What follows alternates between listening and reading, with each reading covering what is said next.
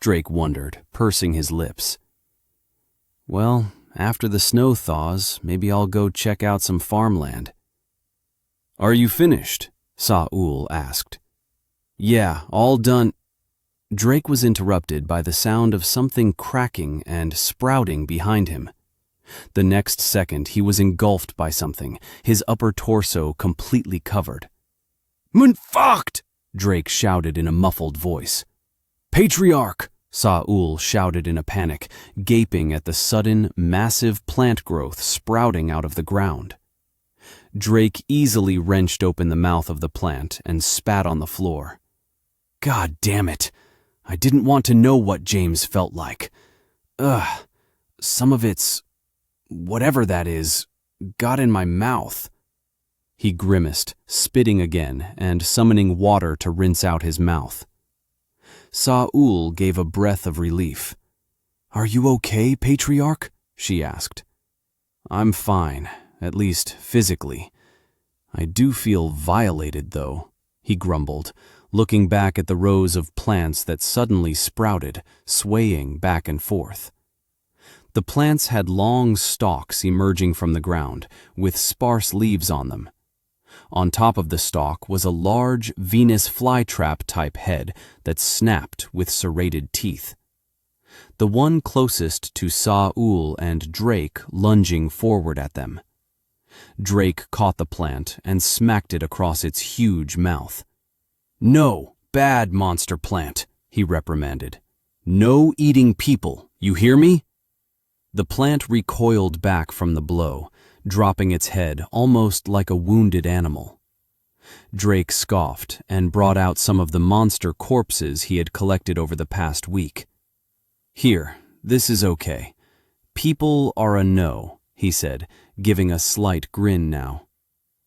The plant seemed to perk up, its stalk straightening out as it leaned forward, seemingly ready to close its large maw around the beast in Drake's hand. But just as it was about to close its mouth, Drake slammed his open hand into the side of its head again. Hey, you little bastard, I said people are a no.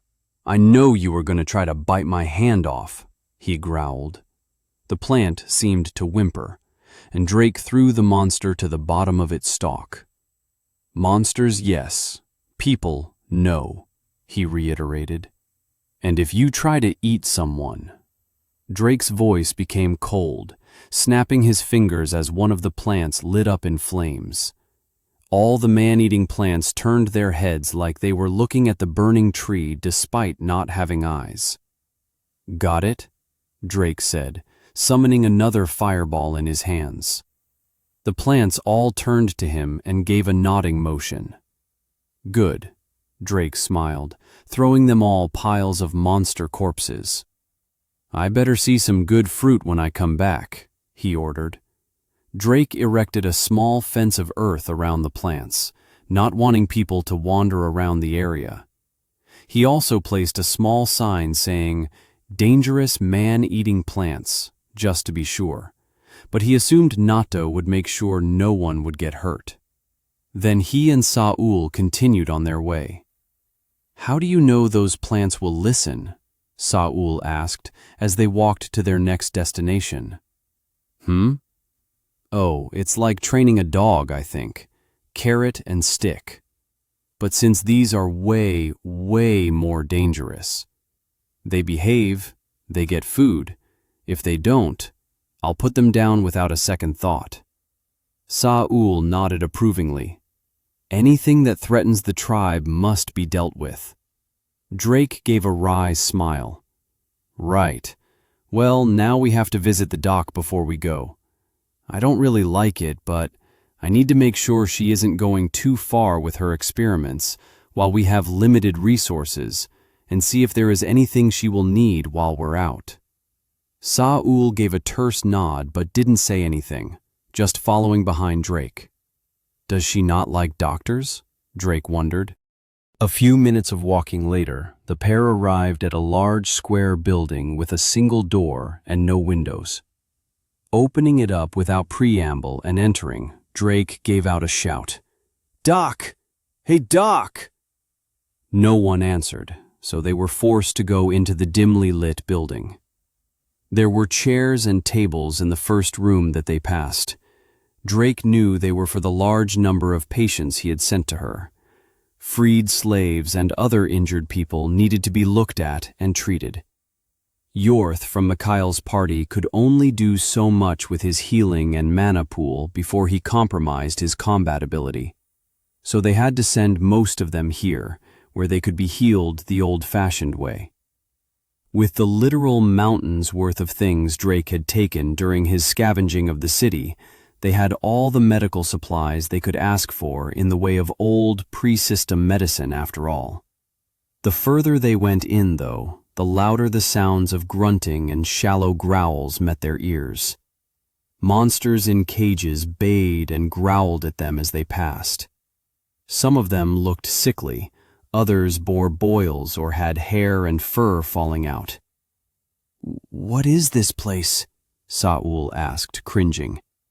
"Not anywhere I'd like to stay for too long," Drake sighed. At least she was decent enough to separate the place where she's experimenting on things from where she treats people. Feeling like he was losing out in this war of mental attrition slowly but surely, Drake led Saul through the building until they came across a door that was heavily reinforced. Drake knocked. "Doc, you're here, right? Not like you go anywhere else," he sighed. "I'm coming in." Sliding open the door, Drake was assailed by a horrific smell and then felt water touch his face. He blinked several times, then turned his head to find Bridget with a spray bottle in her hand and a deadpan expression, casually smoking a cigarette. "You've resisted. Mana-ravaging poison." Drake wiped off his face with his sleeve incredulously, then took off his hoodie and burned it to be safe. "Did you just try to poison me?" he asked irritably. Yes, I did. Did it work?" she asked matter-of-factly. "No, I resisted it." "Damn," she spat, clicking her tongue. "What is wrong with you? You could have killed someone. You're lucky it was me." The doc waved her hand dismissively. "I knew it was you coming. I heard you at the door." "Then why didn't you answer?" he growled. "I needed to test the new poison that I've produced from my experiments. It isn't just for killing people. I need it to develop a countermeasure to certain viruses I've seen in the people you've sent me." "Viruses? Are we in danger of having an epidemic?" Bridget shook her head. "No, nothing like that yet. I've already studied some of the effects, and they only cause slight fevers for those who are integrated, and more severe cold-like symptoms for those who aren't. But thanks to the medicine you've procured before coming here, it is easily managed. Good job doing so, or we may have had some trouble." She smiled sardonically. "Then are you saying something stronger was found? Or is it simply conjecture?" he asked. Saul stayed quiet as she listened to the conversation, lowering her enormous axe after seeing that Drake was fine. "Well, there will always be a new developing bacteria or virus. Even parasites are evolving slowly. But unfortunately, no. Nothing that interesting. I simply like to be prepared." Bridget let out a disappointed sigh. "Well, keep it in moderation," Drake said. "I'll be leaving for the next few days. I may come across people or a town on the way. I'm not sure. So I wanted to know if there's anything you desperately need." Bridget moved to sit down on a nearby stool, taking a drag of her cigarette as she crossed her legs, thinking over the question for a moment. Let's see. If you can get me any more medical equipment, it would be beneficial. Of course, more proper general physicians are welcomed. I don't specialize in anything you are currently making me handle, you know. My general knowledge will only go so far until something serious happens." "No monsters?" he asked. I would like some stronger beasts, but it seems like we don't have the means to contain them currently. Drake mulled over her words. I'll see what I can do, but no promises. I have to grab monsters for Nato regardless, so I might be able to snag some. Perfect. Is there anything else? She asked, obviously wanting to get back to her research as she wrote something down on a notepad behind her. Not that I can think of, but thank you for helping out and checking on the people. Bridget waved him off. It is par the course. I took an oath, although it is not my specialty. I will do my utmost to adhere to it. And then again, you did promise to keep me entertained if I did what you said. Drake shivered, feeling eyes on the back of his neck. Not wanting to turn around and face whatever it was, he nodded. I'll be around. Drake quickly ushered Saul out of the room and down the halls again to the outside of the building. Breathing heavier than he expected for such a short distance, Drake wiped away the sweat that had somehow formed on his forehead from the ordeal. All right, now that is done, Drake said, trying to gloss over it. Let's get going. Saul only grunted, not turning to meet him.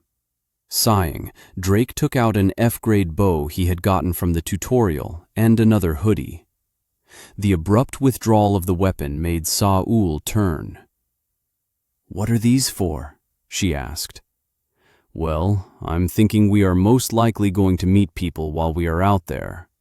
So I want to sow some more misinformation about my class and level. Why would you need to do such a thing? I have a lot of party members that are still unaccounted for. I've made some waves with the announcements, and I want to make sure that any information about me out there is severely conflicting. Saul tilted her head, looking confused.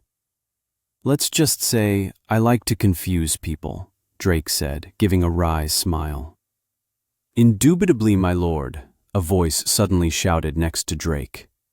Drake's eyes widened as he heard the voice, but before he could utter the name, Saul reacted first, her huge axe materializing as she swung down with a roar. His endowment switching instantly to fire, Drake moved in front of the blow, blocking it with his arms glowing a deep gold from the infused mana. Whoa, whoa, whoa, he's a friend, Sarah, Drake yelled. Thank you tremendously, my lord, Theodore said with a pale face. This one does believe he may have soiled himself a tad. Who is this? Saul shouted. This is Theodore. He's one of my party members from the tutorial, and he's a dear friend, so no killing him, Drake shouted back with a nervous smile. Chapter 32. Questions, True Hunter, and Fear. Landon let out a heavy, labored breath as he stopped, his hands on his knees, puffs of white smoke filling his vision. Lately, he had felt cooped up in the tent with everyone, restless even. Not only because Drake had somehow thought it was okay to stuff 16-year-olds of the opposite sex all into one place, but he had also felt as if something was approaching. Not someone or something physical, but rather some indescribable feeling that was welling up day by day. No, that's not true, he thought. Landon knew what the problem was. Tomorrow, he would turn 16 himself, and he would have to make good on his word. When Drake had saved him, taken him in, Landon was grateful. When Drake had shown how strong he was during the fights on their way to this town, he was wary. And when Drake had finally asked them to join him, telling them about what was in their future, he was honestly scared, hesitant even. But Landon had gone with the flow as he'd normally done despite himself, caught up in the determined energy that Charlotte had projected when she accepted Drake's proposal. But now that he had time to simmer in his thoughts with the fateful day drawing ever closer, he kept picturing the woman who had nearly kidnapped him and killed him. Would he become like her? Deranged beyond reason? Would he have to fight monsters or even people of that strength or greater, like the huge bird Drake had tossed around like some sort of child's toy? He didn't want that. He didn't want anything to do with that. Man, why do I always have to just do what the pretty girl says? Why can't I just keep my mouth shut? He grumbled.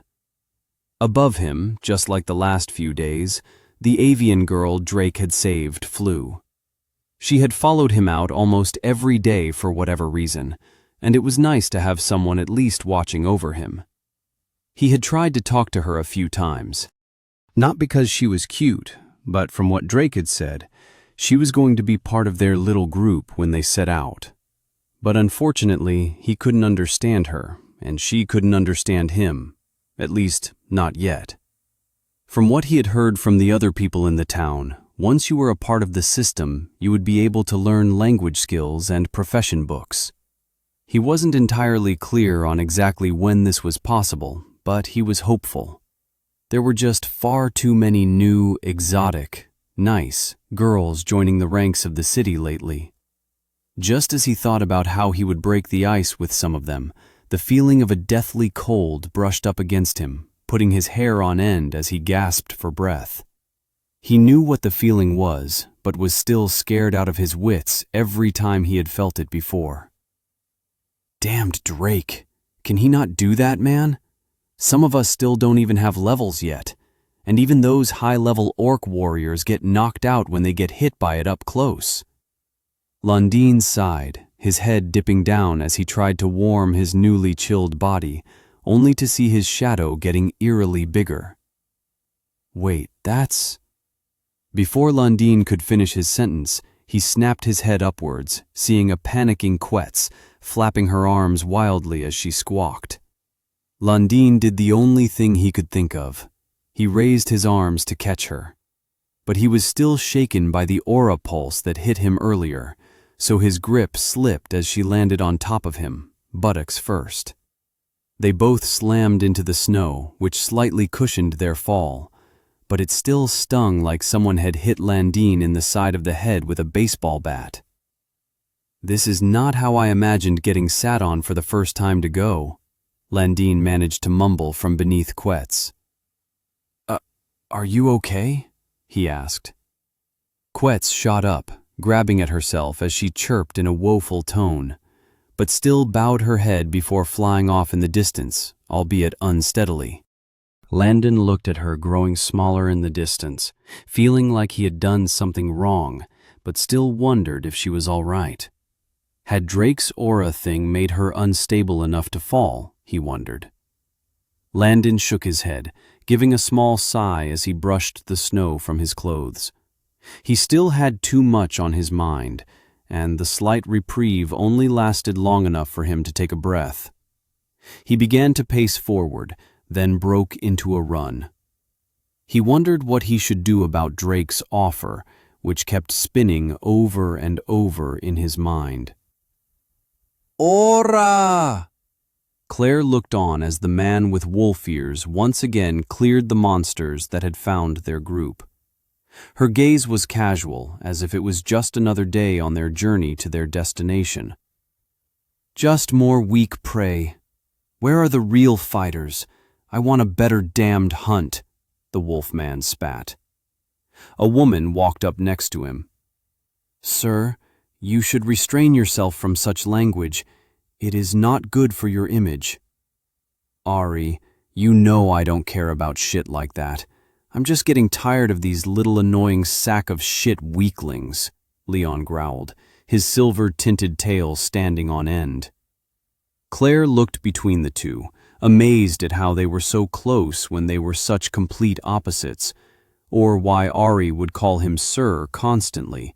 But then again, Theo did the same thing to Drake, essentially. So she guessed it wasn't nearly as odd as she first thought. The woman Ari was a properly dressed lady, prim and proper in office clothes that accentuated her body perfectly, making Claire a little jealous that she was able to get such fitting armor, while she had been forced to wear her priest-like clothing. Ari was well-spoken, and if summed up in one word, efficient. She had easily and effectively detected all the monsters they had come across, which Leon dispatched with just as much ease. The Silver Wolfman was the exact opposite in appearance. He exuded a completely wild aura, with his primal animalistic grin that showed his pointed canines, along with his unkempt shoulder-length blue hair that looked like a fierce sea of blue fire on his head, with two small silver-furred islands for ears on the top of his head. He wore a white vest with a leather chest piece on top of it, accompanied by minimal leather armor all over his body for optimal movement. Leon swung his silver spear, cleaning the blood from the bladed tip in one quick motion before slinging the shaft over his shoulders to rest his arms. It's bad enough I have to deal with fodder. Of all the people we had to have tag along. Don't say that, you bastard. I know you enjoy my bloody company. Don't he, boys? Luke jeered from the back, raising a gun into the air. Damn right. You're our meal ticket, man. Let us tag along, sir. Have my babies, Leon. Shouts from the men and women behind Luke sounded out in a jumble of cheers, but it only served to make Leon more annoyed. I fucking hate crowds and dealing with people. As soon as we get to Shot City, I'm dropping all of you off, and I never want to see your ugly faces again. Don't say that. We don't even know the cunt, Luke said back. How are we supposed to know if we'll be safe, or if he's even strong enough? Claire scowled back at the man. He's plenty strong. Didn't you see the notifications? He's already killed a cardinal beast, she spat. Now, little lady. I know you have the hots for the old boy, but I'm just covering all my bases, Luke said, raising his hands.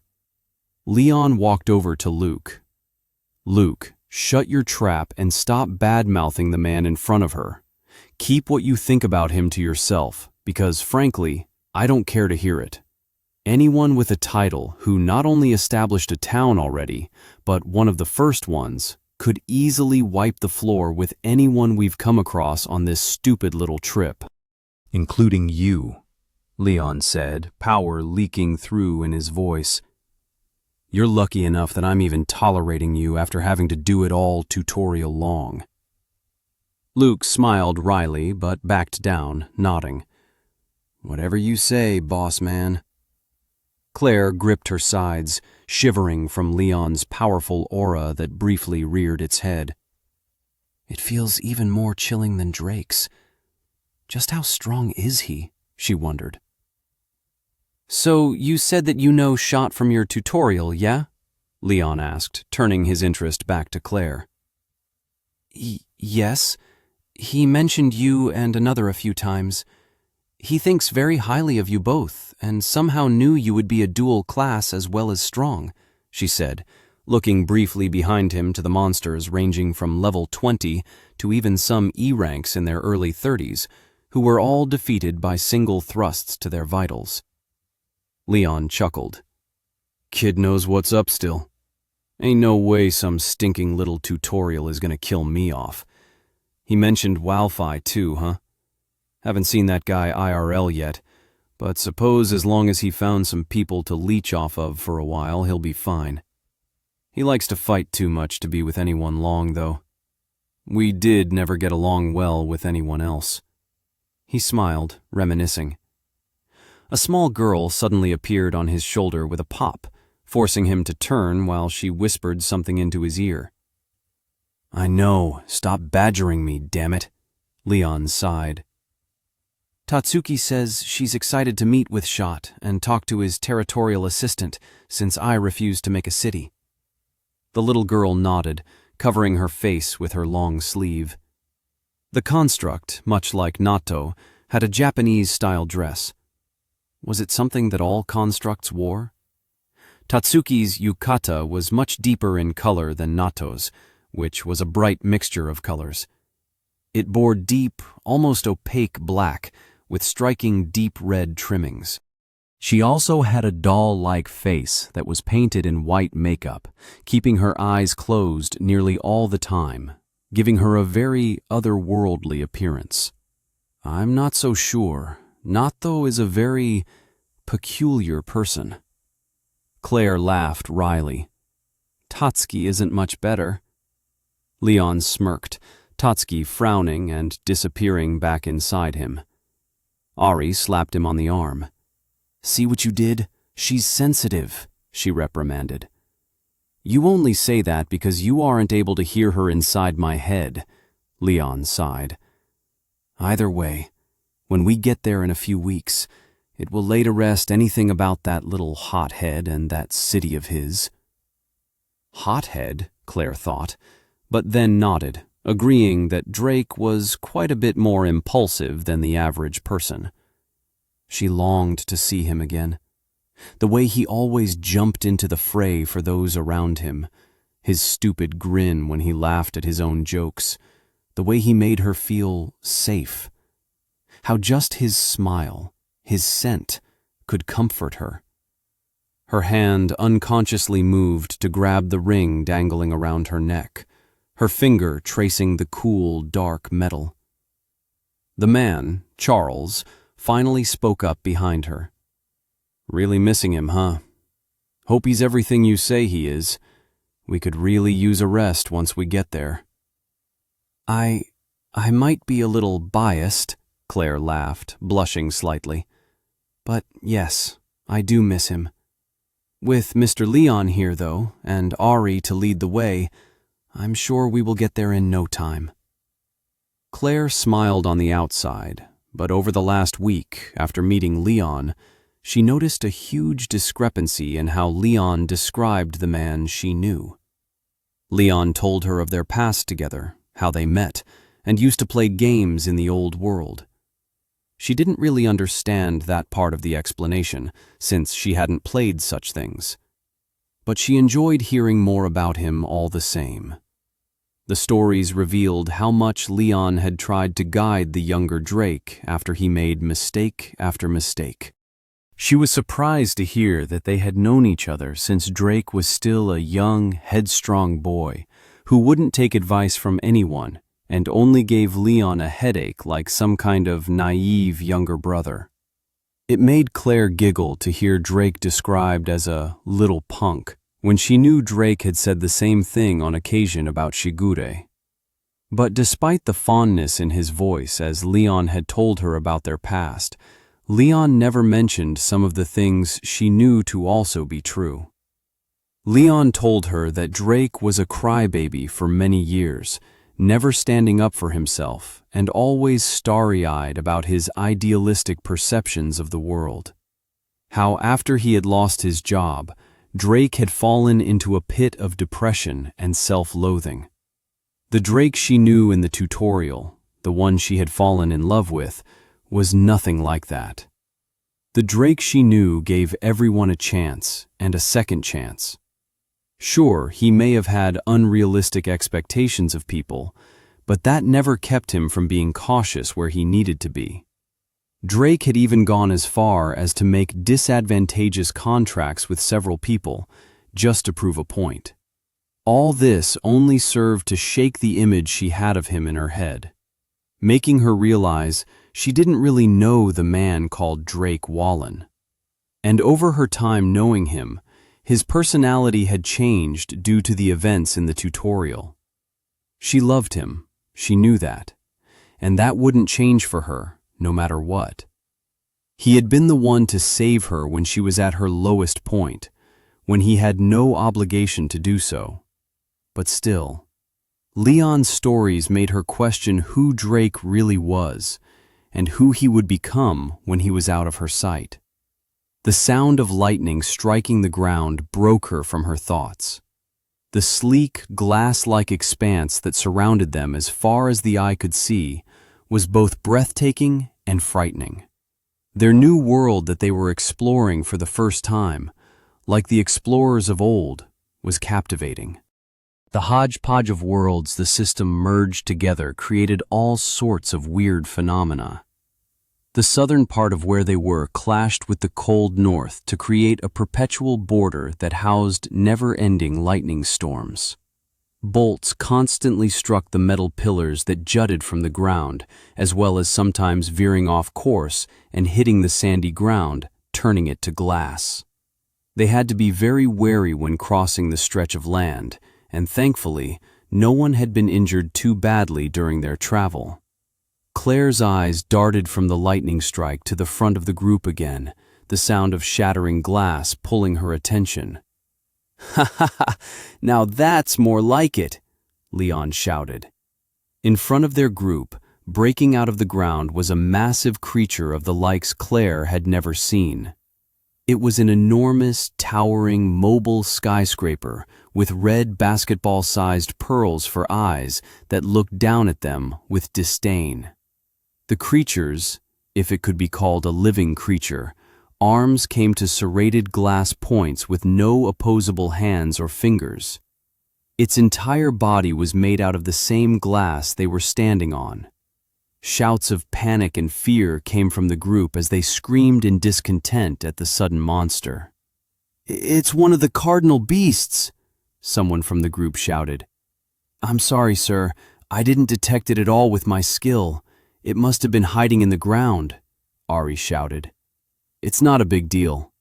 Leon grinned casually, his silver spear slipping off his shoulders as he took a fighting stance. "Everyone, back up and don't interfere. I'm going to let loose for a little bit." Claire wanted to protest. She couldn't fight, but she was in a support class with more buffs now than she had in the tutorial. She could help. But Ari grabbed her by the arm with a smile. "Don't worry about him. He'll be fine. Come with me to a safe distance and observe with the rest of us. It's always a spectacle to watch him fight." Claire nodded reluctantly, knowing just how strong Drake was. She was certain Leon could just as easily be a monster in human form, since he had a second class as well. They looked at the back of Leon, who stood off with the monster.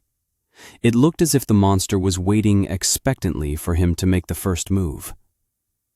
"Looking down on me, huh? Well, let's have a little game then," Leon growled.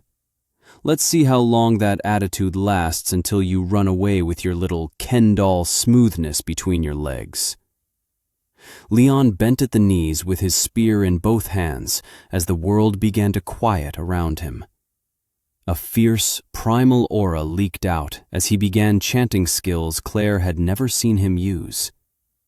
Basic strengthening, greater strengthening, basic dexterity, greater dexterity, beastall attunement, basic armor penetration, greater armor penetration. The air around Leon began to hum with power Claire hadn't felt since Drake had fought the ant monster in their tutorial. Every skill cast increased the pressure around the man several folds until it almost looked like it had distorted the space surrounding him. "He has so many self-buffs," Claire muttered to herself, but Leon wasn't done. The monster almost seemed to pale, if that were even possible for the glass beast. It had taken several steps backwards already as Leon chained together his skills, each buff filling his already bloodthirsty aura with more brimming hostility. But the last several skills were what made it turn in horror. "True Hunter's ability boost," Leon said, his voice becoming ethereal in the air as it shook and vibrated. "Let the hunt," he grinned sadistically, "begin." The sound and commotion of the world flooded back with his words, and the striking of another lightning bolt to his side flashed and illuminated his form, which was now shrouded in visual strands of green floating and dissipating from his body. Now that Leon was what Claire could only assume was fully buffed, the sound of the thunder had been almost like the crack of a starting gun. The glass, golem-like monster turned tail and ran, its pointed feet cracking the ground with every elongated step it took in the opposite direction. "Running already?" Leon howled with glee from behind the golem as his stance went lower and lower, almost as if he was coiling a spring too tight. "Didn't even last more than a few seconds. Now you just die tired." Walking through the doorway of the spirit fox gave a seamless transition to her home on the planet she had tirelessly begged to govern. Around her cobbled streets, which bustled with life, a mixture of chattering, boxes of goods being moved, and calls of hawkers from street stalls. This was planet Zabek, one of the small training planets of the Asurans, turned into just as small a trade hub. The woman gave a breath of relief after walking back onto the sidewalk, moving in the direction of her house, making sure to cover her face and horns so as not to be noticed by the passing guards that patrolled the streets. She had gone out without a guard duty or permission from her advisor after all. If Liavea catches me out again, she's going to take away the new outfits I just bought, she thought helplessly. After some walking and weaving through foot traffic, she arrived at her abode. It was a moderately sized house compared to the ones on her mother's home planet, but it was more than enough for her. She was simply happy to be away from Liavea and her siblings, able to speak freely with the people of this small planet she had grown to cherish. Sneaking to her room, she tiptoed through the sprawling house, making sure to miss the creaky steps that she had been forced to memorize, lest she be caught again because of the blasted things. Successful reaching her room without alarming the bestial woman who wore the facade of her assistant, she breathed out a sigh and removed her hood. The mirror across the room caught her eye, and she twirled in front of it to look at her new outfit once more. Yes, it looks so cute. I just love the colors and how the black pops. She nodded, touching the hem of the skirt. You look amazing. Yes, you look lovely as ever, Lady Gallifira. Gallifira froze, hearing the icy cold voice come from her bedroom doorway. Liavea, how are you today? She stammered back. I am the same as I was yesterday, overworked and underpaid, the woman said back, deadpan as she raised the brim of her glasses with a finger. Your mother wishes to see you, so please change. I do not wish to be killed, she added, before leaving just as abruptly as she had come. Gah! Gallifira winced. So that's why she didn't punish me. Mother will do 100 times worse than she ever could, she sighed. Gallifira walked to her closet, pulling from it an elegant white dress and placing it on the chair next to the mirror. She began taking off her outfit, which she had purchased from the auction, revealing her milky white skin and the pristine white scales that covered her hands, wrists, feet, shins, and small patches on her cheekbones that she inherited from her mother. She stared back at the mirror, slight disgust welling up inside her. She hated how similar she looked to her mother. What she had done to countless races and people they ruled over brought her nothing but sleepless nights and anger. Gallifira had tried her best to counteract her mother's malevolence once she was old enough to know better, going against her deeply ingrained dragon's mentality that she had been taught from birth. She tried her best to help those affected on their respective planets, doing her utmost to throw a wrench into her mother's plans whenever she could. But sadly, she was just too weak. A lonely C-ranked vessel against an insurmountably powerful being. Taking the cleaning wipes off the table, she turned back to the mirror, wiping away the mascara and makeup she had placed on her face to try to cover the traits she had inherited from her mother. Finally taking another wipe after throwing the used pieces to the side, she began to clean her antler-like horns, the brilliant porcelain white bleeding through the black cover-up she had drenched them in. Finally, she saw an upright princess staring back at her in the mirror. She was no longer the rebel she tried to be. She was forced back into the cold, heartless, obedient, agreeable daughter of the primordial dragon race.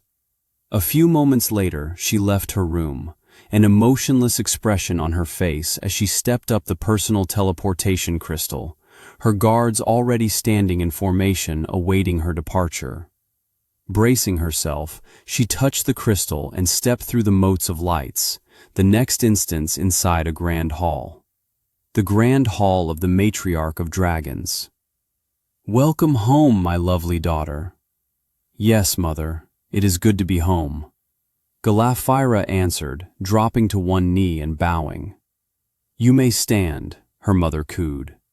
Standing up, Galaphira's eyes moved as she surveyed the hall. The guards littered the edges of the large room as usual.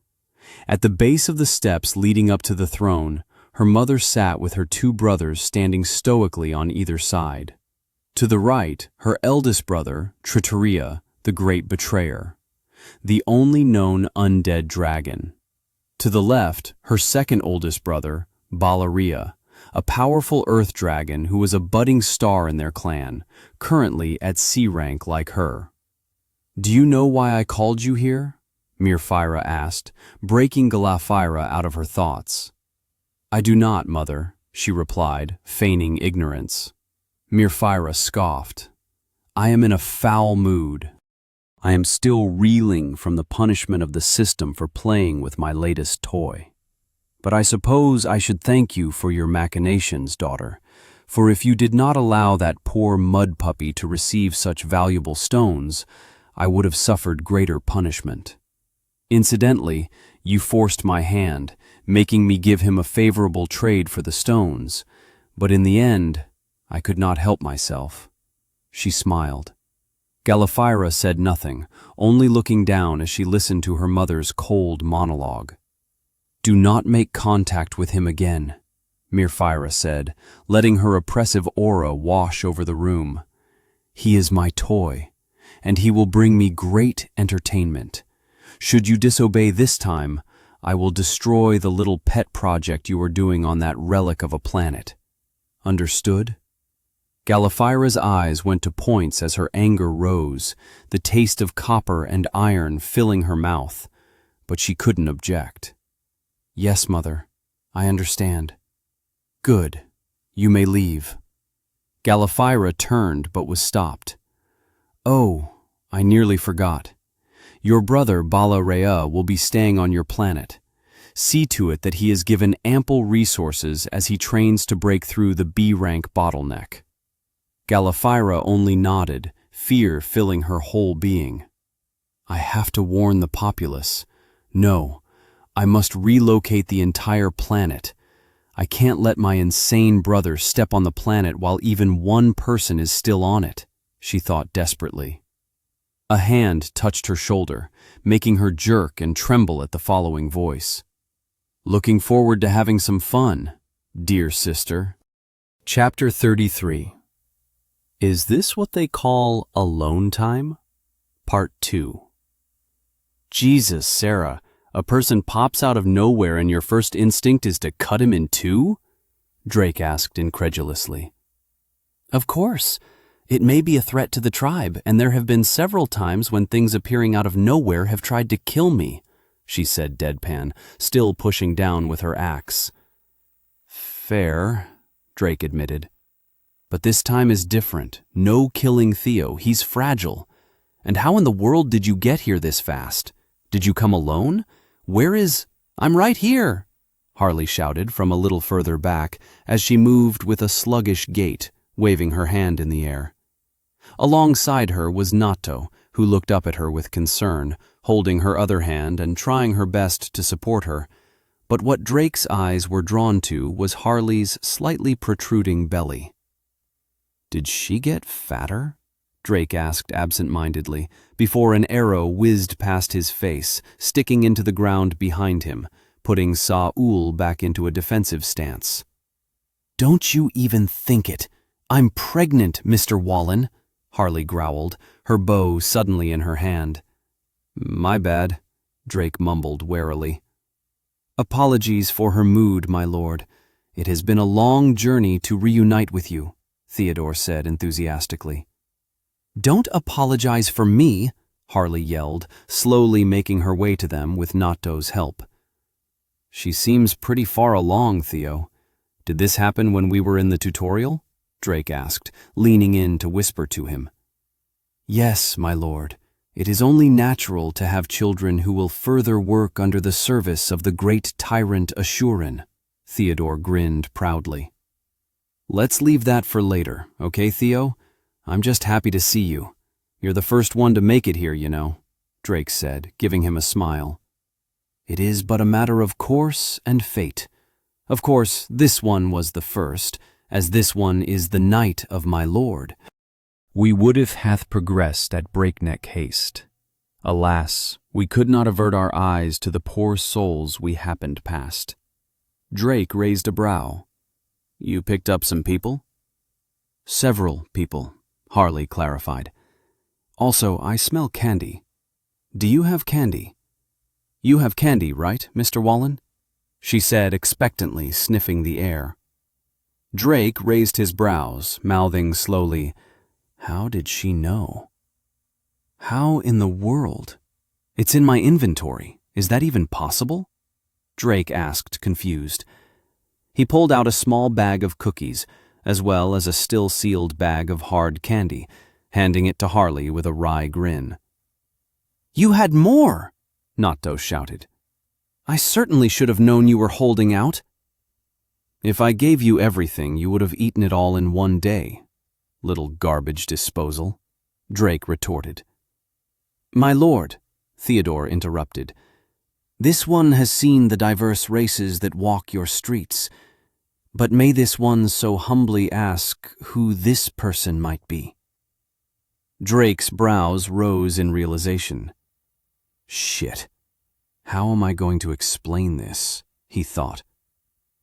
I am the daughter of the chief of the great Rock tribe and the bonded pair to the patriarch, Saul stated flatly. Who are you, Theo? Friend of the patriarch? Is this woman your mate? Harley's eyes widened in understanding first, as Theodore's wandered from Saul to Drake in confusion. Bonded pair, my lord? He asked. Drake stammered quickly, covering Saul's mouth with his hand, her face scowling into a deep frown. She is... You have a wife now, Mr. Wallen, Harley asked, looking at him with disapproving, slitted eyes. Or are you simply cheating on Claire? Fucking... It's complicated, Drake shouted before deflating into a sigh. I haven't done a damn thing, okay? I needed the tribe to submit for a quest. Then the previous chief just announced. He began to explain, trying to defend himself. Only a guilty man immediately goes into explaining themselves in that way, Harley said, eyeing him with a despondent expression. After fighting against being with Claire for so long, the moment you are away, this happens. Natto began to snicker, watching the back and forth. Drake gave her a baleful glance, which she only scoffed at and returned with a sneer. Like I said, nothing has happened, Drake said a little guiltily. Who is this Claire you speak of? Saul finally asked from behind Drake, the sound of her hand gripping around her axe tighter, tickling his ears. She's my girlfriend, Drake admitted. It's the reason I didn't want to go along with what the chief had wanted in the first place. He sighed. Despite having seemed to be at odds with Talia, Saul's face didn't turn into a deeper scowl. But Drake soon found out it was not because she was necessarily fine with it. Rather, she didn't understand the verbiage. Girlfriend, such as Charlotte or the Mad Doctor? She asked. No. Well, yes, but no, Drake said, scratching the side of his head before sighing more deeply. I have to tell her up front. I don't want this to get any more convoluted than it already has, and I promised myself I wouldn't ever turn into the type of guy who kept women on the hook unknowingly. Look, we're going out to map the area. Let's have a real talk about all of this when we do. Just you and me, all right, Saul? Drake said in an even tone, using her real name instead of the nickname he had come up with, showing just how serious he was about the matter. Saul looked at him, seemingly trying to decipher what he was having so much trouble saying, but nodded. Now that the guilty party has acknowledged that they have done wrong, Harley said, peeking around Drake to stare at Saul. I think she should come with me. For a little.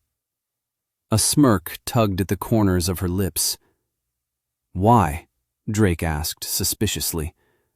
Theodore gave a sigh. My eternal love's bad habit is showing again. Even if she is with child and can barely move, she will still find a way when she finds someone to dress up, he explained, his eyes going distant, as if remembering something he wished he could forget. Oh? She never did that before in the tutorial, Drake mused. Harley simply didn't have her tools or the clothes she had accumulated over several lifetimes. My lord recalls what she does for a living, yes? Theodore prodded. No? Oh, she's a cosplayer? Precisely. Theodore nodded, giving a small clap of congratulations. She has even taken up sewing as her second profession in lieu of possibly needing other professions for her class. What? Harley shouted, raising her voice more than Drake had ever heard her do before. I live for this, Theo. You know that. And don't you want our children to look amazing and stylish? Drake recoiled backward slightly from the passion in her voice, then could have sworn he heard someone screaming in the distance, agreeing with her, but he couldn't find the source after scanning the area. What does that have to do with Sarah? He asked, moving on from the distant voice he couldn't find. Harley's eyes bulged as she bloated with anger, her hands moving past Drake and pulling Saul toward her. Saul's eyes went wide in surprise. What does it have to do with her? Harley growled, then pulled away at her fur coat, uncovering her. Just look at this body. Mr. Wallen, look at her fine jawline, the way her tooth just barely pokes out from her bottom lip to part them seductively, as if inviting one in for a brief, intimate touch of their own. The way her ample endowment simply pulls at your very consciousness, the smooth curves of her muscle-bound yet supple body. She was born for this, to be a cosplayer, Harley finished, breathing heavily as she thrusted her fist into the air, satisfied with her description. Why are you starting to talk like Theo? And weren't you just getting done reprimanding me for possibly having an affair with her? Kinda defeats the purpose of your scolding, doesn't it? Drake said, looking at the huffing Harley with exhaustion. This is this, that is that, she shouted. Drake looked at Theodore for help, but he simply shook his head. When she gets like this one is afraid there is no impeding the path before her.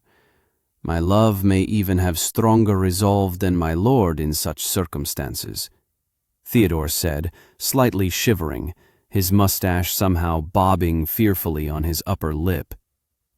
Point taken, Drake said warily. Fine. Have her at the north gate in 2 hours. I'm going to double-check on the skill stones I'll need to get for the kids. Nato, you're with me. I have a bunch of questions and I need your help with setting up the kids' classes and skill trees. Ask away. I am only the single most impactful administrator within your town of Reunite at the moment, she grumbled. You are my only assistant, so assist, or no sweets for a month. I am at your service, Nato amended sagely. Drake turned back to Theodore and Harley.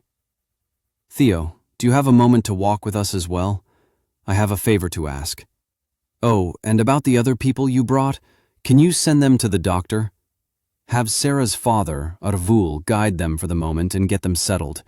He's a pretty big orc, so you can't miss him.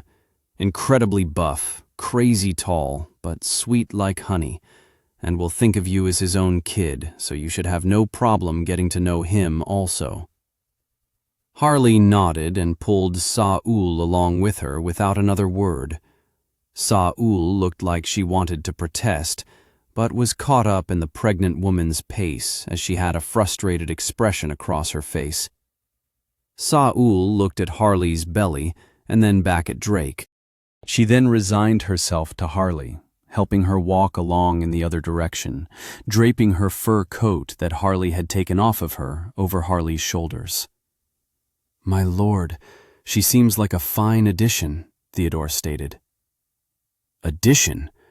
I'm not," Drake sighed.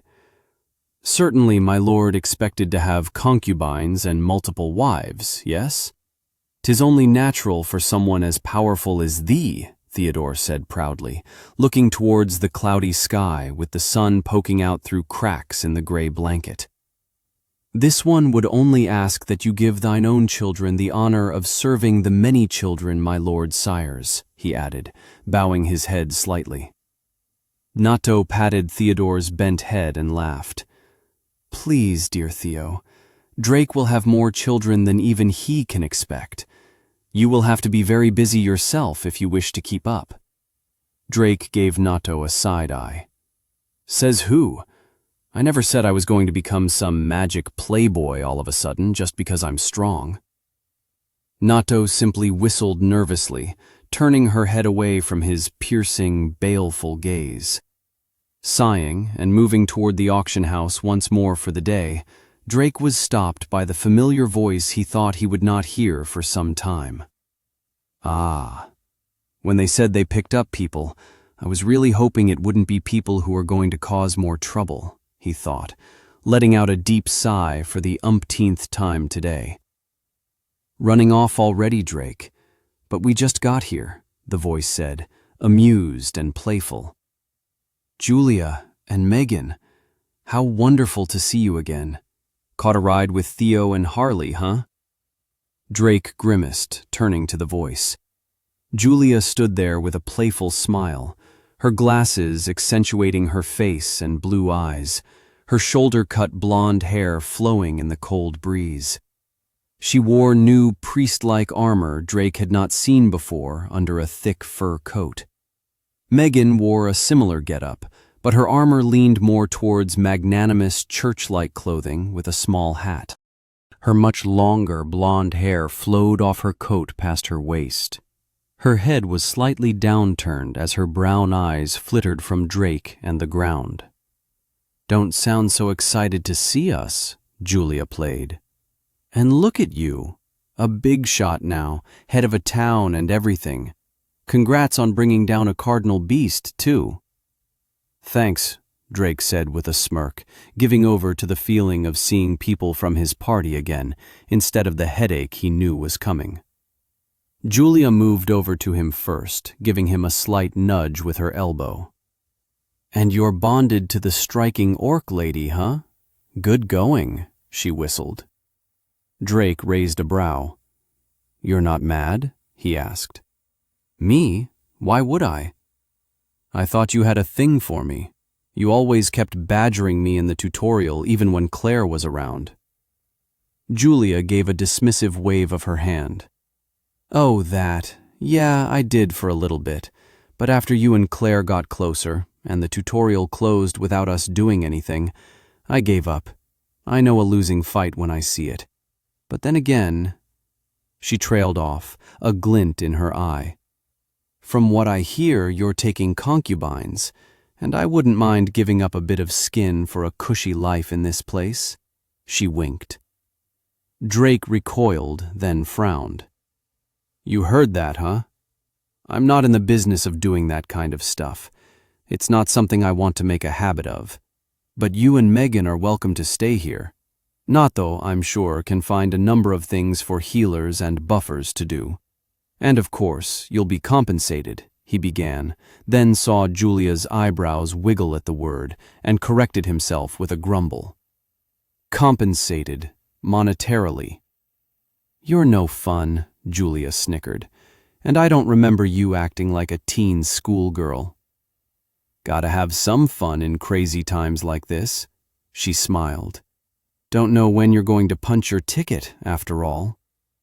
Drake gave a solemn expression, unable to refute her last point, but quickly recovered. Well, if you heard our conversation, then you know I've got things to do. Get yourselves comfortable, and I'll have you two help me with some things once I get back. I want to help too, Megan cut in, finally speaking up. No, Drake said flatly. But I can help, she scowled. I'm stronger just like everyone else. We've all helped and pulled our weight on the way here. I said no. You can help by staying here and helping with the people that we've rescued. God only knows how many are still recovering from injuries and displacement from the system, and I have more pressing matters than to entertain your fantasies and desperate inferiority complex. Drake frowned. I know you are useful, but don't come here and begin demanding I do anything like in the tutorial. There are too many things happening and too many people needing help. Megan stammered, trying to refute his harsh words, but couldn't. It was obvious that Drake knew why she wanted to come here and help him, even if she wouldn't admit it herself.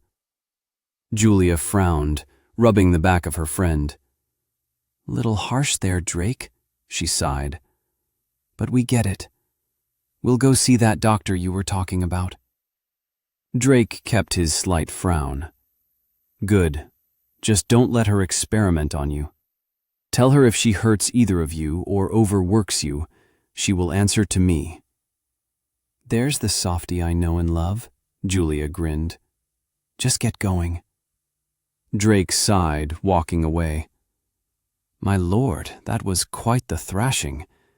This one does not believe Megan deserved such reprimanding, Theodore whispered next to him. She already knows I don't want anything to do with her after everything. She has an amazing class, but she has to move on, just like Julia and Chelsea. I don't have the time or mental energy to entertain every girl who bats her eyes at me. This one understands, but thou should know she has to become quite proficient in her class. Through her help, our party has increased in power beyond our expectations on our journey hither, Theodore explained, keeping pace with Drake. While that might be true, Drake said, finally inspecting Theo for the first time since reuniting with him and the others. Theodore Rotwood, level 20. You've hit level 20? Drake exclaimed in surprise. That's crazy, Theo. Theodore bowed. Thank you, my lord. Yes, this one has finally taken another step towards thine lord's greatness. My love has gone even further past thine self. It is hardly the tantamount experience as my lord's, but we shall strive to lessen the gap, of course. Drake gave a grin. Theo, you don't have to do all that. I'm just happy you're both here and well. And with a kid on the way, I don't want you doing anything dangerous for a while, you hear me? And I have the perfect job for you. Drake grinned wider. Theodore tilted his head in interest. What might that be? How would you like to be the headmaster of my new magic academy? Drake chuckled. Chapter 34. I will keep her safe. The villain arc has begun. Clotho looked at his sister, keeping his ears and senses attentive even within this dwelling. The man who saved them had left them here. You wish to claim Lord Drake? Atropos asked. What? Charlotte stammered back. Clotho let out a sigh that he hoped no one heard as his eyes surveyed the room. She is taking our tradition too far. Mother and father would never approve of this, Clotho thought, then felt as if someone had driven a nail into his heart as he remembered the fate of their parents. Clotho and his sister had been protected for the majority of their tutorial by their clansmen. It was a devilish trial sent by the great wolf gods to strengthen the pack, but their clan was not prepared. Less than half of the clan, friends, family, and loved ones they had entered that strange, scorching hot expanse with, had survived. Once the trial had begun, they heard the voice of the wolf god in their heads, urging them forward and into conflict. The clans separated, splitting off into factions who moved in different directions. Some refused to hunt, as they saw the trial as a false calling of the great wolf. Others only thought of the next hunt, consuming one beast to the next, only to grow their strength as the great wolf had divined. But neither was able to avoid the newfound trials and monsters that inhabited the searing sands that surrounded them. They were the proud wolves of the north, frost wolves, hunters of the fiercest and most difficult hunting ground. The icy plains both took and gave everything the clan needed. But here in this land with scarcely even pools enough to be called laughable puddles of water, they were desperate and unaccustomed. Not only the terrain, but the monsters that called this hellish wasteland home were at odds with the frost wolves. Clotho's eyes closed as he remembered how they were on their last legs as a clan. But their leader finally broke through the final trial of the great wolf and ascended to a true hunter, allowing her to quell all infighting and monsters that dared to challenge her. But this was not achieved before the fiery sands took most of the clan. "You can't be serious!" Charlotte yelled, her face beet red, breaking Clotho out of his thoughts. I don't want to claim him. He just saved me, saved us all, and I want to repay him." Clotho looked at his sister's expression, her face furrowing into a serious glare of determination. "Lord Drake is kind, I see. But as per our traditions, a life for a life. He has saved my life, and I intend to make sure he is repaid in kind," Atropos announced, placing her hand over her chest. Clotho's eyes widened. He knew what she was saying, but it was too much. He couldn't allow his sister to do such a thing, and for a man who was of the same race as the ones who had captured them? Absolutely not. Their parents? No, he would not allow it. He placed his hand on his sister's shoulder with a fierce scowl. Atropos turned, seeing her brother's intense expression, but only smiled gently at him. "I know what you want to say, Clotho, but it is fate that we met him. I will repay him with a life debt, and that is that." Clotho's frown deepened as he felt the conflicting emotions churn through him. The need to protect his sister, the ingrained teachings of their traditions demanding he repay the man regardless of his own prejudice. Such feelings tore at him like a wild beast. But looking at how his sister smiled, a smile he had not seen in months since their parents had been taken by the monsters to run with the great wolves and join their pack for all eternity. Clotho knew that his sister's smile was no longer his, and for someone else. Begrudgingly, he nodded, knowing exactly what he must do as well to keep her safe. Charlotte and Janie looked at the twins with confusion, the tense air dissipating as they went at their own pace. "Hey, do you two mind?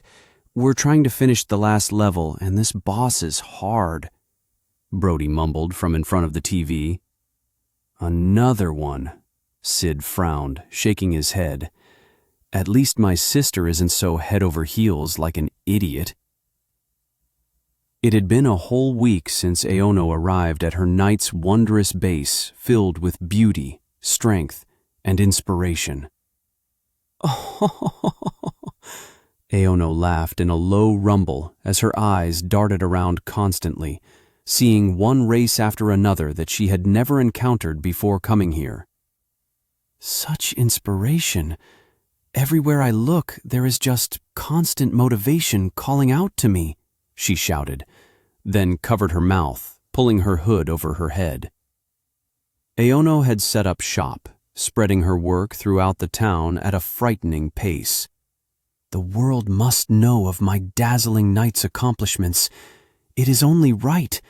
His story must be told to all ages, for all of the ages, she thought, shedding a single tear. But like all great artists, there were fans of her work who were more than a little, well, fanatical.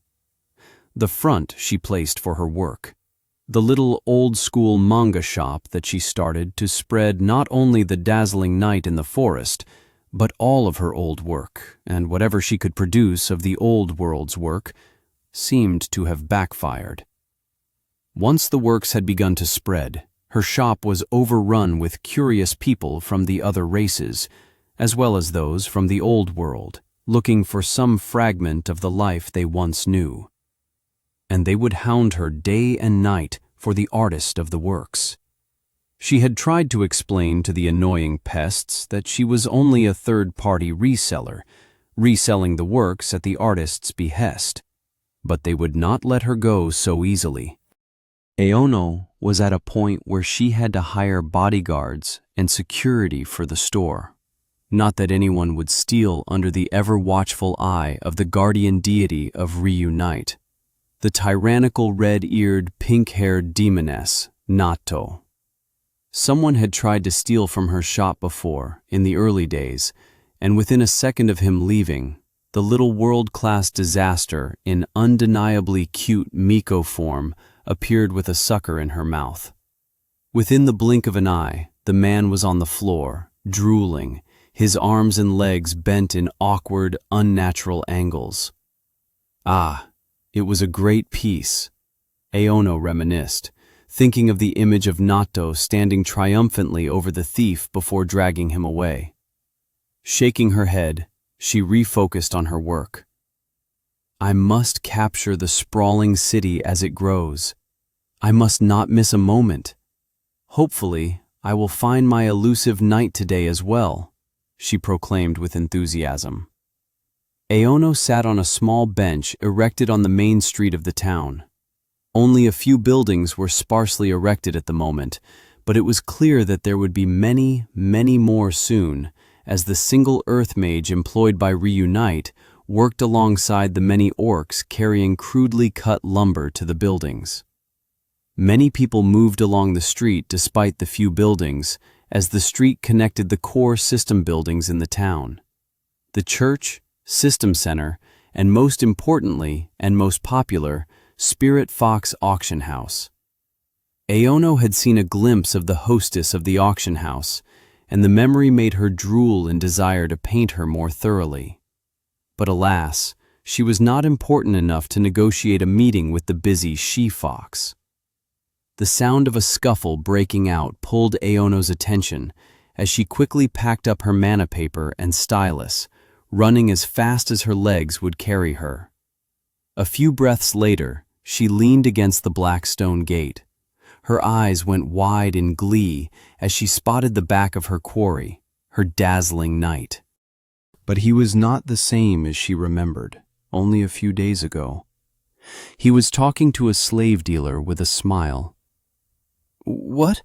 No, my knight, tell me it is not so," she said in a creaking, restrained shout behind her mouth. Pulling her mana paper and stylus out, she steeled herself. I must still record it. Even if he is turned to the dark side, I must keep a detailed story. Wait, Aono said suddenly, the cogs of her mind turning as a small grin pulled at her lips sinisterly. The sound of the slave merchant and Drake's conversation passed into her ears. I'd love to see your full inventory, Drake said, turning his back to the merchant. Oh, the merchant replied with joyous interest.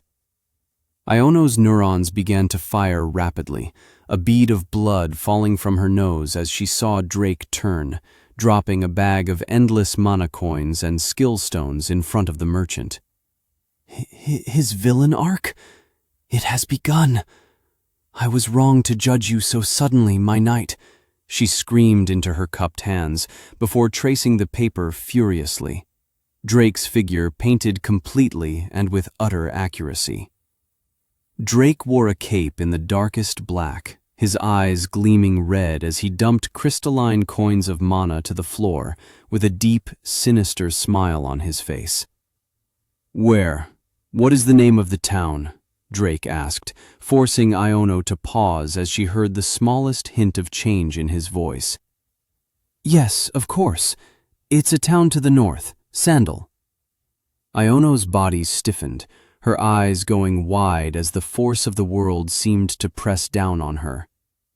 Her drawing hand began to shake against her will as her mouth began to silently clatter against the cold of not the winter air, but the frigid aura that sent a soul-chilling shiver down her spine and into her passionate artist's soul. "I see. Then I'll have to give them a visit, won't I?" Drake said.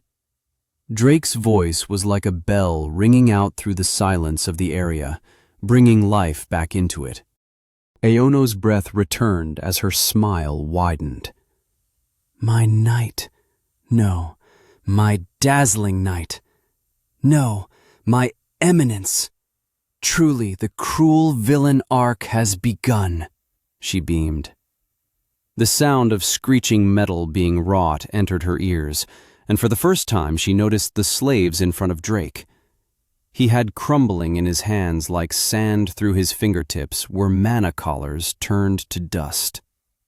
Drake's aura had narrowed to a pinpoint, the man behind him dropping to his knees as the slaves and Iono looked on. Iono inched forward from the gate, her hands never stopping now that they were free, sketching and tracing her paper at a pace that would make mangaka eternally jealous. Drake walked to the man, looking down at him with an expression Iono had never seen before. I'm in love. I think I might have awakened to something. Please, my lord, my eminence, look at me with such a face." She drooled but quickly recovered. Ikan, I must record properly, for the good of society, for science, for later, for the world to know." "Don't go dying just yet. You've caught me in a very bad mood, and, well, I can't have you dying without suffering just as much as they have." Drake's eyes turned to something beyond disgust, beyond anger. The true eyes of an emotionally void tyrant, crushing a worm under his boot. He saw this man as nothing more, no, less than an insect. And Iono could see every micro-expression and millisecond of all its glory.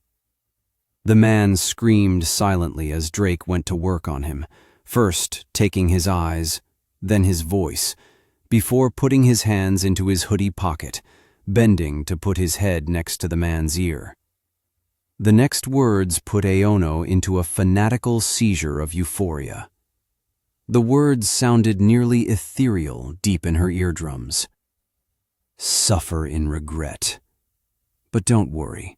You won't have to wait long until I send your disgusting friends to meet you." She reared forward, her legs giving out as her eyes swam, a line of ecstatic drool slipping from her mouth. "Villain arc. Psycho." Chapter 35. Is This What They Call Alone Time? Part 3. "What exactly is your meaning, my lord? This one is your loyal knight. It is only natural that this one is by your side," Theodore said as they walked. "Theo," Drake smiled wryly, "I'm not sending you away. I want you to help me because I know only you can do it. I want you to nurture the next generation with me. That's the best way to help me." Theodore twirled his mustache, pondering Drake's words. "Understandable. But this one still does not see the benefit of having one such as this one in a magic academy. I want you to take on the very important job of designing the school and the courses. Natto will help, of course, and give you everything you need." "I will?" Natto asked, taking a bite of her potato chip. Drake snatched the bag from her hands, her next bite tearing into nothing but air as her teeth clanked against each other, giving her a small smirk. "I most certainly will," she amended, receiving her potato snackage back from Drake. "Now let's go get one more thing," Drake instructed, pointing down the road. "Are we not going thitherward to the auction house as thou instructed earlier?" Theodore asked. "We are," Drake affirmed. "But first, I want to get a building from the center I noticed earlier. It's cheap, so I can still afford it before I need to go out, and it will help a lot with everything we are doing while I'm gone." "What wouldeth that be, my lord?" "A library, my dear Theodore. A library." Since they were in a hurry, Drake, Theodore, and Nato refrained from asking too many questions of the sassy, temperamental construct. Leaving the center, Theodore asked Drake several questions, trying to clarify what his exact role would be as the headmaster of the school. "Well, like I said, I want you to basically lead and guide the kids from normal schooling, preschool, kindergarten, etc., all the way up to them graduating, which, for the foreseeable future, will be 18, giving them 2 years of proper training and education once they have gained classes if they wish. My plan is to maintain normal schooling with some added classes on education about monsters and our new world as we learn about it. Right now, though, I only want you to deal with those willing to enroll. We're going to keep the class small since we don't have instructors really. But don't worry, I have plans about fixing that very soon." Drake grinned mischievously. "Will this one have freedom to add classes and courses as this one wishes?" Theodore asked, tapping his sleek black cane to his chin. "Of course, you are the headmaster." Drake nodded, rapping his knuckle lightly on Theodore's shoulder. Theodore smiled widely. "Marvelous. This one understands perfectly. It shall be the most magnificent of structures. This one swears it." Drake suddenly got a bad feeling. "Wait, don't go too far, Theo." He laughed nervously. "Keep it small for now." "Of course. Small, but extraordinary." Drake gave up, hanging his head with a sigh as they went to the area he planned to place the library, as well as the base for the school. "My lord, is this not more than just a stone's throw from the town, is it not?" Theodore looked around, seeing that they were even outside the constructed walls. "Yup. I plan on having this school be pretty big. It is going to eventually house grades from K through 12, maybe even all the way to college, and it will also include the whole world." Drake smiled widely. "It will be the premier education, magic, profession, and adventuring school in the world. At least, that's the plan." Nato looked around on his shoulder. "It seems that we are on the very end of the sphere of influence now as well. It should not be a problem as long as you continue to increase your nobility rank." "Speaking of such, have you looked at the ladder recently? I would certainly think you are close to increasing your rank at this point.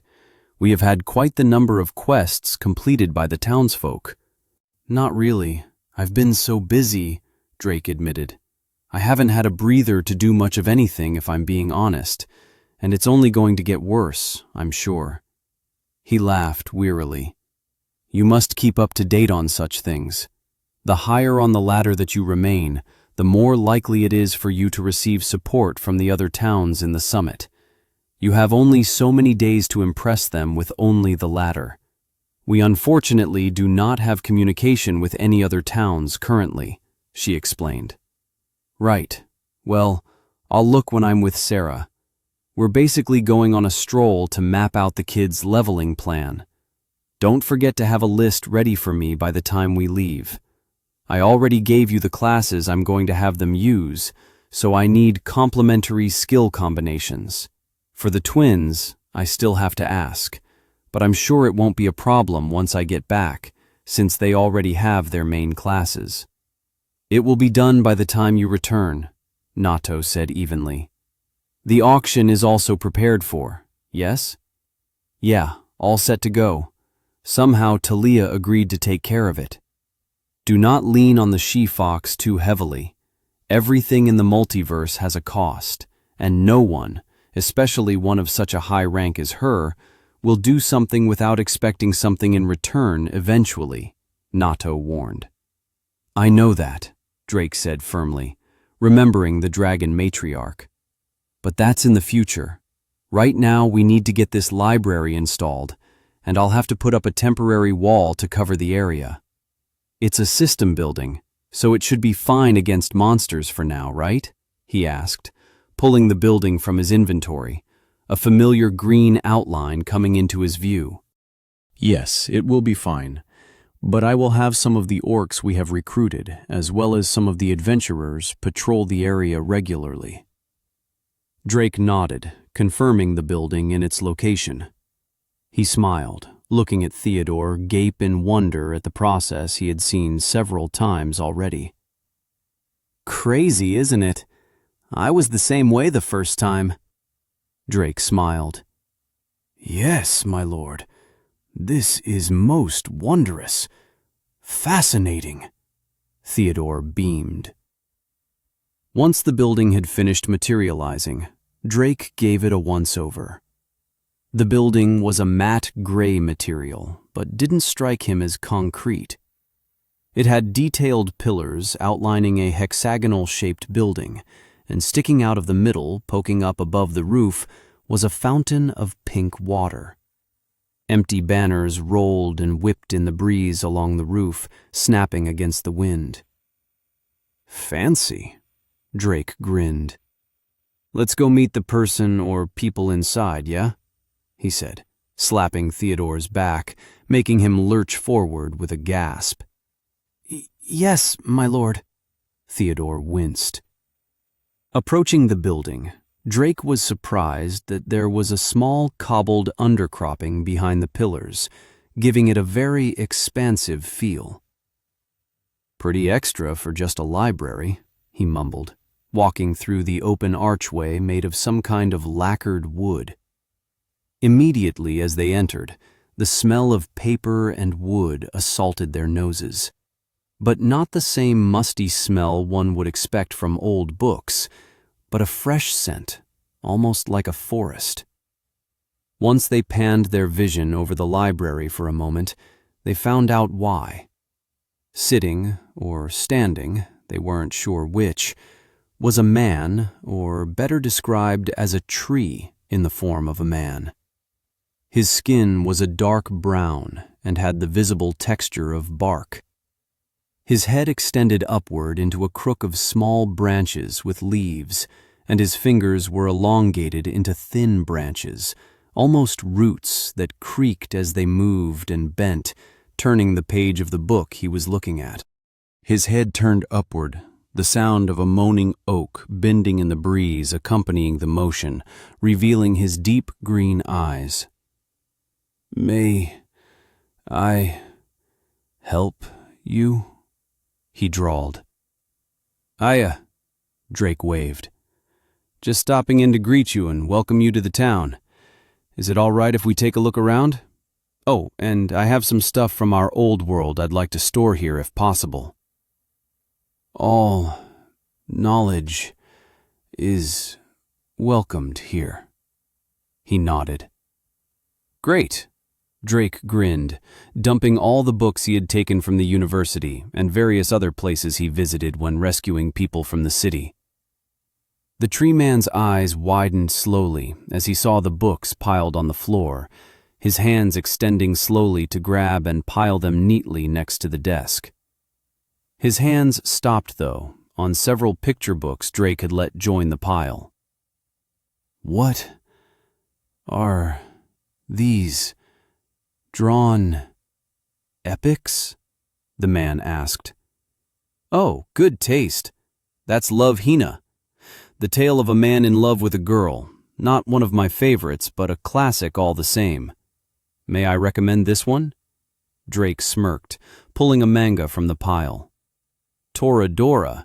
Now that's the epitome of rom-com, and don't let anyone in any universe tell you different, he said firmly. The tree man wrapped his fingers gently around the book in interest. We'll read. Good man. Now, we'll be taking a look around, but could you give me a rundown of what's available in this place? The tree man nodded. There are many books and knowledge here, limited to low-ranked, but more with power. Before the tree man could continue, Drake held up a hand to stop him. The speed at which the tree man spoke would take too long. Is there perhaps a list or catalog you could give me instead? No offense, but kind of in a hurry. The man extended a single finger, moving past Drake quickly and out of sight, returning a few moments later with a large book with a red leather-bound cover. Perfect. Thank you. I am Hector, Tiri, keeper of knowledge. Hector answered, giving a small bow of his head. Nice to meet you, Hector. I'm Drake Wallen. Theodore Rotwood, good sir, Theodore added, giving a small bow of his own. And this misfit is Nato, administrator of the town. I'm sure you will see her often. Drake chuckled, Nato giving him a glare and crossing her arms. Then we'll be on our way, Heck. Leaving the caretaker of the library, they began walking through the building briefly. The floor was made of sturdy, dark wood, with red fur carpets lining the aisles between the large bookshelves. Rounded staircases rose from the ground as if the building was alive inside, with small branches with green leaves sprouting from the guardrails as they climbed upwards. After the second floor, they were blocked by interlocking routes leading to the higher floors. Guess that's as far as we can go at this rank, huh? Drake mused, looking at the slithering roots. It would appear so, my lord, Theodore agreed, poking carefully at the roots with his cane. Then let's take a look at that fountain really quick before we go. Moving back down the staircase, they found their way with some directions from Hector to the courtyard that was in the center of the building. Once back, outside, they entered an expansive courtyard filled with chairs, benches, and tables littering the open space. In the center, a large fountain sent up a stream of pink-tinted water that gave a springtime feel to the otherwise wintry atmosphere that should have been there. Drake looked upwards, seeing a clear sky and not the same gray clouds he was sure were there. That's not right, he muttered. We are within a temporal, spatial dimension.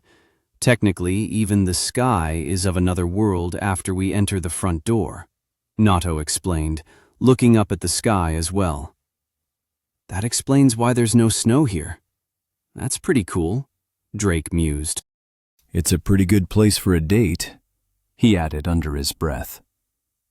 Satisfied with their tour, the group left, Theodore still peppering Drake with more questions and excited ideas for the school they intended to raise around the library as they took care of their business inside the auction house.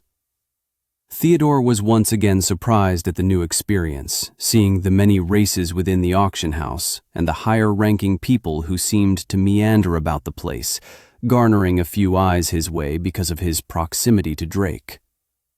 Once done, they exited and moved to the north gate, where they planned to meet up with the girls before he left. So you haven't told me how your journey was on the way here, Theo. How exactly did you guys meet up with Megan and Julia, too? Drake asked, sitting down at the gate with him, Nato kicking her feet back and forth in between them on the table. Well, my lord, after we set out hitherward to our destination, It was quite the perilous journey. Many monsters scour the lands now. I am sure thou hast witnessed it as well. The animals that once populated the land hast becometh beasts, infused and empowered by the magic in the world. There are also monsters of which this one could not say are from our once beloved world, Theodore explained, taking a sip from his cup and letting out a satisfied breath.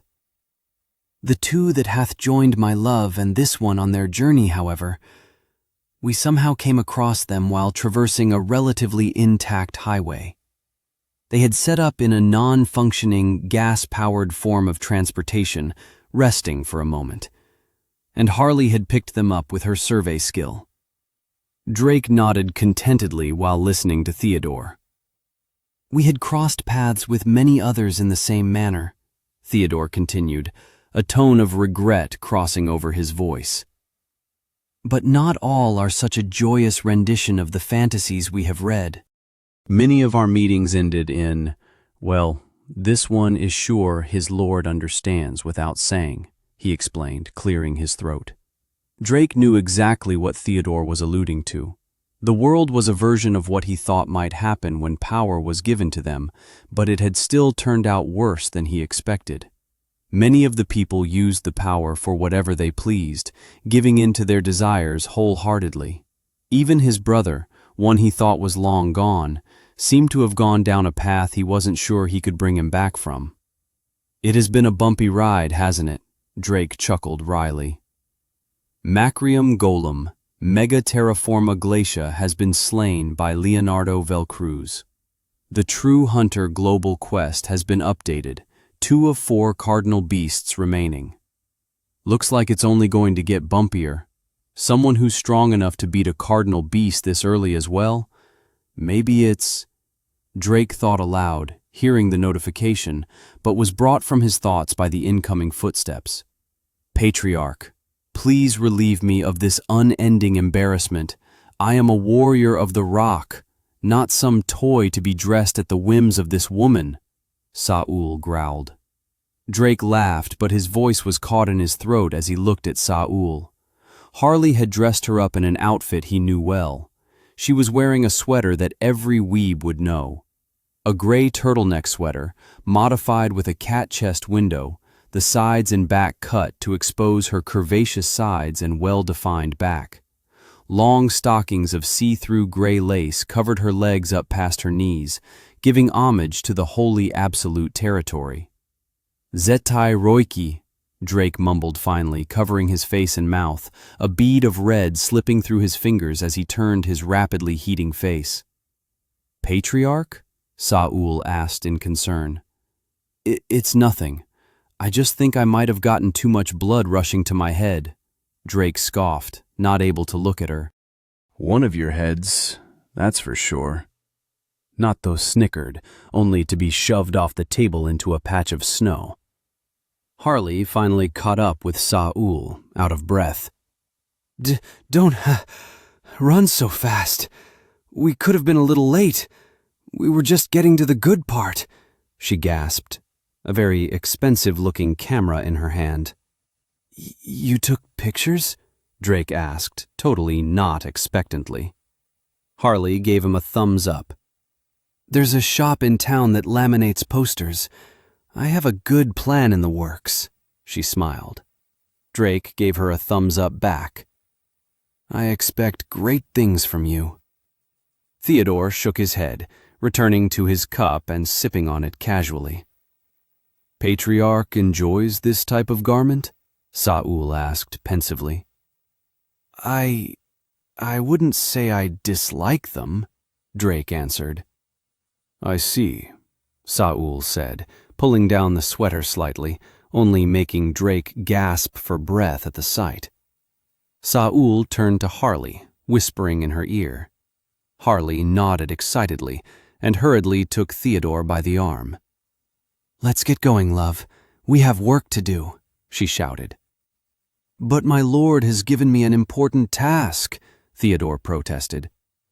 I'm sure he has, but this is more important.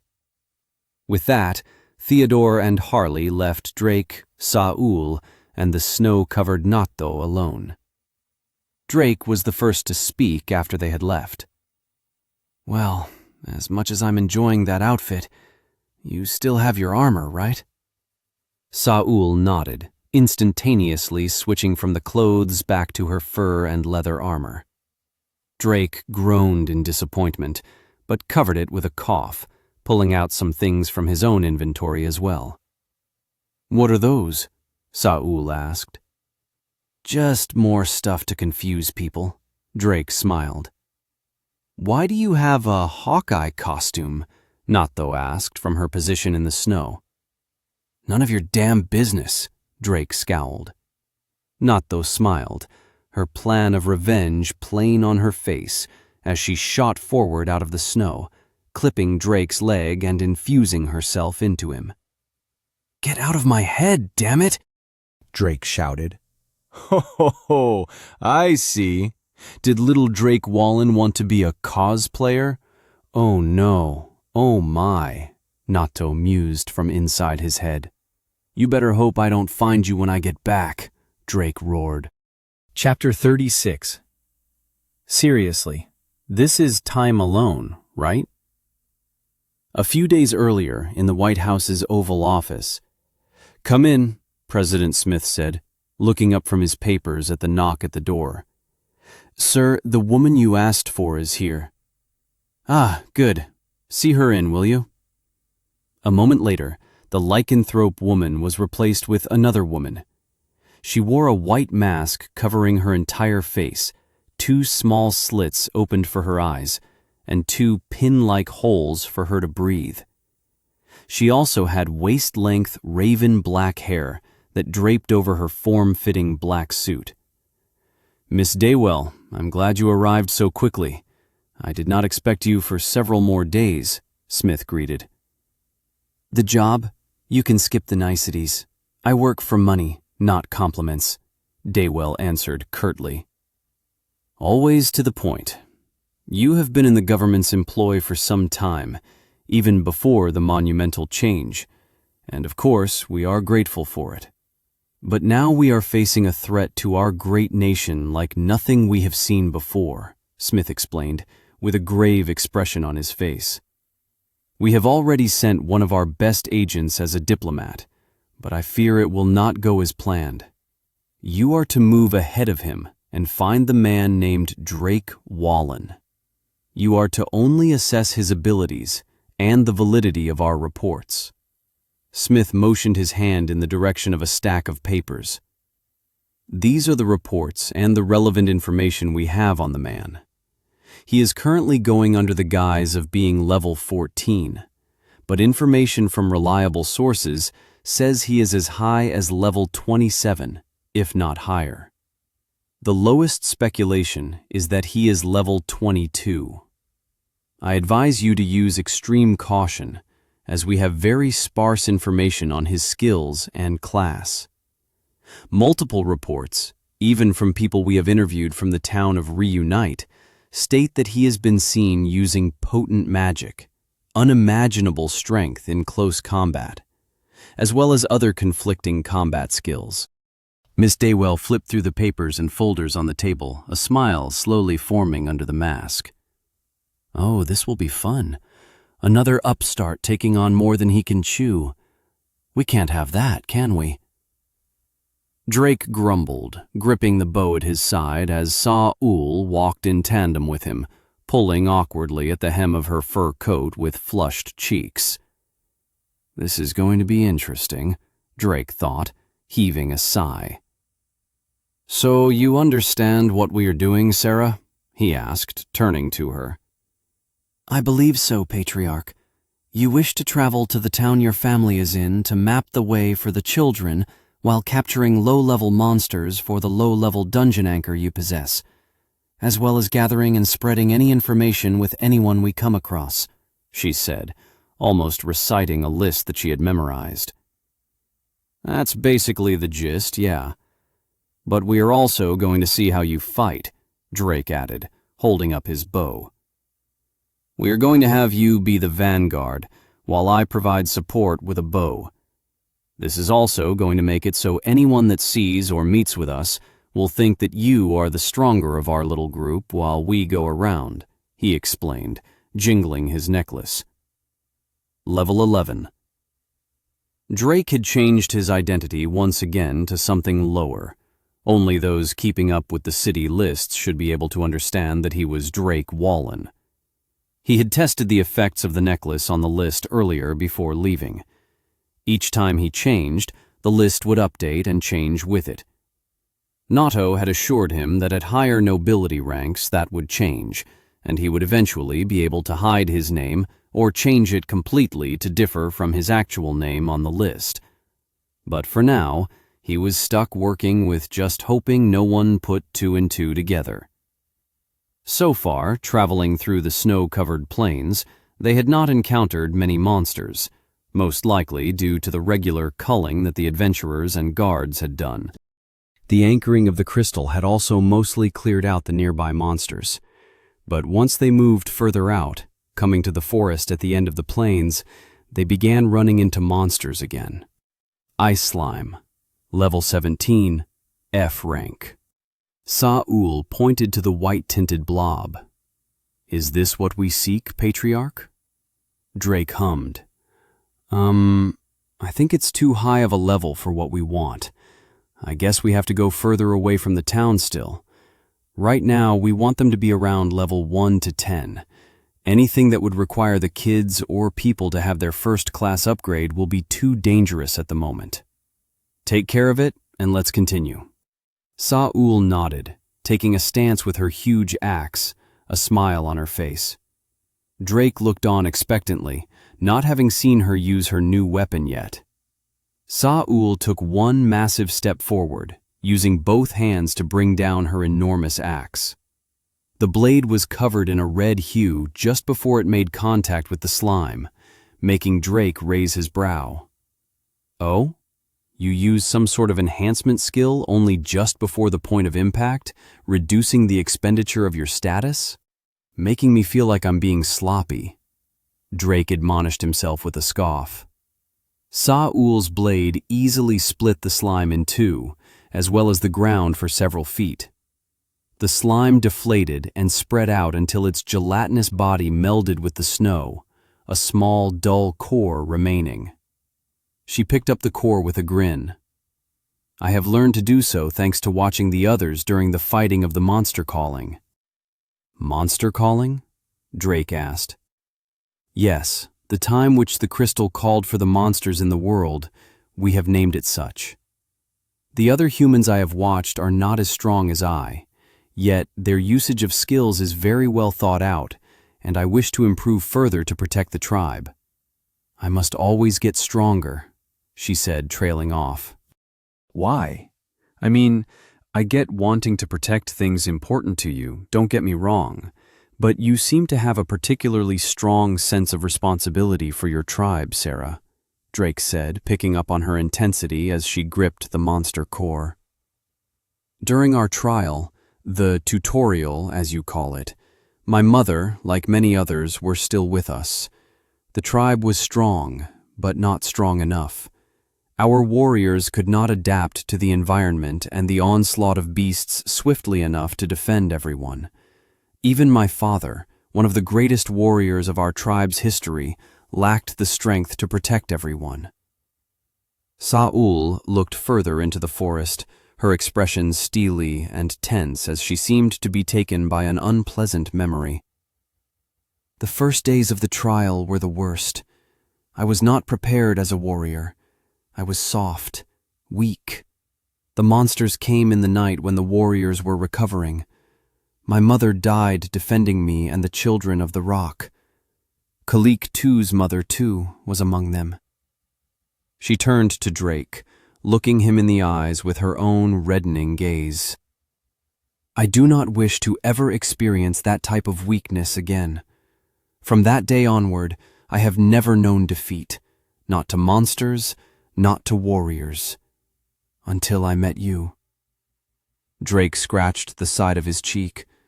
The feelings of wanting to comfort her battled with his responsibility and obligation to Claire.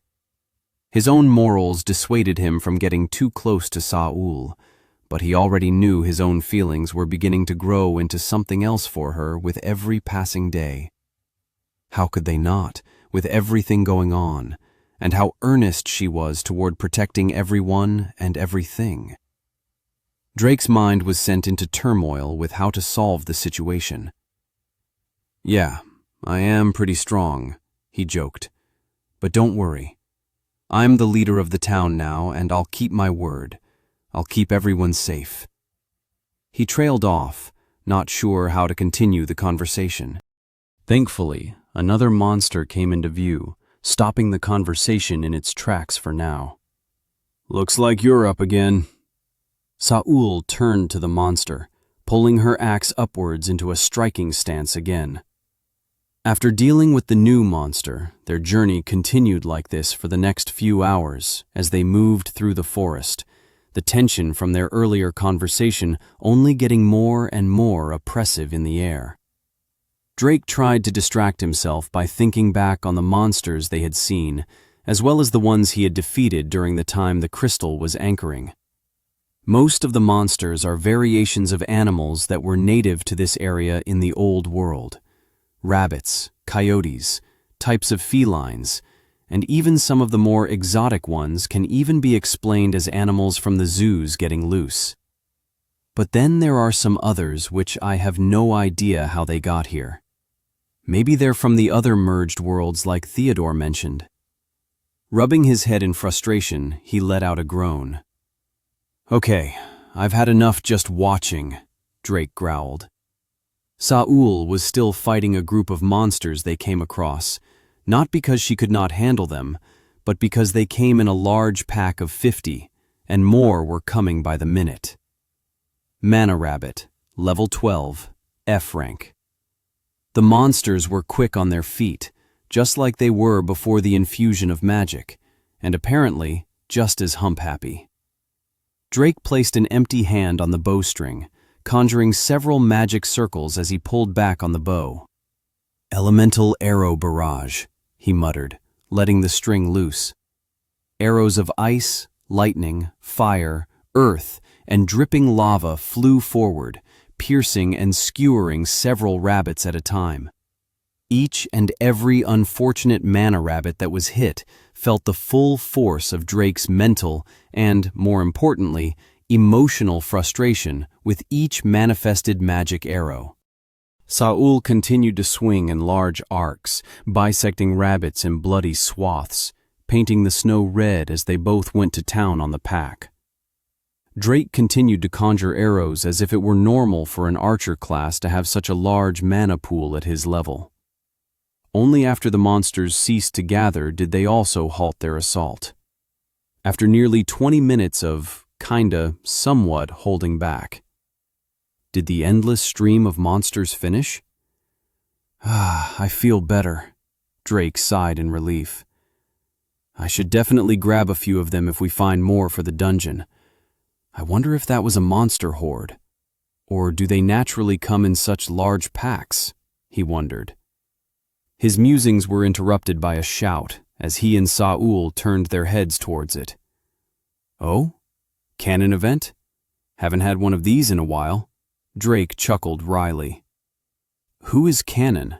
Saul asked, confused. "It sounds that someone is in need of assistance, Patriarch, but it may also be a trap. Shall we go?" Drake shrugged. "I don't see why not. If it's a monster, we kill it. If it's a person, we could use whatever information they may have for us. Lead on." He motioned forward as he put the bow around his chest like a veteran archer. Saul nodded, shouldering her massive axe and sprinting forward, kicking up snow and dirt with each step. Drake smiled, unused to having a companion who had such enthusiasm for fighting, as well as stats that could keep up with him, if only somewhat. "Off we go, I guess," he muttered, his hair changing to a light green. A few seconds later, he arrived behind Saul, but she was already in motion as Drake instantly took in the scene. 3 men and women were surrounded by monsters, just like they were earlier. These monsters, however, were deer instead of rabbits. Mana doe, level 15, F rank. Mana buck, level 18, F rank. It's differentiating between males and females of the species now? Or is it just because they have such opposing features, Drake thought, stepping once more and appearing in front of the three people. "Hello," Drake greeted. "Ah, what the fuck is going on?" Drake poked his ear with his pinky. "No need to shout. I'm with my friend. She's going to take care of the pesky deer. Or, well, deers? Is deers plural for deer? What's a group of deer called? A herd, right? Or is it something weird like a murder of crows or a conspiracy of lemurs?" "Will you shut up? What is wrong with you?" "Several things, I've been told. But here, I bring gifts." Drake smiled, pacifying the three with red potions. "Health potions? How did you get so many of these? How did you take them out? Aren't you in combat like the rest of us?" Drake ignored them, looking towards Saul, who was already battling the monsters.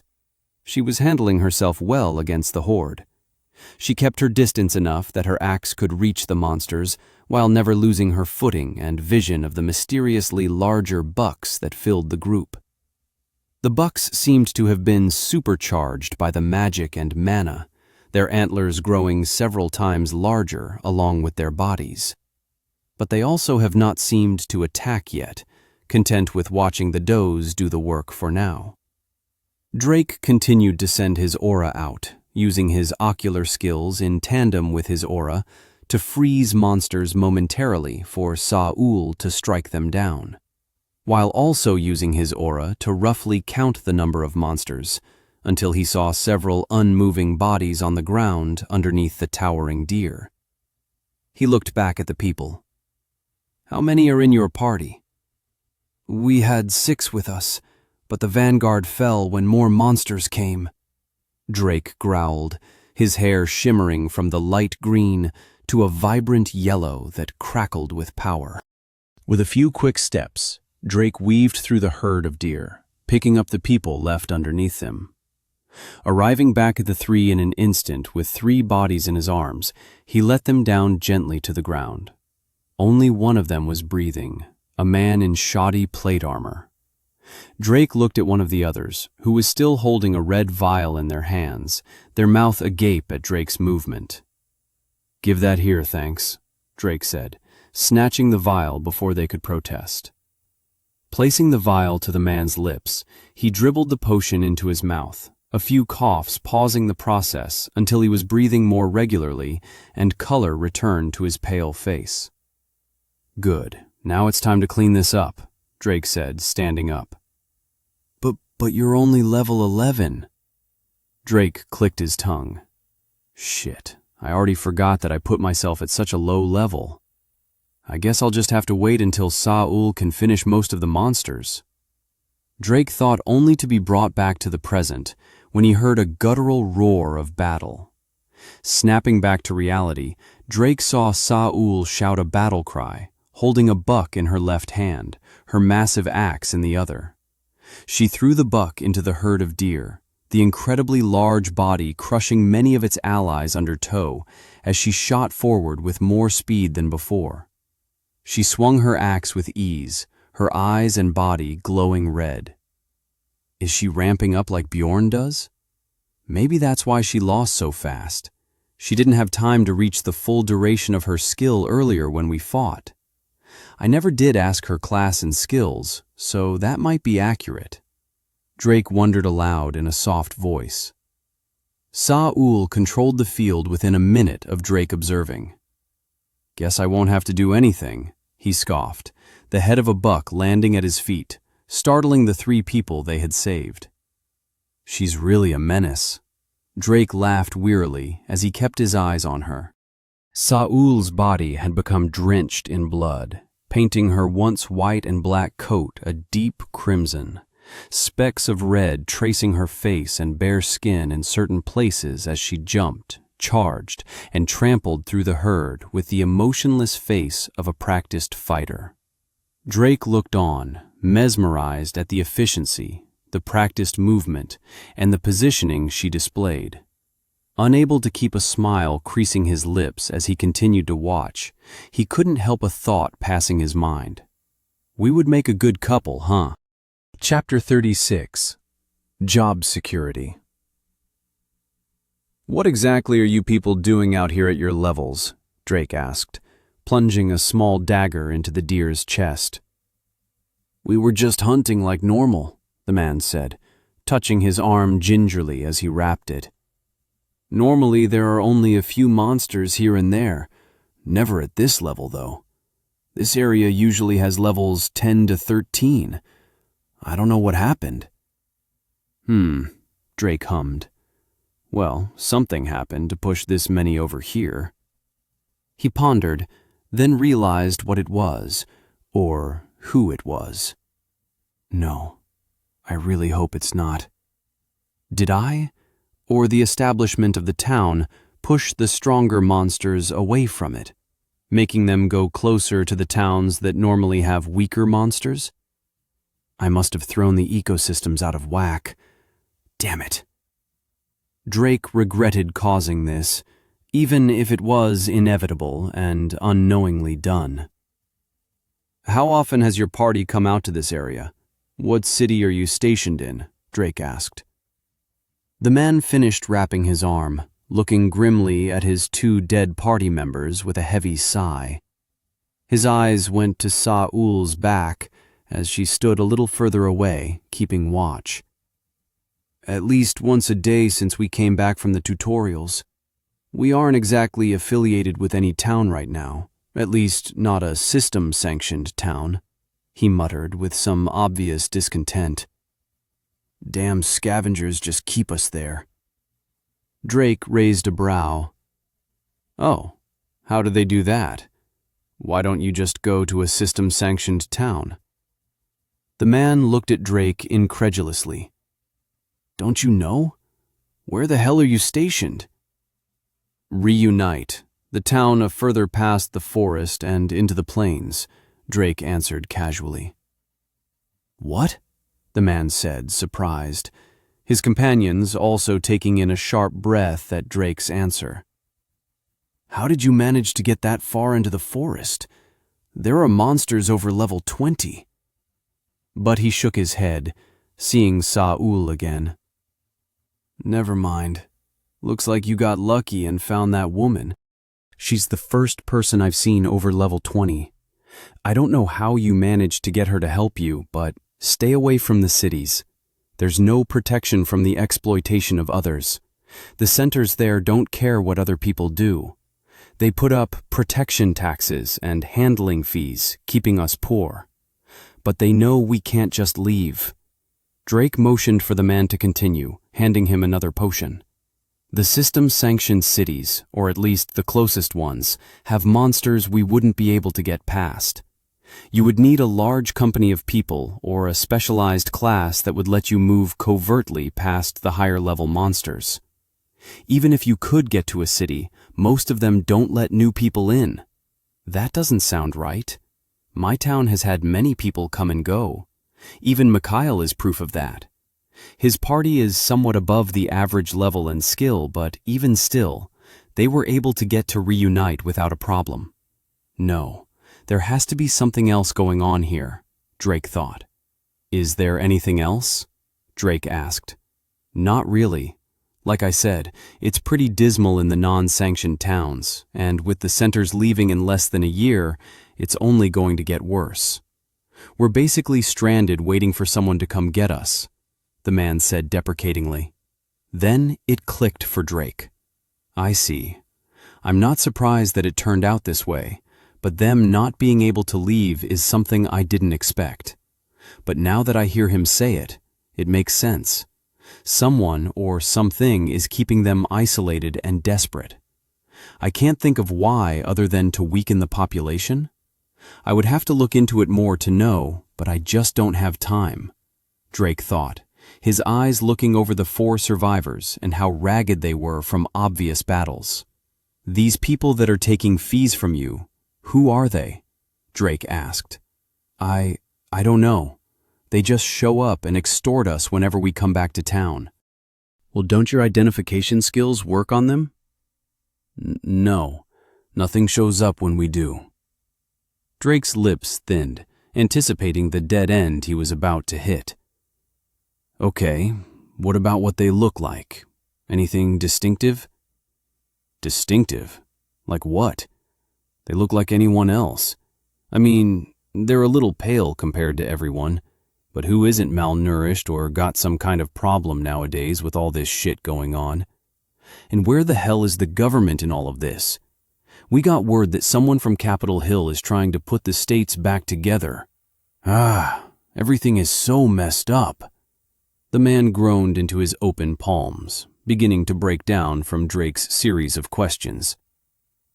"Pale," Drake parroted, his grip on his dagger tightening until it snapped in his hand. "How pale?" he asked sternly. I don't know. Ghostly?" The man hurriedly answered, scurrying backward to his teammates. "Patriarch?" Saul asked suddenly behind him. Drake realized his aura was leaking, his body humming with a powerful, oppressive air. He took a deep breath. "I'm sorry. I know who these people are now. Tell me which direction the city you came from is. Please." Drake asked solemnly, his disguise and bow disappearing into his inventory one by one. The man pointed a shaky hand. "A few hours that way by foot, but it's dangerous to go by yourself." "It won't be a problem," Drake said softly, his hair shimmering to a bright yellow. "Stay with them, Saul. I'll be back quickly. I have a cockroach to squash." "But, Patriarch..." Saul tried to protest, but her mouth snapped shut as she saw his face. Drake's expression was dire, the most serious and angry she had ever seen. Her hair stood on end, and her body shivered despite the lack of aura coming from him. "I can't save everyone, but the least I can do is keep the people we saved alive. Stay with them just until I come back.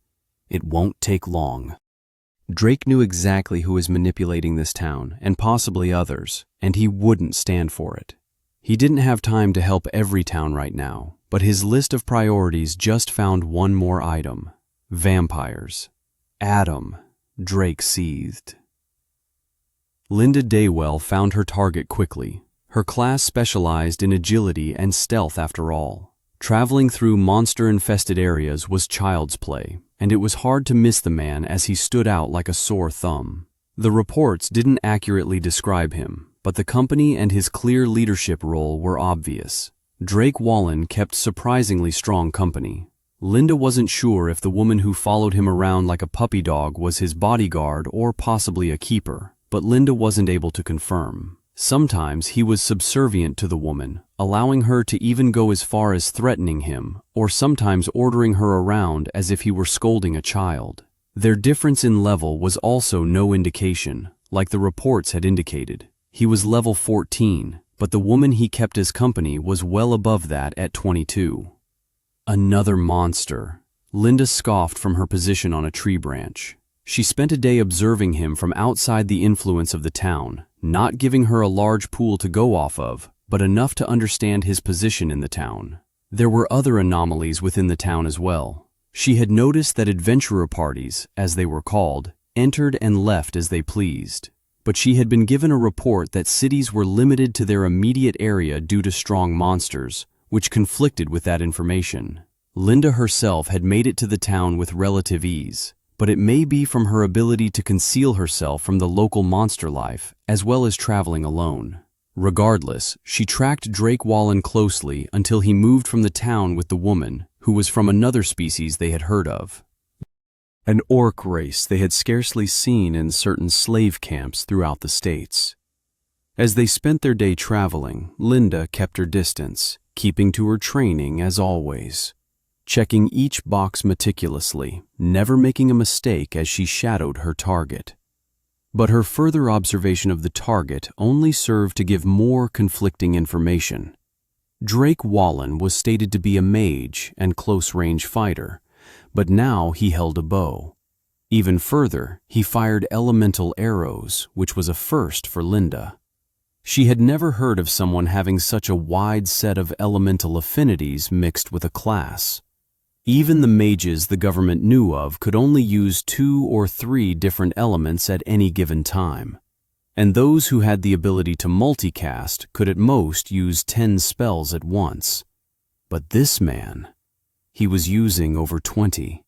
He was simultaneously firing 4 different elements, or what mages call higher elements or deviant magic. He is obviously hiding something, but he shouldn't know I'm here. I've had myself concealed since I left the White House, and there's something off with his mana pool.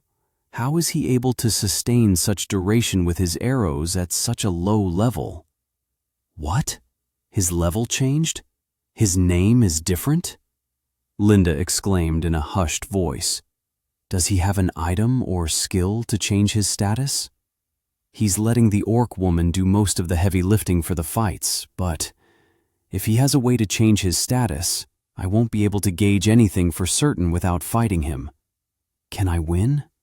Should I even try?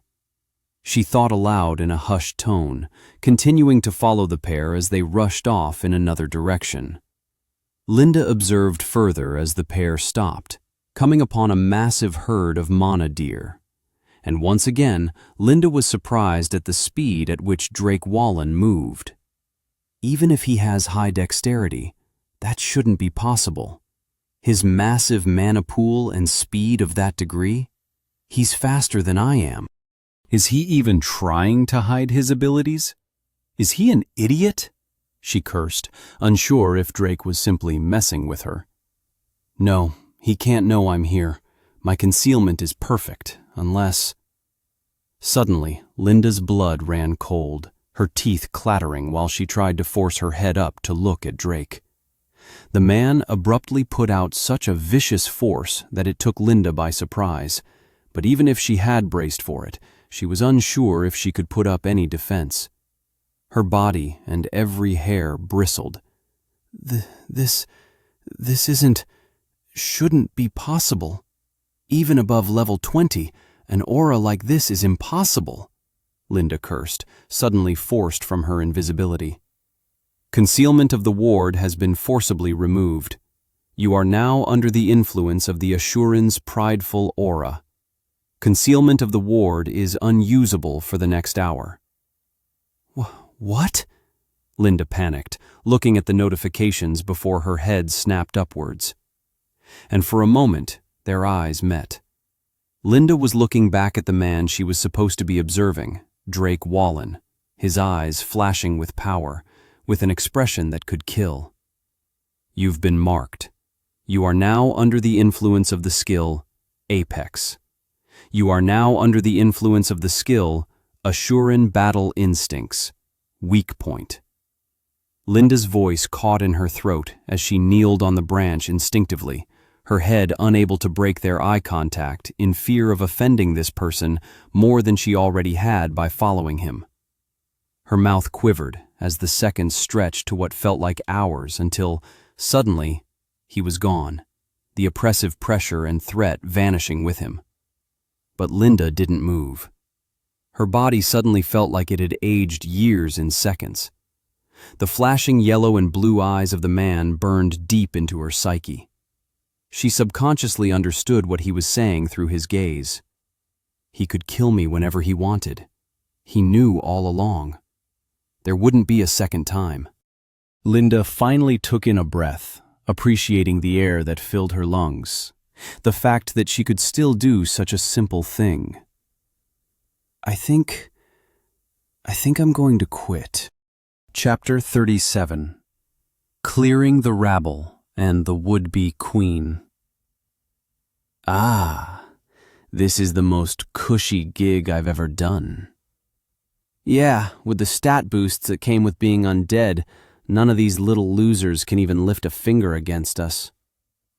How much longer will we need to do this for? I think the boss said another week, then we start converting people. Apparently there's some kind of big meeting in a month or so that he wants votes for, but that's above my pay grade, the man said, giving a hearty chuckle beneath his hooded robes. Ain't that the truth? The other guffawed. Oh, would you look at this, fellas? We got some fresh meat at the center.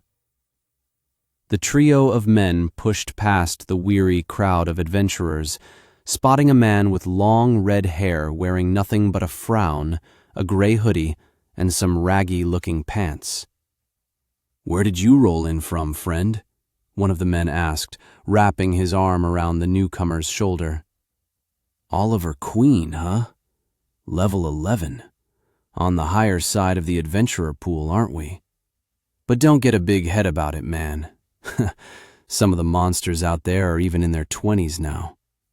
But you know, the man said, leaning in, for a fee, we can make sure nothing bad happens. And don't forget to use this center. There's also a service fee, bellowed another with a laugh. Don't forget the city tax as well, chuckled the other. The bystanders looked on with disgust in their eyes, but none of them were strong enough to be willing to risk sticking their neck out for this stranger. Hey, say something. Are you deaf, dumb, and stupid or something? Maybe we came across Helen Keller, sneered one of the men, bringing down his hood to look the man in the eyes. So you are as pale as him. Are you ghouls or full-fledged idiots? The man finally asked. What the fuck did you say? The man who pulled down his hood growled, bearing 4 elongated fangs and dull crimson eyes, his skin a pale, unhealthy gray. Is this all of you? The man in the hoodie asked, ignoring the other man's outburst. You think we need more than just us to take care of some fucking level 11? The 3 men surrounded him, cracking their knuckles and necks, looking at him balefully as their weapons manifested in their hands. I think you're going to need far more than anything you have in this city, you walking pile of maggot-infested garbage. I've heard enough of this sick dog's barking. We don't need a disobedient animal. Kill him! The 3 men rushed forward with their weapons curving in vicious arcs towards the hooded man. The red-haired man suddenly shimmered with power, his hair shifting and cascading to a gentle green as he weaved through their blows casually. I'll ask 3 questions, a chance for each of you to answer, he said. Screw you, Lobie. We ain't got shit to say to you. Swing after swing, blow after blow passed the man harmlessly. This guy can't be level 11. I'm spec'd for dexterity and a higher level. Something ain't right here. Question 1, the man said coldly. How many of you are in this city? I ain't telling you shit, meat wallet, one of the 3 yelled, swinging down a 2-handed battle axe. The green-haired man didn't miss a beat, sidestepping the axe as it sailed past him, then raising a foot and slamming it down on the shaft, shattering it into countless pieces. The men watched, dismay and horror overcoming them. Question 2. Have you met a woman named Maria Wallen? The 3 continued to swing their weapons and now fists in a flurry of attacks. Their responses became delayed as they helplessly brought down their weapons on empty air, time and time again. Several seconds of silent attempts to strike the green-haired man went by, sweat and frustration beginning to form on their faces. Their grunts began to be overtaken by the cheers of the crowd of adventurers surrounding them.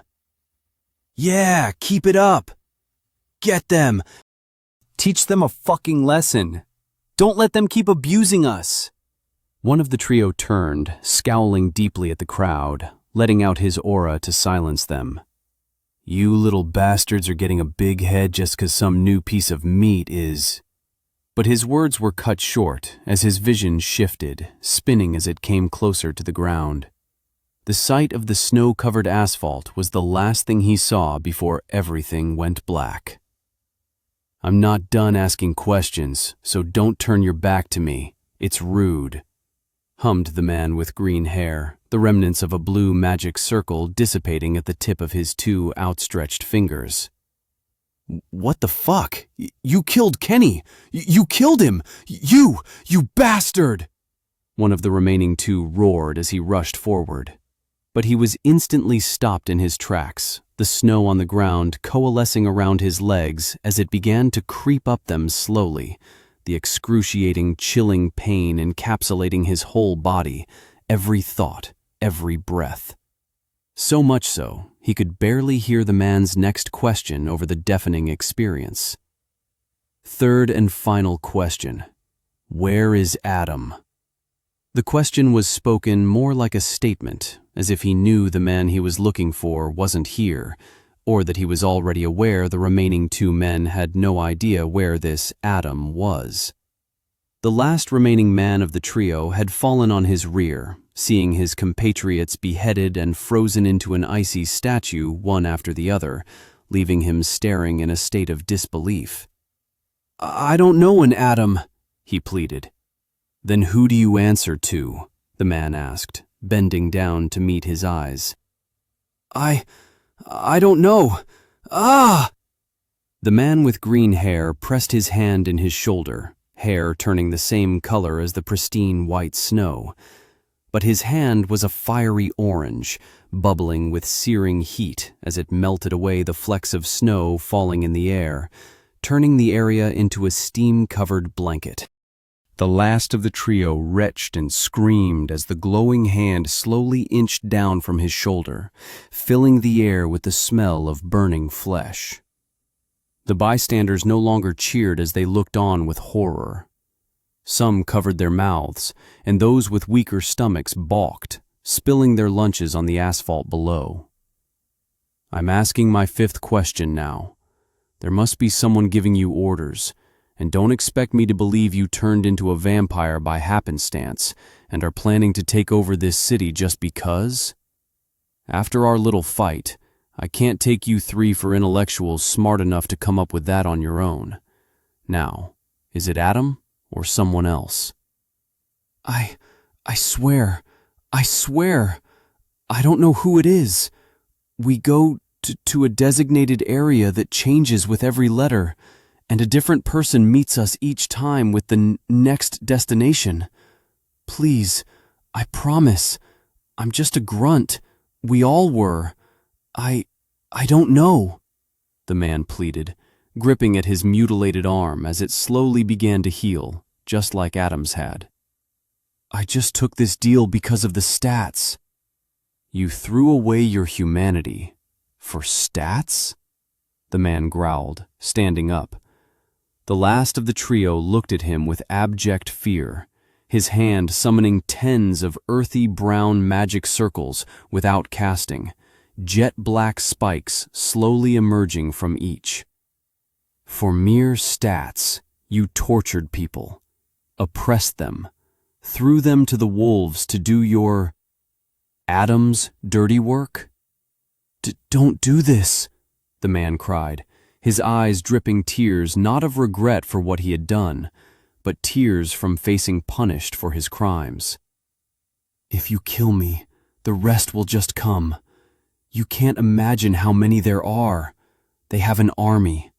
You're just one person against an undead army.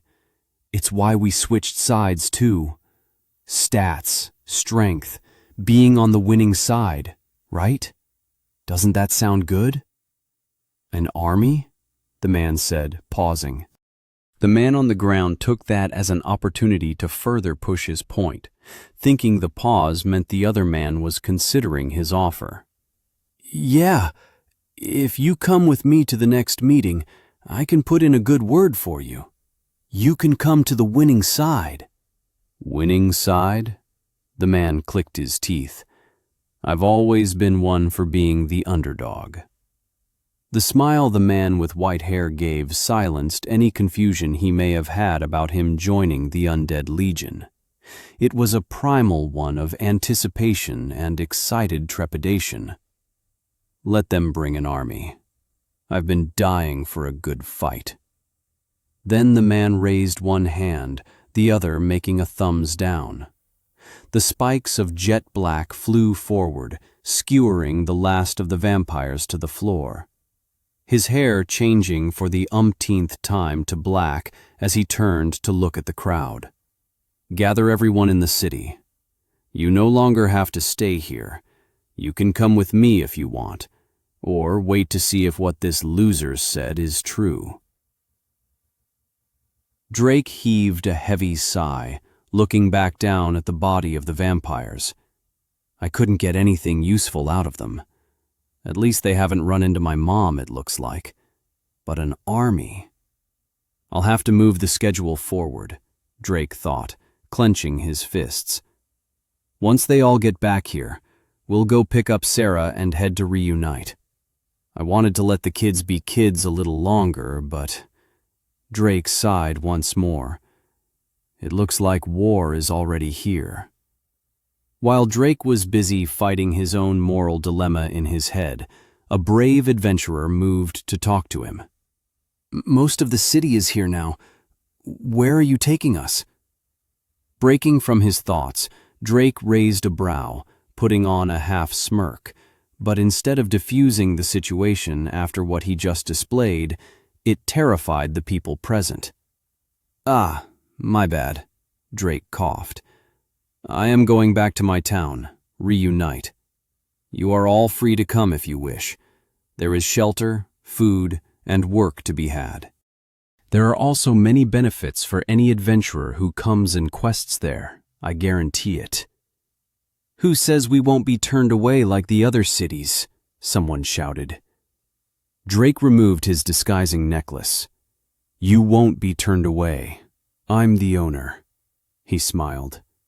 Now, who's coming? Valor, the woman growled, staring up at the man from the bottom of the steps. Will you truly not heed the call of your queen? The man scoffed at the word. Queen, Lady Araline. You may have been the late king and queen's daughter, but that line is no more in this new world. What you suggest would lead us to war. You would forsake my sister? The countless elves that have been taken by those vile savages? We must save them. We must go at once while they are still alive, while we are still strong enough to do so, Araline shouted back. You may have convinced the loyalists to follow you in your foolish attempt to seize control from me, but that is all your childish game amounts to. You hold no real power. The small faction you've gathered pales in comparison to the human army that would come should we attack that town. Even if we are in the right, the humans will not stand for such a thing. Valor sighed. You must see that it is not in the best interest of the Dark Elves or our race as a whole. See reason. Araline let her aura leak, filling the room with a deathly chill, her next words dripping with such venom they threatened to melt the very air they were spoken with. Since when did condemning your own people to a life of slavery and torment become the better option? If we do not have the numbers now, I will find more. The dwarves, beastmen, anyone. And what exactly do you intend on offering them? Your body? Your... He shook his head. Kingdom? Perhaps the god sapling. I have humored you long enough. I have not the time nor the patience to entertain a spoiled child any longer, Valor said, waving to the guards to remove Araline. Valor, do not do this. If not each other, what do we have now that we have been ripped from our home? She pleaded. That is just it. We have been scattered to the wind, battered and bruised. You would be queen.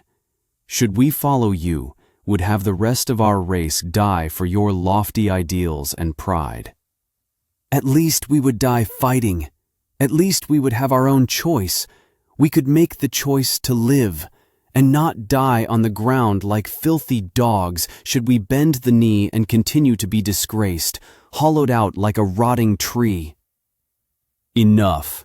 You are no longer in charge, and neither are the king and queen. Guards, take her away. Valor turned, sitting down on the throne made of branches, watching as the guards escorted the princess, Ereline Silverwood, out of the building. He smiled as the doors closed behind her.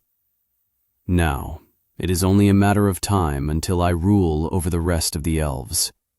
All I have to do is sell off a few of the rabble, sacrifice a few to that man, and all will fall into place as I bide my time until I reach E rank. Opening his status, he grinned wider. A slow, maniacal laughter rose until it filled the room. Chapter 38. Unlike anyone you've ever met.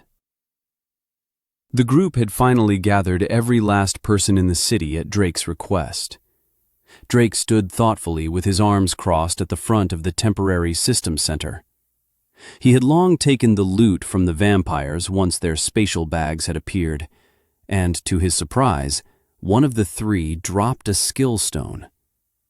Main class skill stone, Dampier Knight, rare. Unlocks the Dampier Knight main class tree.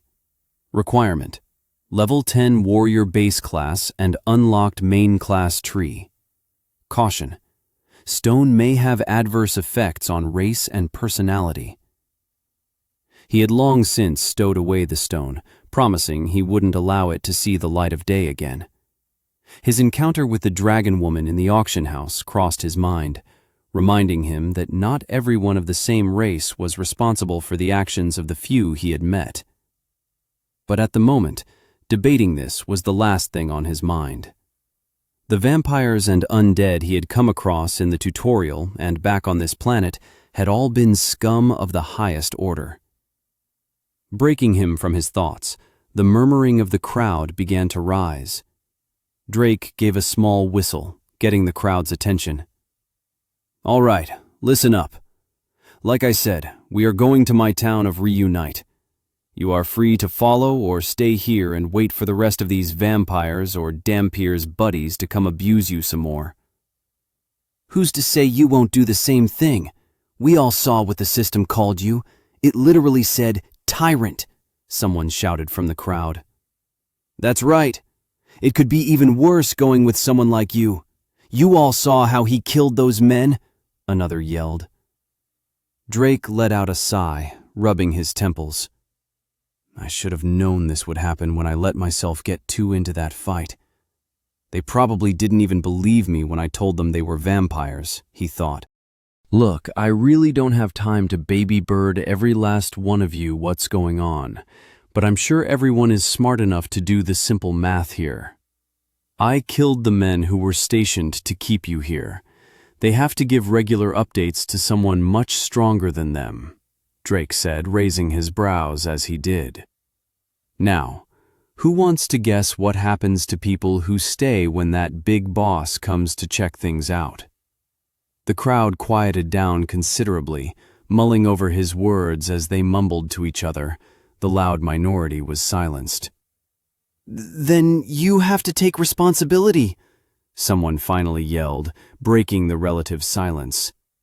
Drake slammed his hand to his forehead. Susmar Yosep, that's what I just said, isn't it? Now, who is coming with me? I have free stuff. Well, relatively free stuff. He didn't want to waste any more time on the crowd, his mind turning to something Natto had said before. You can't save everyone, and it isn't your responsibility to do so. I'm still trying to, though. It is kind of my fault, Drake mumbled to himself. But there isn't much I can do if they don't believe me or want to listen. It reminds me of the tutorial, he scoffed. They're tired, weakened, and confused. I can't really blame them for being so suspicious.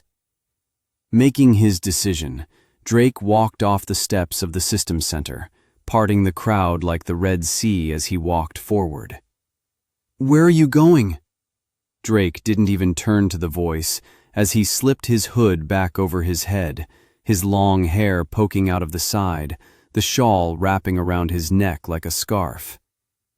"Just where I've been saying I'm going. Home." Arriving at where he had left Saul and the 3 people they had saved much later than expected because of the large congregation that had decided to follow him, the sun began to set in the background, painting the surroundings a dull scarlet as the snow clouds opened up, letting the night sky bleed through the cracks. On the way, he was forced to defeat several packs of monsters, but none were higher than level 20, giving him a paltry amount of experience, but also some much-needed monster cores and skill stones. He hadn't had a chance to check the spatial bags of the vampires that he dispatched, but he was eager to see what kind of goodies they had inside. But his elation deflated quickly as they came up on the location with Saul and the others. Her face deepened into a fierce, irritated scowl, her arms crossed, and Drake could swear that he could feel the faint palpitation of aura coming from her. "Ah, we're back, Sarah. Drake began trailing off. Oh, she isn't happy, he thought warily. The entire company of civilians and adventurers that had accompanied Drake on his way back to her was forced to a stop in their tracks in light of the orc woman as she stormed forward. "Who are these people?" she asked, an undercurrent of anger apparent in her voice. Drake was quickly put on the back foot, but he had no idea why. He had already defeated Saul in combat, but this felt entirely different, akin to when his mother reprimanded him, even as he got older. "They're refugees from a city," Drake finally answered. "Why did the patriarch leave to go to this city?" Saul said, looking down on him in an accusatory tone. "Why was I not brought as well?" "Huh? It could have been dangerous, and we needed to keep—" Drake's reply was cut short, the stinging pain of being hit on his cheek burning in the cold breeze. He had seen the blow coming. His stats allowed him to see such a strike coming a mile away. But Drake was struck, still in shock. Saul had struck him with not just her full strength, but with such emotion behind it that he could feel it through her hand as it arced across his face. "What? What the hell was—" Drake tried to ask, but was only struck again on the other cheek, Saul's steely gaze boring into him. Drake was struck several more times as he stood his ground, his eyes widening each time as the open hand spoke more volumes to him than anything she could currently say. The crowd behind them mumbled back and forth in confusion and apprehension. "Who's the girl? Why is she hitting him? Better question is, why is he letting her hit him? Is he going to go berserk again?" Drake quickly relinquished himself to the punishment and barrage of open-ended hands as his eyes landed and paused on Saul's. After the few seconds of continuous blows ended, her face still reflected the anger behind it. After a minute, it turned to concern, slowly melting over to anguish and regret. "Why?" Saul growled through her teeth, more a question to herself than Drake. "Why didn't you take me with you?" she asked shakily. Drake saw her eyes begin to wet with tears of frustration, the story of her mother and her struggles surfacing to the forefront of his mind. But something else came forward, the face of all the people he had protected in the tutorial, the woman he loved, Claire. Drake felt his own frustration boil up. "I didn't want you getting hurt if something unexpected happened," Drake said, giving a half-hearted excuse. "I am not a child," Saul roared. "I am a proud warrior of the Rock Tribe, and will not be treated as some helpless babe crying in a corner waiting to be rescued. No more," she shouted, looking at Drake with sobering determination. I have gone through too much and lost too many to not be allowed to move forward and fight." Drake choked back his words, ready to defend himself. Defend his need to keep Claire. No, Saul, who he had somehow placed in the same category as Claire, safe. He had seen Claire taken right in front of him. With all his power, with all his ability, she had still been stolen from him. If he had made the slightest misstep, she may have been lost forever. Drake swore never to let that happen again. At some point, Sarah, Saul, had become intertwined in his mind with the same importance as Claire. Someone whom he wanted, needed to protect. Someone he wanted to lock away in a box so that the world would neither taint nor harm. In a box that was safe. "I have trained in the trial of the gods to protect my tribe and chief," Saul said, her voice trembling. "Am I not strong enough? Do you not see me as useful?" Drake's mouth opened, but he couldn't bring himself to say the words. He wanted to say, no, it wasn't that. He wanted to tell her. She was plenty strong. But there was always something, always some new threat that might take her from him despite his growing power. As if Saul could sense his thoughts through his silence, she gave him one last baleful glare before her face struggled to make an expression Drake could only call desperately concerned, tipping on the edge of tears. "Are we not bonded, patriarch? Drake?" Her words had struck deep. Drake clenched his fists, feeling the creaking of his bones against the pressure. He took a long, drawn-out breath, the mist of the cold chill around them calming in a way. "I'm sorry. I've made a grave mistake. I have treated this marriage was just a formality, and I tried my best not to see you as you are. You're right. We are in this together, and you are more than strong enough. It was my own shortcoming. And it might not be the best time, but I want to tell you about someone from my tutorial, someone very important to me that you should know of." Saul's expression turned to surprise. She still harbored a slight tinge of anger and concern, but she nodded, her snaggle tusk poking out, parting her pink-tinted lips that quivered ever so subtly. The crowd behind them was filled with confusion, but they remained deathly silent, parents holding their children back from pointing and interrupting. The adventurers looked like they wanted to move on from the monster-infested forest, but also did not want to intrude on the obvious moment these two extremely strong people were having, despite their location. Feeling their eyes burrowing into the back of his head, Drake coughed, covering his mouth before he composed himself, taking down his hood and turning to the group. "All right, first things first. Let's get you all to the town and settled," Drake explained, then pointed a thumb at Saul. "This is Sarah. She is my wife and the daughter of the previous chief of the rock tribe of lowland orcs.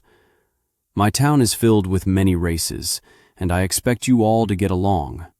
Because if you don't, most of them will probably kill you since they've been staying there and leveling up for over a week on monsters much higher level than all of you." The crowd looked back at him incredulously, but Drake only smiled back, completely serious about his statement. Chapter 39. Claire and Getting Back. The air was chilling and weighed heavily as the group walked back to reunite in the setting sun of the day. Drake and Saul had left a few hours ago, heading back the same day despite Drake wanting to stay out closer to a week. The pressing matter of his family was just within his reach, but with people like Adam, vampires, and who knew what else being created, his concern and trepidation kicked into high gear. He didn't want to make more excuses, but it had probably been another reason he asked Saul to stay behind with the group as he went off to exterminate what he at the time assumed was Adam. "This whole thing is a mess, and only getting messier," Drake sighed. "What mess would that be?" Saul asked, her face still showing remnants of their argument from a few minutes ago. Drake was about to tell her that it was nothing, but stopped himself. He had been keeping things from her, thinking he needed to shelter her from the problems that were arising. But after she explained how she had been feeling, he thought better of it. Looking behind himself, he saw that no one from the group that followed them was within reasonable earshot. His elementals that he had sent out to protect the group made a circle around the area, allowing them to comfortably traverse the forest on their way back to town. Putting his hands behind his head, Drake walked with deliberate steps, the snow crunching beneath his wrapped feet. "I haven't told you this yet, Sarah." "Is that so? Well, these were a special type of undead called vampires," he continued, his eyes flashing with ferocious anger despite his casual steps forward. "The people who were in town doing naughty things were the same. Apparently, their plans are to spread their kind in our world, which makes me wonder if they are here naturally from the fusion of worlds, or they might be somehow artificially spreading to our world for some reason." Saul followed along by Drake's side, listening to him, nodding as he explained, her finger twirling a long braid of her hair that went past her shoulders. "And this person, this important person in Patriarch's tutorial, did they know of these vampires?" she eventually asked, looking directly into Drake's eyes. Drake flinched as if the jig was up, and it was finally time to explain himself in an interrogation room. "Where's the Katsudon?" he thought, his shoulders slumping by a fraction as his arms drooped down to his sides. "Yeah," he answered, "that person. They were taken by them, taken from me in the tutorial, and that's one of the reasons I've been so protective, I think." Drake's hand turned white in his grip as he thought back on how Claire was taken in front of him by the ghouls, and, by extension, Adam. "Her name is Claire," he said in a soft tone, looking back at Saul, trying to gauge her reaction. "A woman?" Saul asked, prodding for a bit more information. "Yeah, she was just another person I saved at first."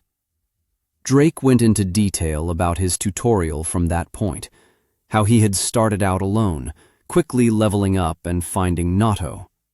From there, they began to fight more and more, saving more people, and eventually killing the king.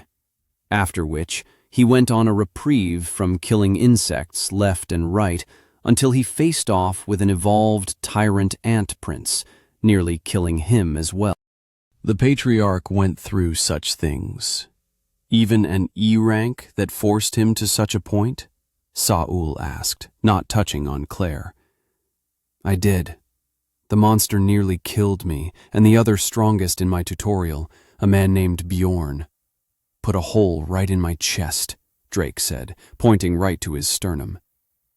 "Then I got a quest and blacked out. When I woke up, I was healed and met someone I wish I could forget. From there, I turned into the stunning, handsome, charismatic, funny man you see before you today." He smiled. Saul gave him a bombastic side-eye. "And this woman, she is special to you as a bonded?" she finally asked. Drake had been dreading this question from her, trying to concoct a way to explain to her Claire and his relationship. "Yes, she is very special to me. I loved her, and I still do," Drake said, looking up to the sky before looking into Saul's eyes. "But at some point, I think you also went into that category. Maybe not love just yet, but you are very important to me, Saul. Seeing you interact with the villagers and people of your tribe, you are adamant about keeping them safe. It reminded me of what started me on this journey of strength and desperate chase for power. I don't think I'm wrong in saying you want nothing more than to protect your family.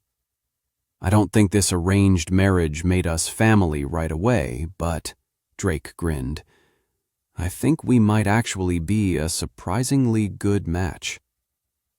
Saul's face didn't give any indication of how she felt about what Drake had said, but her lip quivered as her small tusk poked in and out of her parted lips. Drake had felt like he had made a grave mistake by going into so much detail, and the next few minutes passed in uncomfortable silence. Do humans have multiple bonded in their culture? Saul finally asked, breaking the silence that was only filled by the crunching of footsteps in the snow and the occasional animal sounds. No, well, yes, they used to, but not anymore. Polygamy isn't really a thing anymore, at least not officially.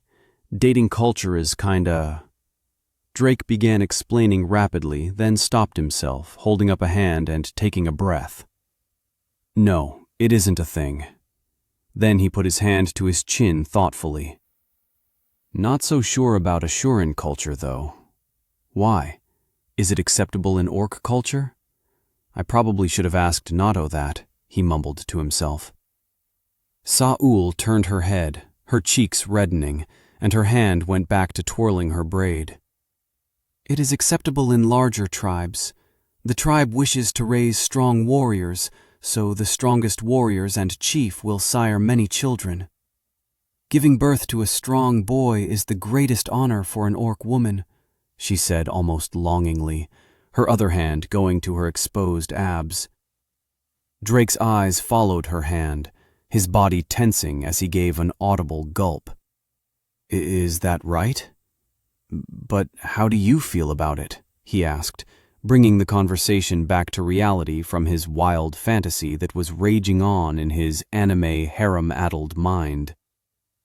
I do not wish to share the man I am bonded with, but I understand it is best for the tribe to have many strong descendants of the patriarch, she explained, more to herself than to Drake, before he looked up as well, her hand gripping the air. I will have to see the woman the patriarch has accepted, to test her strength of body and character. Drake suddenly got a foreboding feeling from Saul's explanation, making a mental note that he would have to be there when the meeting inevitably happened, so he could step in if necessary. Claire was a support class after all, and Saul was, well, what was her class? By the way, what is your class, Sarah? Saul looked back at him, tilting her head. I am an orc axemaster. It is a rare class. Would Patriarch like to see? She offered.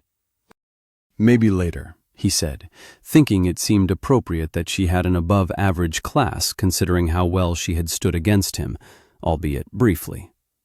Thinking back to the task at hand, Drake addressed her again. Looks like we won't make it back before nightfall at this rate.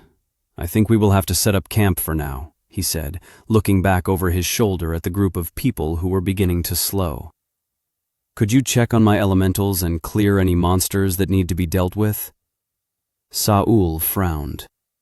Are you sending me away again? She asked, her voice growling. No, Drake said, waving his hands. The exact opposite. I want to trust you more to handle yourself. If you want, I could tag along. He smirked. If you want a babysitter, that is. Saul scoffed. I will be just fine. A warrior of my caliber needs no protection, she said proudly, folding her arms in front of her. Good, Drake chuckled lightly. Then I'll handle the people here. We'll talk more, okay? There's still a lot I want to know about you, Sarah, he added, giving a genuine smile. Yes, I would like that, Patriarch, she answered, before she turned quickly and ran off. Oh, is she not just an earnest airhead but a drop of tsundere? Drake laughed wryly. The area Drake cleared of snow and dried was packed tightly by the adventurers and civilians. He was quickly running out of tents he had gathered during the tutorial, now that the town was expanding so quickly and only had a few left to hand out. Most of the tents and sleeping equipment he had were given to the civilians or the people below level 10 and their children, who had little to no resistance against the cold. He dried and made as many fires as he could for the rest of the people, but thankfully, some of the adventurers had tents and sleeping equipment for themselves, making it easier on Drake's stores. After finishing the preparations, he went to look at his status, noting that nothing had changed stat or title-wise. Then he finally opened up the nobility ladder that he had been procrastinating on for so long. Nobility board number 1. Drake Wallen, 1,497 points. Rank, Baron, Reunite. Number 2. Atticus Wallen, 853 points. Rank, Lord, Purity. Number 3.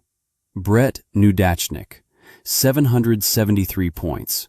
Rank, Lord, Uruk. Number 4. Shigure Kinzo, 589 points. Rank, Knight, Shinchoku. Number 5. Ferdinand Smith, 255 points. Rank, Knight, New Allied Colonies. Number 6. Valor Alvea, 250 points. Rank, Knight, Avalon. Number 7. Pablo Cortez, 247 points. Rank, Knight, The Wandering Isle. Number 8. Mirthal Farsatra, 244 points. Rank, Knight, Neaurora. Number 9. Suisei Yuki, 99 points. Rank, Knight, Yuki no Kuni. Number 10. Grokarim Bone Grip, 81 points. Rank, Knight, Stone Ridge. Drake stared at the board for a few minutes, trying to process exactly how it worked and what was indicated outside of the obvious. He had noticed quite a few names he recognized, especially the ghost that was apparently his brother, which disturbed him far beyond a mere passing thought. If what the doctor, Bridget, had said was even partially correct, he would not only be a huge problem in the future, but would also need to answer for the massive number of people he had killed in the name of some radical cleansing that was akin to World War II atrocities. The thought shot a chilling bolt of lightning down his back as his hands gripped themselves unconsciously. Besides his brother, he had seen Shigure somewhat high on the ladder at the 4th spot, respectively. The name Brett Nudachnik scratched at the back of Drake's head, like he had heard it somewhere before, but couldn't place it. There was also a name he had not remembered hearing in the announcements of the first 100 towns established, Ferdinand Smith. And it was apparent by his town name that he may be the person whom some of the adventurers kept mentioning in passing as the new president of the scattered states. While looking at the board, he noticed the points moving upwards and downward in real time. They didn't move in large quantities, at least not his own, but his brother's was moving up at a remarkable pace, which began to worry him. He tried to glean some more information using his inspection to look at all the parts of the board, hoping something would pop up. Nobility points. Points are given and taken away based on quests completed by affiliated parties or individuals in a town. Points are gained through completed quests by affiliated parties, specified nobility quests, or the nobility in charge of the respective town increases in vessel rank. Points are lost if a quest is not completed by the designated time or if the accepting party has been killed. Drake bit the side of his cheek as he read the description of the points, inwardly cursing. Just another way the system is trying to put us at odds. "What is it, Patriarch?" Saul asked, placing her huge black axe to the side and leaning on a nearby tree for a moment. She had just returned and overheard him talking to himself. She looked at him curiously as she removed another fur shawl from her shoulders, as she had gotten blood on it like the others. Drake inspected her. Saul Rock, level 23. You leveled up? Drake asked, surprised. Saul gave a toothy, tusk-accompanied grin. I did. I have felt that I was on the brink of moving forward, and the gods have blessed me with strength once more. Drake gave a smile back, unable to help himself at her elation of leveling up, before he turned back to the nobility board, frowning. This nobility thing the system gave us is concerning, to put it mildly. Drake sighed. It encourages nobility to grow their forces, leading to more people finishing quests and increasing their own power and nobility rank. Saul nodded. It was painfully obvious that it would be something you should do as a leader. It almost went without saying. Drake held up a finger. But the system also rewards you for killing other towns' forces, he explained, flipping the explanation screen and pointing to the third line. See the loss terms? Saul bent down slightly, her cleavage hanging seductively in front of Drake's face as she looked at the screen, scowling. Drake looked for a moment before he reluctantly ripped his eyes away, finding interest in a rock on the ground. This is certainly a problem, she agreed. Our warriors will be in danger from both monsters and invaders. How are we going to protect them from scheming tribes? She asked. Drake scratched his cheek. Honestly, I don't know right now. I think the best thing to do at the moment is just to advise all affiliated adventurers not to make their affiliation known without reason. I'm sure quite a few of the other towns are hunting people just for that very reason, if the tutorials are anything to go by, he said solemnly. What I'm more worried about is specific quests to do just that. The rate at which Atticus is gaining points doesn't seem normal. If every point is a quest completed, it would mean he is completing quests every few hours, and even with thousands of people, that doesn't seem right. Drake pondered. Saul had righted herself, stowing her coat and axe before she sat down next to Drake, closing her eyes as she folded her arms. He looked at her, surprised. She had suddenly become very comfortable with him after their fight, and he was sure she didn't need to sleep, being a warrior with most likely formidable stamina. But he kept to himself, fiddling around with his screens and inventory as he let the sound of her even, cadenced breaths, crackling of campfires, and the occasional rustle of tent flaps filled his ears while the night droned on. The next morning, Drake roused everyone quickly. They had used another day due to the mass of people, but he didn't want to waste any more time. He hurried the group, helping where he could as he refreshed his elementals from the previous day. Drake could keep them out for extended periods of time, but if they fought regularly, the mana he infused into them would be drained, eventually breaking the spell. How close are we to this town? Someone finally asked on their march back. Drake turned to look over his shoulder, the person flinching at his gaze. It was a small boy in a winter coat, no older than 14. Pretty close. Where are your parents? Drake asked. Don't have 'em, the kid replied. Name? Daniel, the boy said, shuffling under his coat. Well, Daniel, when we get there we have schools, or at least I hope we do. So I hope you enjoy having homework again, Drake teased. The boy groaned, kicking a bit of snow. All this magic stuff and you go and bring back homework? Those people are right, you are crazy. Drake chuckled a bit, hearing Saul give a small giggle. That's true, but... Drake held up a finger, a static, crackling resounding as he summoned a spark at its tip. I think crazy in this world is probably good for most things. The boy's eyes sparkled at the magic. Drake squelched the magic in his grip, pointing forward, the black walls he had erected coming into view. "Ah, see? Here we are." Before Drake could turn to address the group, the sound of someone falling from the sky ripped through the air behind him. A second later, he was flattened face first into the ground. "Drake!" the colorful girl shouted as she nuzzled into his neck from on top of him. Drake struggled to lift his head, snow sticking to it as he spat out a clump of dirt, grass, and snow. "Hi, Ketz. I'm back," he chuckled wryly. Chapter 40.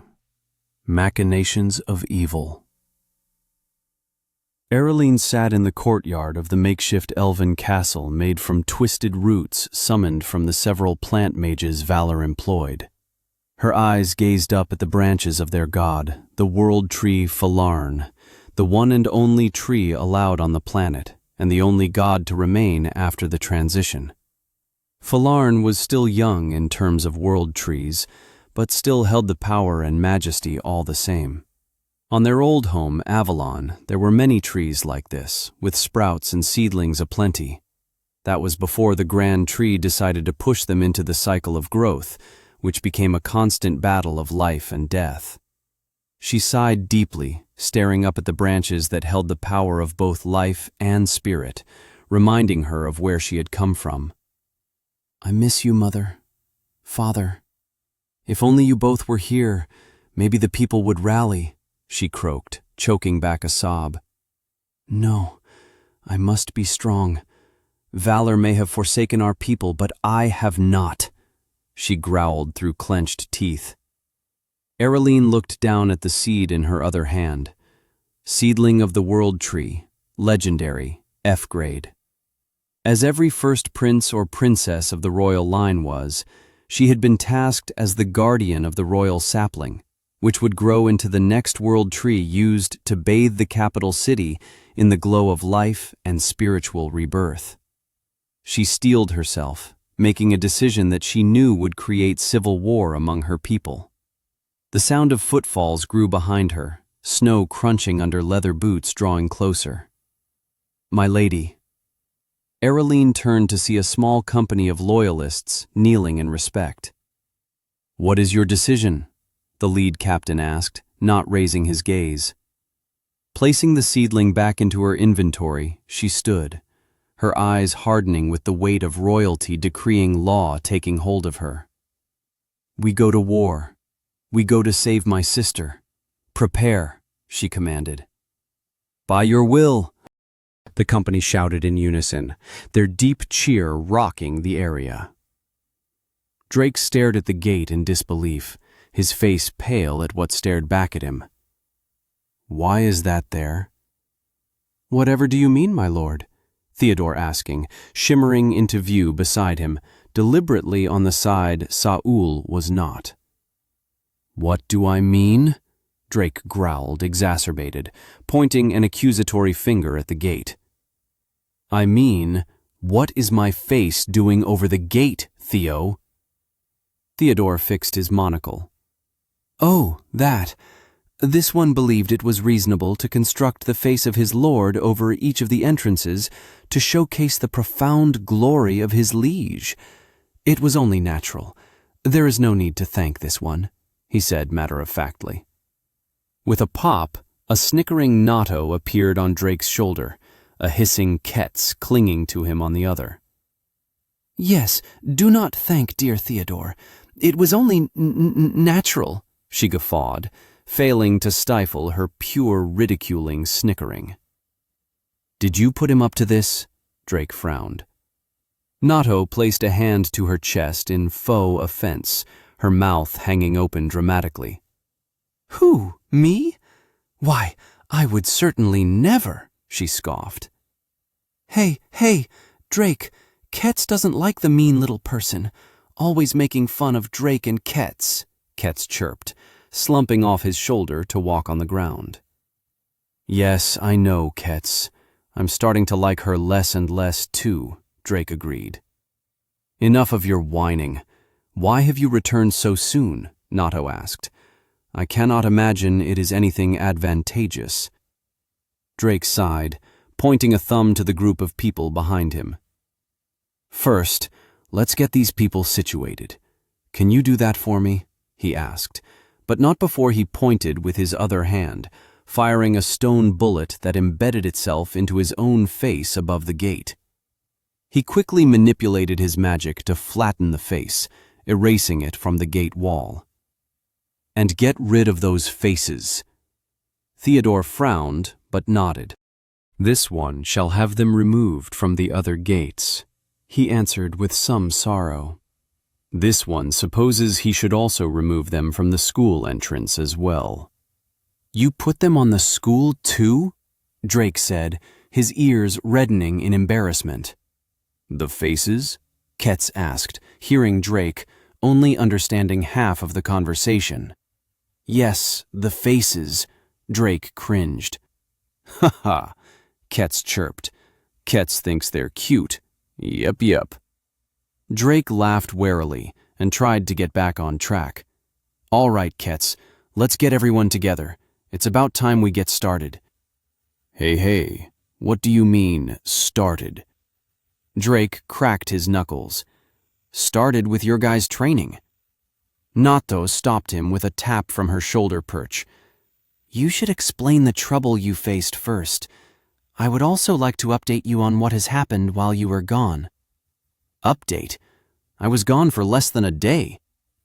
Yes, but we have already implemented several policies, several for visitors and new citizens.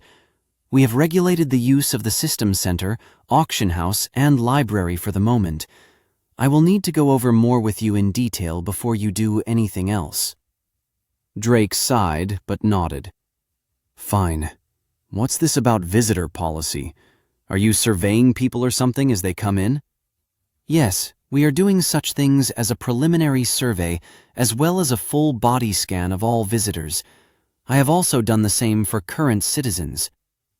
You did this for people living here already? Why? Did something happen in the time I've left? Unfortunately, yes. There have been several people detained due to having their races changed somehow. I cannot tell when the change occurred, but they have somehow been changed to ghouls and vampires. There is also a problem with... Nato paused, taking a moment to form the correct words. Certain items making their way into the town. Items? Drake parroted. I felt a tug on his arm and turned to see Ketz looking up at him expectantly. Okay, let's get this all done. Do you want to tag along, Ketz? Ketz beamed a smile, wrapping her arms around his, nuzzling into his hoodie. Yep. Saul gave a slight scowl, but sighed and relaxed her expression into a soft smile as she looked at Ketz. What about you, Sarah? Drake asked, noticing her gaze. I will check with my father first. Then I will return before we depart once more. Drake nodded, Saul's back growing distant as she made for the gate, then turned to Theodore. And you? This one is unfortunately full to the brim with the directives my lord has requested of thyself. I merely wanted to welcome thy lord back, Theodore answered, giving a slight bow before shimmering out of sight. Okay, Drake said. So how does this check for new people work? He asked. Nato pointed to the gate. It is relatively simple. They will pass through the gate like normal. As a territory assistant, I am able to actively scan anyone within the influence of your town, seeing simple information such as names, race, level, and affiliation, she explained, then paused. But if they are wearing a specific item or one of a higher rank than I currently am, the scan would need to be consensual. Drake gave a wry grin.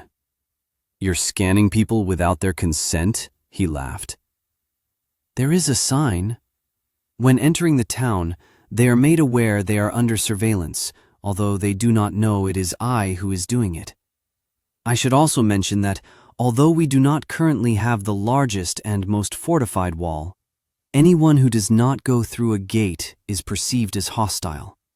Many of the guards have apprehended some people trying to do so recently. Well, that's good that we have at least a system right now, Drake nodded. All right, everyone, he pointed and shouted. Please go through the gate. You will be scanned and allowed access. Once inside, you will be directed to a temporary living space and provided with the bare essentials if needed. You are free to register as an affiliated adventurer or remain here until you are ready to move on to another town. But do not cause trouble in my city. The group behind him finally unfroze at being addressed and began moving towards the directed gate. Drake and his own small group moved as well alongside them, noticing the boy, Daniel, give him a wave before he was lost in the crowd. Can you tell me how many people went through once it's done? Drake asked. I didn't exactly take a head count when we left. Certainly, Nato said, a screen popping up in front of her. There are exactly 372 people in this group. I cannot break it down further until they pass, however, and this does not include the people that could be removed if found to be undead or having the particular item in their possession. Drake's eyebrow raised again at the mention of the item. You can scan for that as well? Every person who enters the town has their items inventoried when they enter. With the system giving everyone the ability to store items out of sight, it is a valuable feature designated for TAs. I can do nothing to their inventories, but I have the ability to create a file for each person. They are also scanned before and after entering the auction, center, bank, or any building, really. There have been 0 successful thefts, of course, and I have dealt with any attempts myself. Yourself? Drake smiled curiously. Yes, certainly. I have the stats to compete with nearly anyone now. Nato grinned. Drake clicked his teeth, imagining seeing Nato taking down people several times her own size, with arm bars and rear naked chokeholds. Could she even get her arms around someone's neck? You aren't killing anyone, are you? He asked skeptically. Only if they deserve it, she answered flatly. Unfortunately, no one has done anything that severe yet. She sounded slightly downcast. Hey, you should be happy about that, Drake grimaced. Nato waved her hand dismissively at him. Ah, it seems we have caught one, she said, pointing to the boy stopped at the gate. It was Daniel. Drake frowned. What was he stopped for? He isn't... No, he is not undead. He seems to have an item on him in his pocket, Nato answered, disappearing with a pop. A moment later, she returned with the same pop on Drake's shoulder. Dropping the item into his open hand, she sighed. It is running rampant at the moment. Unfortunately, there is not much I can do outside of banning its use within the town, as it is a legal system item. Drake inspected the item. Low-quality core steroid, common F-grade, stat-boosting steroid that gives a temporary increase to all stats by 10%. Duration, 30 minutes. No cooldown. Made from various herbs and the crushed core of an F-rank monster. He frowned deeply, waving to have the boy brought over. A steroid? And from a monster core? I should have guessed it was a thing, given how the system categorizes nearly every job as a non-combat class. Why wouldn't it have drug makers? He sighed. The problem does not lie with it being a drug. There are many pills that you have taken yourself and many others in the multiverse. The issue is that it is highly addictive. Unlike how using cores and skill stones normally increases your level and proficiency, but will eventually reach a cap until you have ranked up once more, these steroids stunt your growth indefinitely. She spat in disgust. And the higher and more pure the product, the more addictive and potent it is, while shortening the time until it destroys your potential. Daniel finally made it to them, his head down. Drake kneeled, holding the bottle of the dull, purplish-red powder.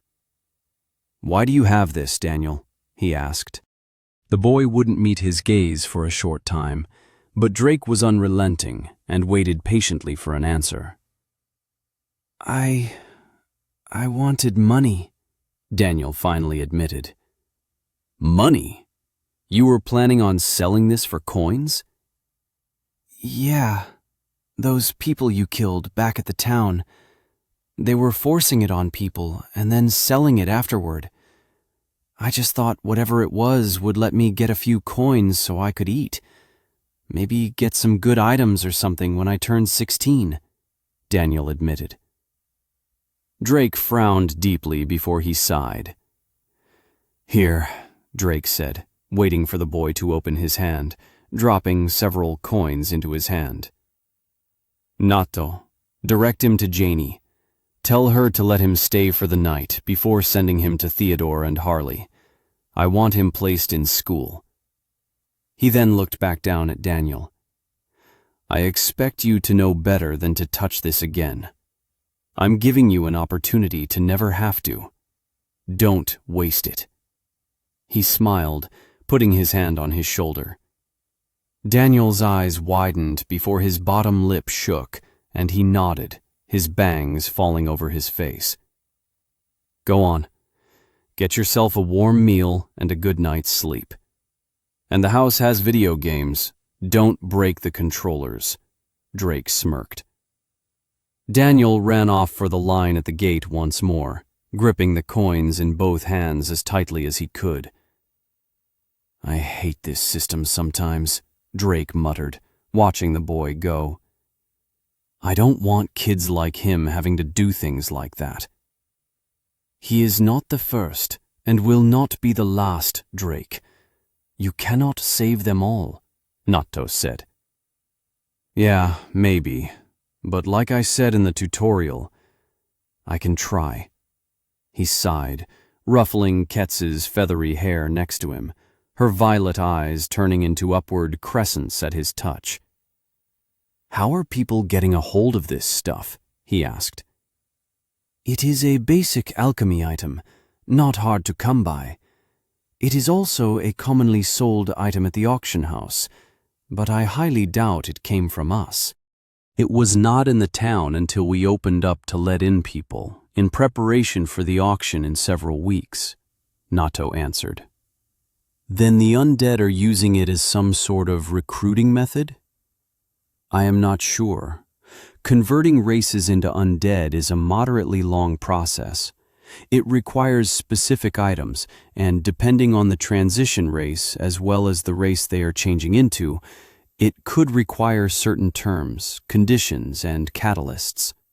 It is not just basic undead, vampires, and ghouls that we have seen. There are tales of some adventurers coming from the west who have seen lesser ghosts and banshees. It is troublesome, to say the least, if the undead have a hold on this planet already." Drake had yet to look into the vampires' spatial bags, but after their conversation with Daniel, he opened up the several that had dropped from the bodies.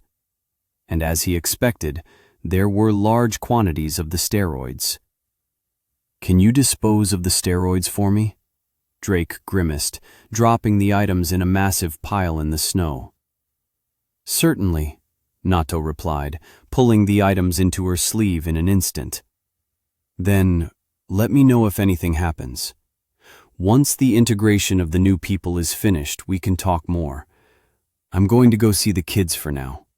I don't think I need to explain after this, but the undead are working something in the background, and I won't let my family stay out of reach any longer. We are going to rescue them." Chapter 41, or Forever Hold Your Peace. Drake's eye twitched as Ketz bobbed back and forth on her heels, using his arm as an anchor as she hummed to herself. "What is this?" he muttered. "Do not be so dense. It is a home, Natto said matter-of-factly. Yes, but why is it here? It's only been a day.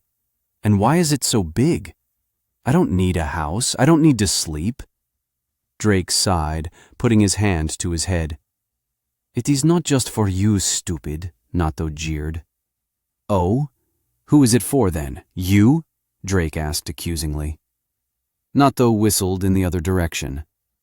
No, it is for all the stray kittens you seem to be picking up, as well as, Natto snickered, lovers? Drake flinched. Oh yes, my dear patriarch, do not think I have not noticed the air between you two. Warmed up to you, has she? Natto smirked, raising her eyebrows suggestively. None of your damned business, Drake muttered. So, are the kids here? He asked. Yes, they are inside. The house is still in construction. I took what wood we had used to temporarily make the frame. It should be finished by the time you come back from picking up your family. Drake looked at the massive 3-story building on the island. It was a mix of traditional and modern-style construction.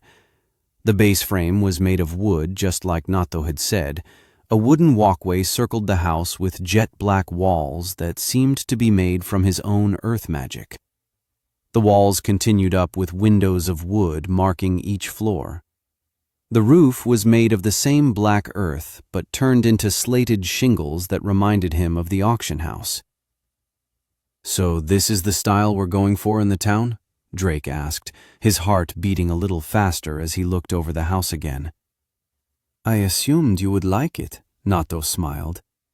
We unfortunately do not have the materials to do it justice, but once we obtain some skilled craftsmen and better materials, it will be swiftly rectified. It should be mentioned we are in desperate need of materials.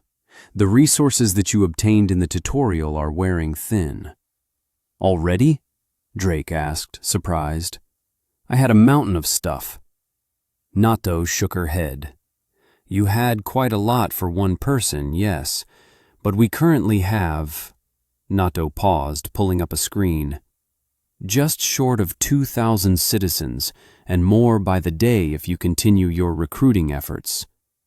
Drake frowned.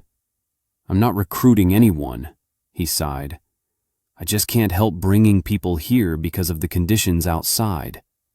Yes, well, if you continue to do your hero's rescue for every lost soul, we will certainly run out of not only food and shelter, but also space and material to house them.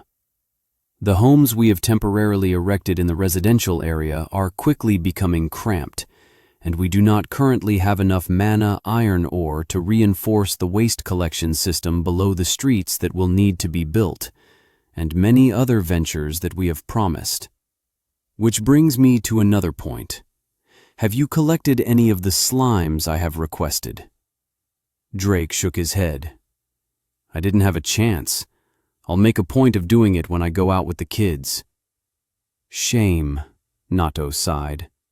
Our current measures will only last so long before it becomes unsanitary, I should have you know. This mass of people will only grow larger over the days, I am sure, which will also require more resources. This town was hastily made to have you gain a title, which we failed at, I might add. However, we did not have the funds or materials to maintain this level of growth. If we had more personnel, we may be able to stabilize. She huffed. Thankfully, we now have the library. Oh, the manuals inside? Drake asked. Yes, the manuals have made significant strides in addressing the problem. And somehow, the books you retrieved from the colleges have also allowed many people to gain more advanced crafting and non-combat classes. But it is still slow-moving as of now. They still need to be nurtured and given time to gather profession experience. I have to hand it to the treant inside. His library is vast.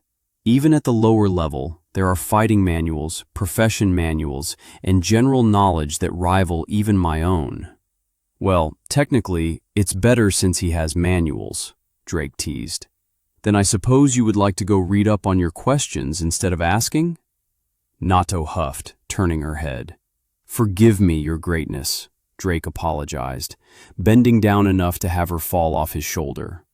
Nato picked herself up from the snow-covered ground with a frown, holding her open hand up. Drake smiled and placed a bag of cookies into it. Will this suffice as an offering? He scoffed.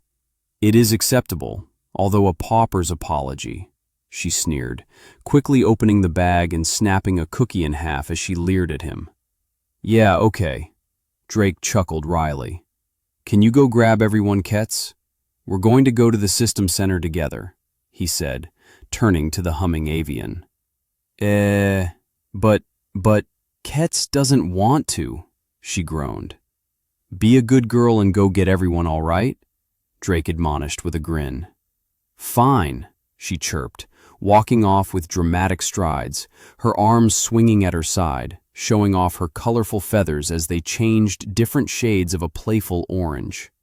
Once she was inside the house, Drake turned back to the snacking Nato. All right, can you go over the skill stones I will need for the kids?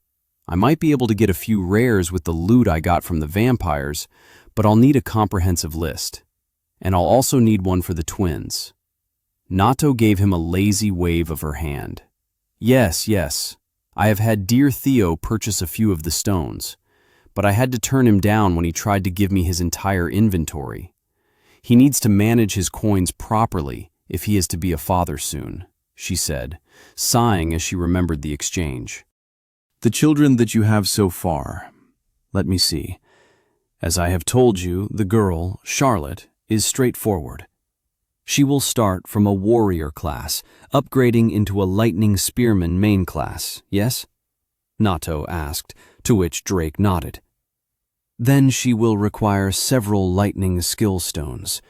She can either use common body and warrior stones to fill some of her slots for her more general use skills, or if you wish to have something more specific, there are uncommon spearman skill stones. Her subtree can either be the commonly used internal mastery or something similar. Most of those rarities are very general purpose and all-around beneficial for any fighting class. If you wish to have her trained in a specific direction, though, there are other options. She could focus on pure technique over the elemental augmentation the class uses, going for combat-oriented subtree boosting stones. Like the Vanguard subtree, but it is unfortunately another rare stone. You would be able to access the same skill pool from a Guardsman subtree, but since it is an uncommon rarity, there are more duds in the pool. My suggestion, however, is to have her lean into the elemental augmentation of her future class. It may be expensive, but a Valkyrie variant of substone would be perfect. A variant? Why not just get the Valkyrie stone itself? Nato shook her head.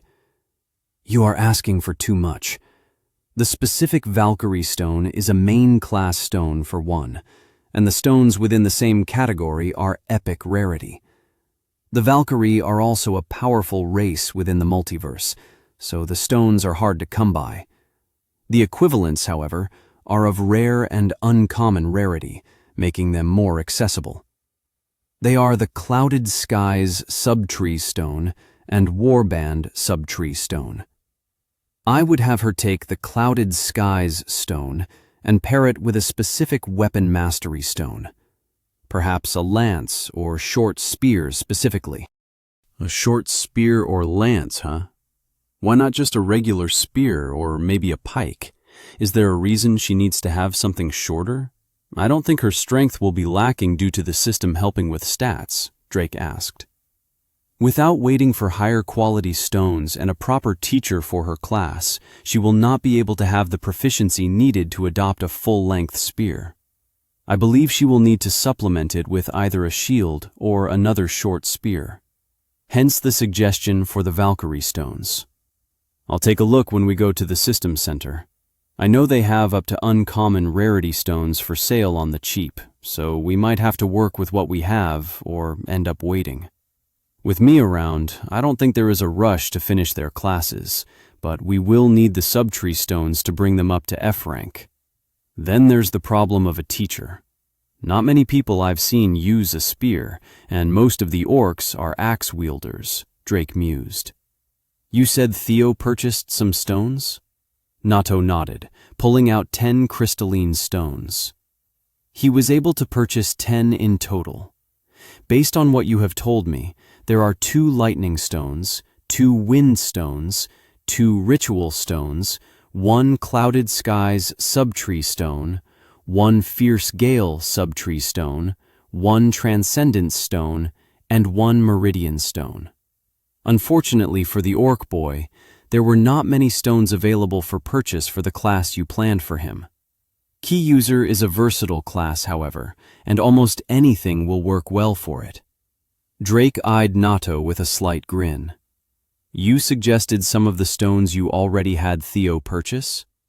I certainly may have thought ahead a bit, she smirked. The other boy, Landon, was it? His class is another versatile class, but the stones required are always in demand. Honestly, they ate through most of poor Theodore's reserves. Ritual stones are multi-use stones for summoning and taming classes, which are in high demand in the multiverse. Why's that? Drake asked, surprised.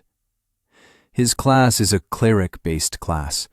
I would have expected more people to move towards pure buffing or healing classes with that initial selection. That is certainly logical, but with summoning classes, the summons are usually immortal in a sense and can be used indefinitely for battle so long as the summoner is alive and has a large reservoir of mana. Ritual-type classes that also use the stones need to be done in large groups for massive war arrays and battle circles. Because of that, older empires and forces quickly buy up the stones for their auxiliary forces. But we were able to get 2 without much trouble, Nato said proudly. She then quietly added, although at a high premium cost. Then what about Quetz? The bird brain is somewhat straightforward, much like the other girl. The class you presented me with, the Wind Gunman, can branch into many other classes once it reaches its 2nd upgrade, but for the most part, she simply needs dexterity-oriented stones. I suggest peppering in a light smattering of assassination and stealth stones for good measure and survivability. Still, we did purchase her a fierce gale subtree stone, which will turn her into a flying little monster. Then we have most of what we need for them already? Drake beamed. For the most part, yes. But you will pay Theodore back. He may willingly follow you, but he is not a piggy bank. He has his own family to think about as well, while none of your party members seems to have brought family with them, which is terrible. He is building one here with Harley, Nato said firmly. Drake grinned at her, his eyes thinning. Aw, look at you. I always knew you cared, he teased. Nato humphed and turned just as the sound of snow-crunching footfalls came closer. Drake turned and gave a wave to the group. Yo! Good morning, Charlotte said, giving a wave back, her face flushed. Greetings, Lord Drake. Atropos bowed, her brother Clotho following suit without a word. Yo! Landon waved back. I thought you were going to be a few more days, he yawned. Surprisingly, Kalik too was also here, staying just behind the others as he greeted Drake only with his eyes before turning his head away. Some stuff came up, and we're moving the schedule up. Bad people doing bad things and all that, Drake said in a light tone, trying to keep the conversation bright for now. The new boy, Daniel, is already inside the house, Charlotte reported before Drake could continue. Oh, good, Drake replied. Hope he gets along with Brody and Sid. He's been through some stuff. Damn, it feels like I'm saying that about everyone recently, he lamented. I'm going to be very direct with you all, Drake said to the 16s. This is the last time I will ask if you wish to back out. Once we start, there is no turning back. You will no longer be kids in my eyes. You will be adults, and I will instruct you as such." Charlotte and Landon shuffled on their feet a bit, but said nothing. "Since you saved me, I have always planned to follow you and repay you with a life debt, Lord Drake," Atropos said, bending at the knee to kneel. "By my clan, I will serve you beyond the best of my ability." Drake was taken aback by not only the abrupt declaration, but Atropos giving Charlotte a turn of her head before facing downward again. Her brother looked to have chewed on something sour before he also bent at the knee and bowed his head without a word. "I have never been a child. If following you is what I must do to protect my tribe, I will suffer through the dishonor," Kalik too said from behind the twins with a scowl. "Dishonor, huh?" Drake muttered sourly. Hey, Ketz will go anywhere with Drake. She doesn't have anyone else, so Drake is my flock now," Ketz answered, her face curved into a smile, but her feathers turned a deep purple, betraying her expression. Drake looked sympathetically at the teens. He knew they had all been through different troubles, experiences most adults couldn't even compare to, and he would have to force them through even harder trials still. "Then speak now, or forever hold your peace," Drake said coldly. He looked at them, knowing he had to lock away the part of himself that wanted to call off the whole thing and put everything on his shoulders regardless of the consequences. Irrespective of how insurmountable the task seemed, or what Nato told him was impossible for one person, he wanted to protect these kids, and everyone else he could. But he couldn't stop what he had put into motion now. The waves of change brought by the system were too big. Chapter 42. Kid Status No More. "No objections, then?" Drake asked the group. None of the teens replied, each holding his gaze with varying expressions. Atropos and Clotho had stood up at this point while the rest formed a line. "All right then, let's get going," Drake instructed, beginning to cross the bridge, the line of people following close behind. "Atropos, Clotho, I need to know your classes and how many skills you have." Atropos turned to her brother, her eyes still closed, garnering an understanding nod from him before she spoke. "We both had only received our main class upgrades from the Great Wolf God, as our hunt had ended, and did not have a chance to use any stones. Shortly after the hunt, we were separated from our clan, and were then captured by those people," she said solemnly. Drake felt a pang of sympathy for the twins, but he quickly reminded himself to keep his emotions in check. Training would begin soon enough. It does get me thinking, though. Did the system use Earth as the template for the merge? It seems like most of the earthen topography was kept intact, while the other worlds were split and fractured.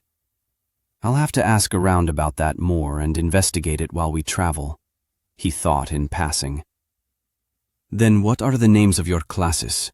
The dirtbag said you had an epic and rare class," he asked, his face twisting with a sliver of disgust, remembering the man.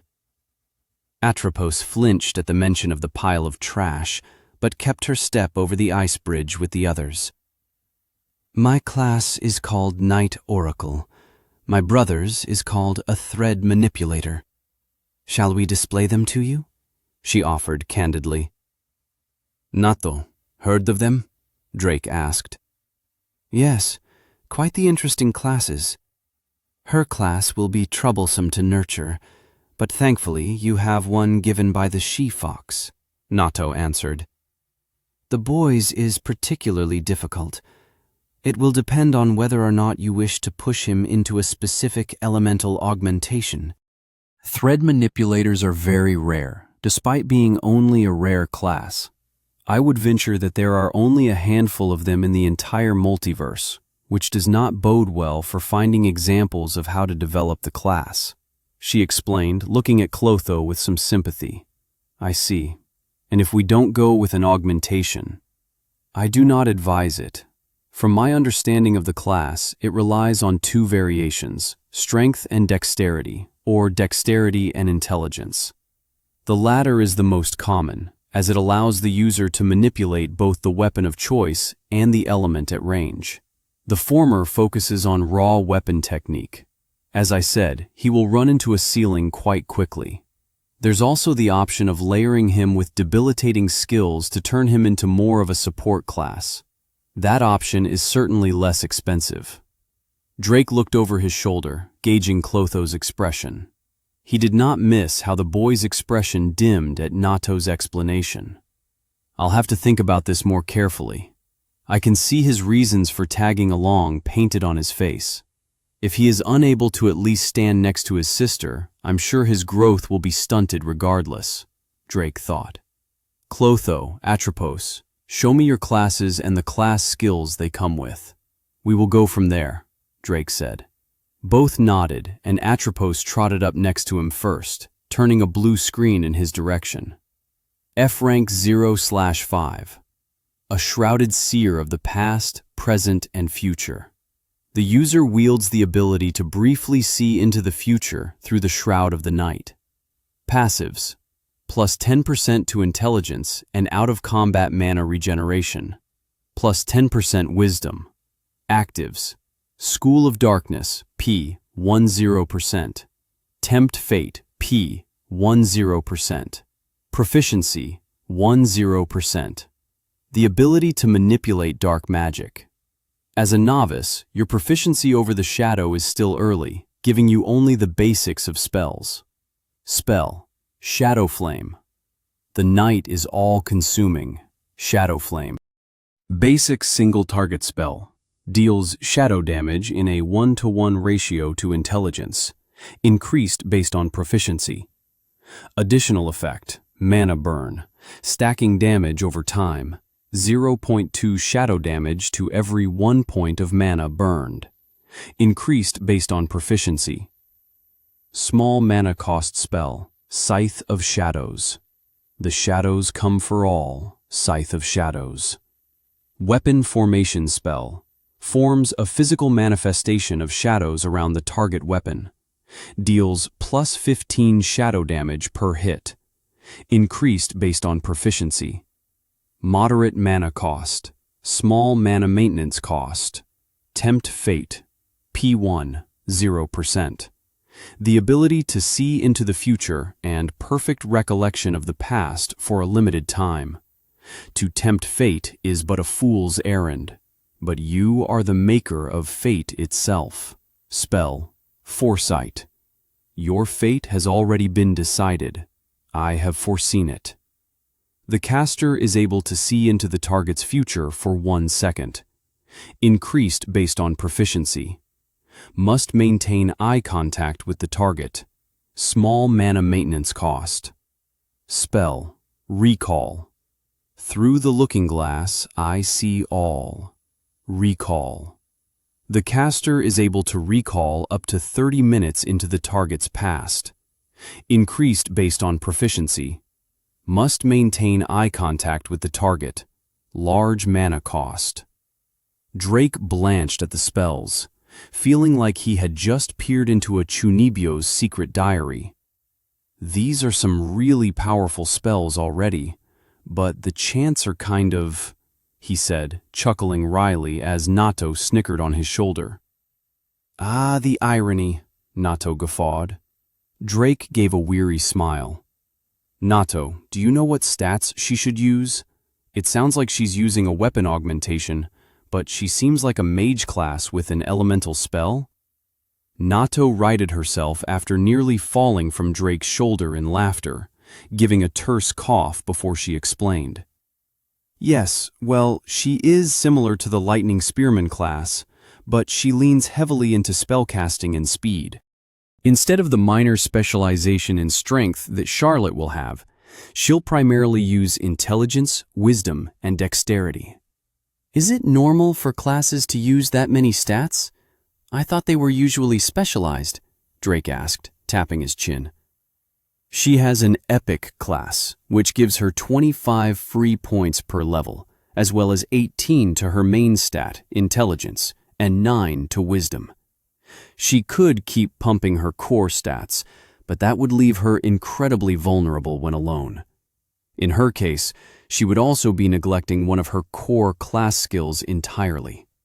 The Shadow Scythe seems to require physical contact to be efficient, so I would assume she needs dexterity. She can forego stamina, however, as there will be mage skills that can compensate for it. The higher one's main class rarity, the more options they have. While there are certainly those who wish to continue specializing with the larger number of free points, making them extremely niche powerhouses, there are those who would lean more towards rounding out like you have. Admittedly, that path often sees less success, but more people choose it in the hope of surviving rather than pushing themselves to the extreme. She has a very high skill ceiling then. Atropos, you really pulled a high-tech class, huh? Drake said with a smile. A high-tech class, Atropos repeated, her eyes furrowing adorably. It means it's highly difficult to master. I can already tell it might take you a while if you have to use both close combat and magic. But that's good. That means I can help you with that, Drake said, giving her a thumbs up. Next, it was Clotho's turn. He begrudgingly walked up to Drake and turned his screen over for him to see, turning his own head away from Drake's gaze. Thread Manipulator, Rare, F rank 0/5. The Weaver and Judicator of the Threads of Fates. The cogs of fate begin to turn slowly as you begin your journey. Passives, plus 5% to dexterity and out-of-combat mana regeneration. Plus 5% wisdom. Actives, Thread Manipulation, P10%. Cat's Cradle, P10%. Thread Manipulation Proficiency, 10%. A skill that enhances the use of twined material and allows the user to freely manipulate it. Allows manipulation of twined material at a small maintenance cost of mana. Plus 50% to durability and tensile strength of twined material, increased based on proficiency. Cat's Cradle, proficiency 10%. Skill, Cat's Cradle, losing yourself in the strings of fate leads to a mortal end. Cat's Cradle, execution skill, damage based on stacking strikes made to target. 2 damage for every 1 dexterity based on damage stacks to target. Stacks diminish over every 10 seconds. Maximum stacks 100. Additional effect. Maximum damage stacks increase execution damage by 2 times. Medium cost of mana and stamina. What exactly is with these 2 twins? Are they the fates or something? These skills are more weebish than the ones I come up with on my own. Drake thought internally with a bit of jealousy. These are some really good skills, but what exactly do they use for weapons? There's nothing in the descriptions, and the class names are sorta ambiguous, aren't they? Drake asked, mulling over Clotho's class. It says something about twined material. Can that be anything? Or does it have to be a recognized weapon? Nato also paused, taking in the screen and the information for a moment. As I have said, there are not many people who possess this class, so information is limited, on top of the already limited information I am allowed to divulge. The problem with the weapon is that the material used is far more important. There are very few materials that synergize well going into the higher ranks. The class is overall difficult, Nato said frankly. There are limits to its strength if the skills gained are not strong enough or do not mesh well together. Then the specific equipment becomes more and more limited the higher the rank. He will most likely be the most expensive individual to train in the bunch. Clotho's face frowned deeply, his sister placing a hand on his shoulder. "I will gladly pay for anything he needs, Lord Drake. Please do not leave him behind," she cried, pleading with him. "Who said he's going anywhere?"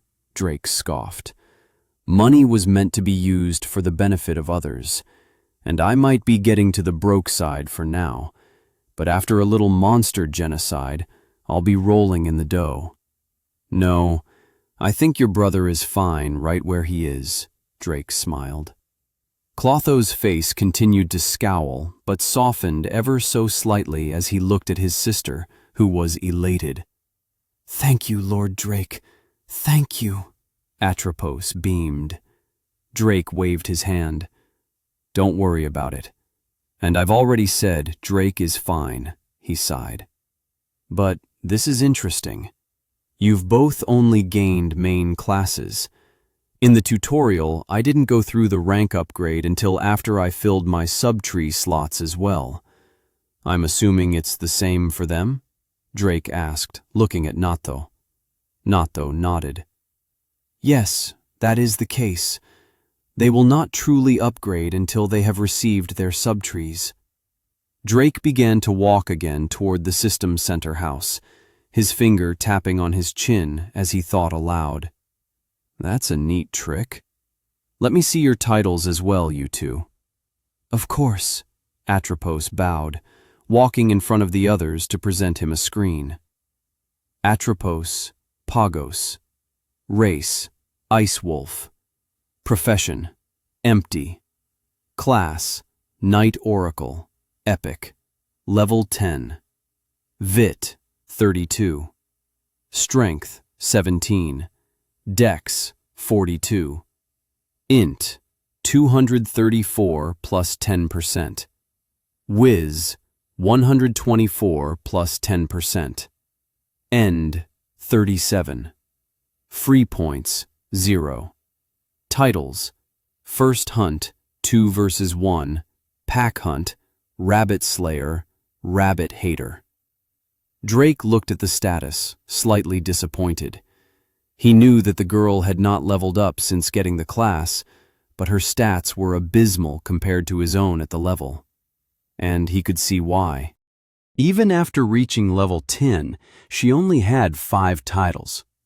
It seemed that her titles were slightly different, but based on her stats, they gave roughly the same bonuses. Her First Blood title was replaced with a First Hunt instead, but looked to give the same stat bonuses. He inspected the other titles to make sure, and they confirmed his assumption. Well, at least she has the Pack Hunt title right now, which is 10 points to each stat, but she can easily earn many more. And she only has 2 monster-slaying titles? Was she carried? Drake wondered. "How much fighting did you do in your tutorial?" Drake asked quickly, as the system center and the crowd of people came into view.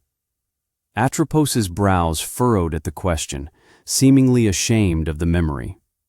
"At first, we were allowed to participate in the hunt, but after the infighting and the monsters began to increase in strength, we were left to be protected. As part of the Ice Wolf clan, I am ashamed," she muttered, her head tilting down slightly. "That's nothing to be ashamed of," Drake said, patting her head. "You were still a kid." But Drake's expression hardened with a sigh. "Unfortunately, that is going to change." He looked to Clotho. "Is yours roughly the same?" Drake asked. The boy didn't scowl this time and obediently walked up, turning a screen to him as well. Clotho Pagos. Race, Ice Wolf. Professions, Empty. Class, Thread Manipulator, Rare. Level 10. Vit, 62. Strength, 103. Dex, 41 plus 5%. Int, 11. Whist, 21 plus 5%. End, 26. Free points, 126. Titles, First Hunt. Drake winced. "This is," he muttered, trying not to show the surprise on his face. Going to be difficult. I'm going to be blunt, Clotho. You started as a warrior, it seems, but your class that you rolled requires dexterity and wisdom, and you seem to have fought even less than your sister. This will take some effort to fix. I hope you're ready. Clotho's eyes turned to daggers, but he nodded, stifling determination oozing from his animal copper-colored irises. Drake scoffed. Looks like you have enough motivation at least. And let's call it a blessing that you haven't used your free points yet. He nodded. Keep them for now. Once we start using skill stones, we can distribute them properly. You're in a very unique situation for both of you. Once we start, since you haven't upgraded your ranks, we can get a few titles that will help immensely. Some might be hard, though, depending on how the system sees it, but we'll cross that bridge when we get to it. However, for now, I believe we have all the necessary information. So, let's get our cards. Drake cheered, raising a hand into the air. Chapter 43. What Does It Feel Like? Part 1. Charlotte followed behind with Landine, Kalik II, and Ketz. The avian had inched forward, trying to be as close as she could to Drake. Sighing, Charlotte looked at the back of the man who had saved her. Conflicting feelings stirred in her chest. She looked at the back of the other girl who had joined the small group of trainees Drake had picked up. Her long, snow-white hair and flawless features only drugged up feelings of envy from Charlotte as she played with the ends of her auburn hair with a small frown. I wonder if he likes longer hair. Saul has long hair too, she thought absent-mindedly. They had been walking for a while now, on their way to the system center to finally finish getting their affiliation cards and quests. Drake had come back early, just after Landine, the last one to turn 16, had his birthday. The group didn't celebrate birthdays like before. The small party they had was with what they had on hand. Small bags of sweets Drake had given them, and a single makeshift cupcake with a lit piece of wood as a candle. Her mind snapped back to reality when she saw Drake smile, placing his hand on Atropos's head and ruffling her hair. Charlotte frowned. Don't get so close to him. I was here first, she mumbled under her breath. What was that? Landine asked. I just said it was cold. I want to get this quest done already and get started. I'm ready to get stronger. I hear you on that, Landine replied, but Charlotte could see the hesitation on his face and hear it in his voice.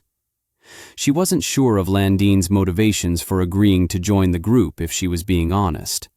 And truth be told, she hadn't really asked. He was a nice boy and funny, but it seemed more like he was trying to convince himself every time he explained his reasons.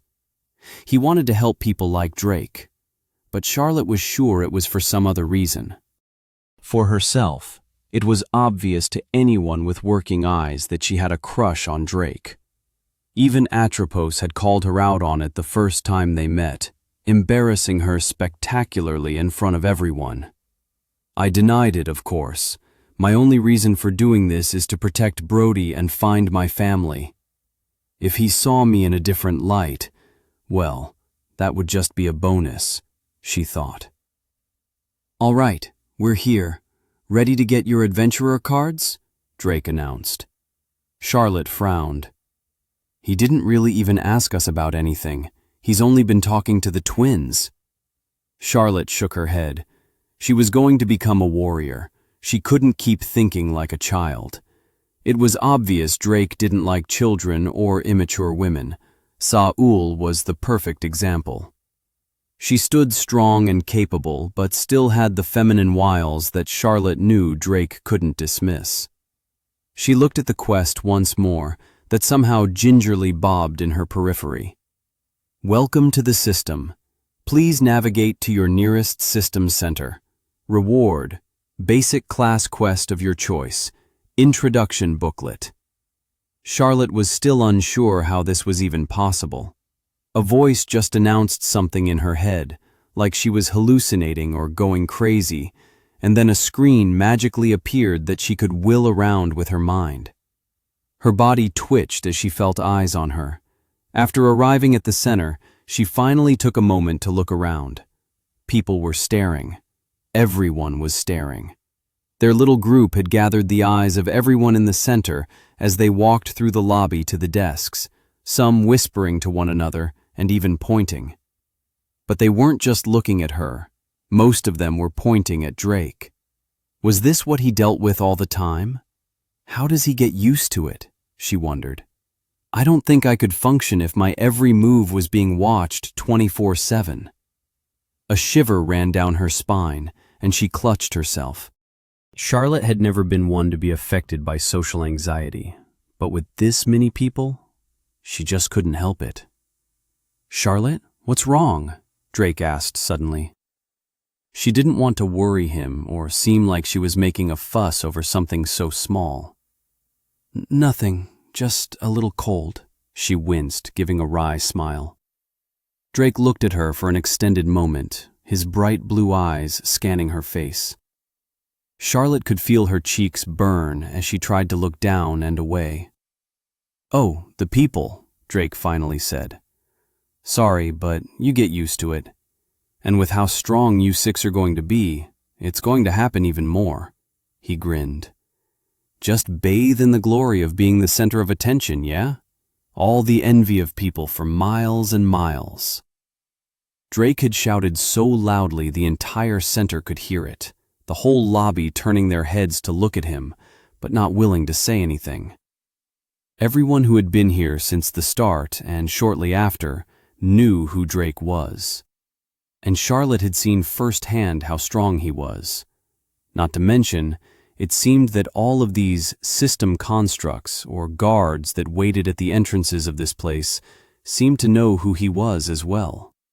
They all bowed as he passed. That's what having power like he has is like, I guess. I wonder what it's like.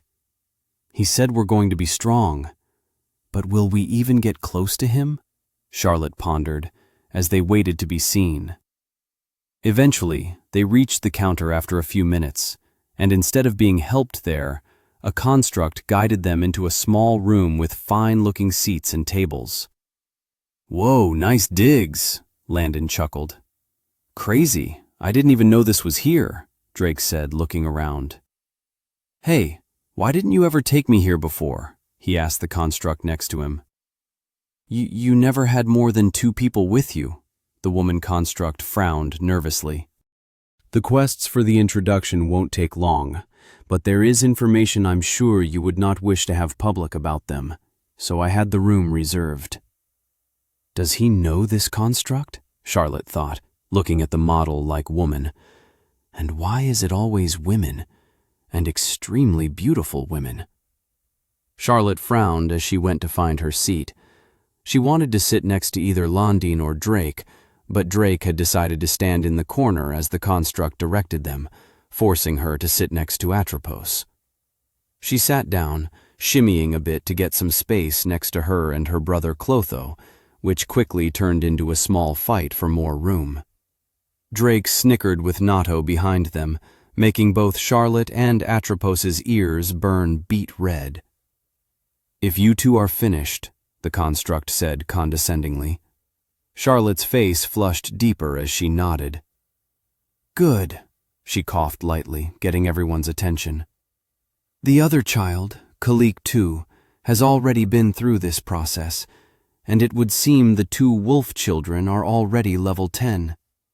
But in a moment, you will all receive confirmation of your quest being completed, and receive a new quest to select your starting class.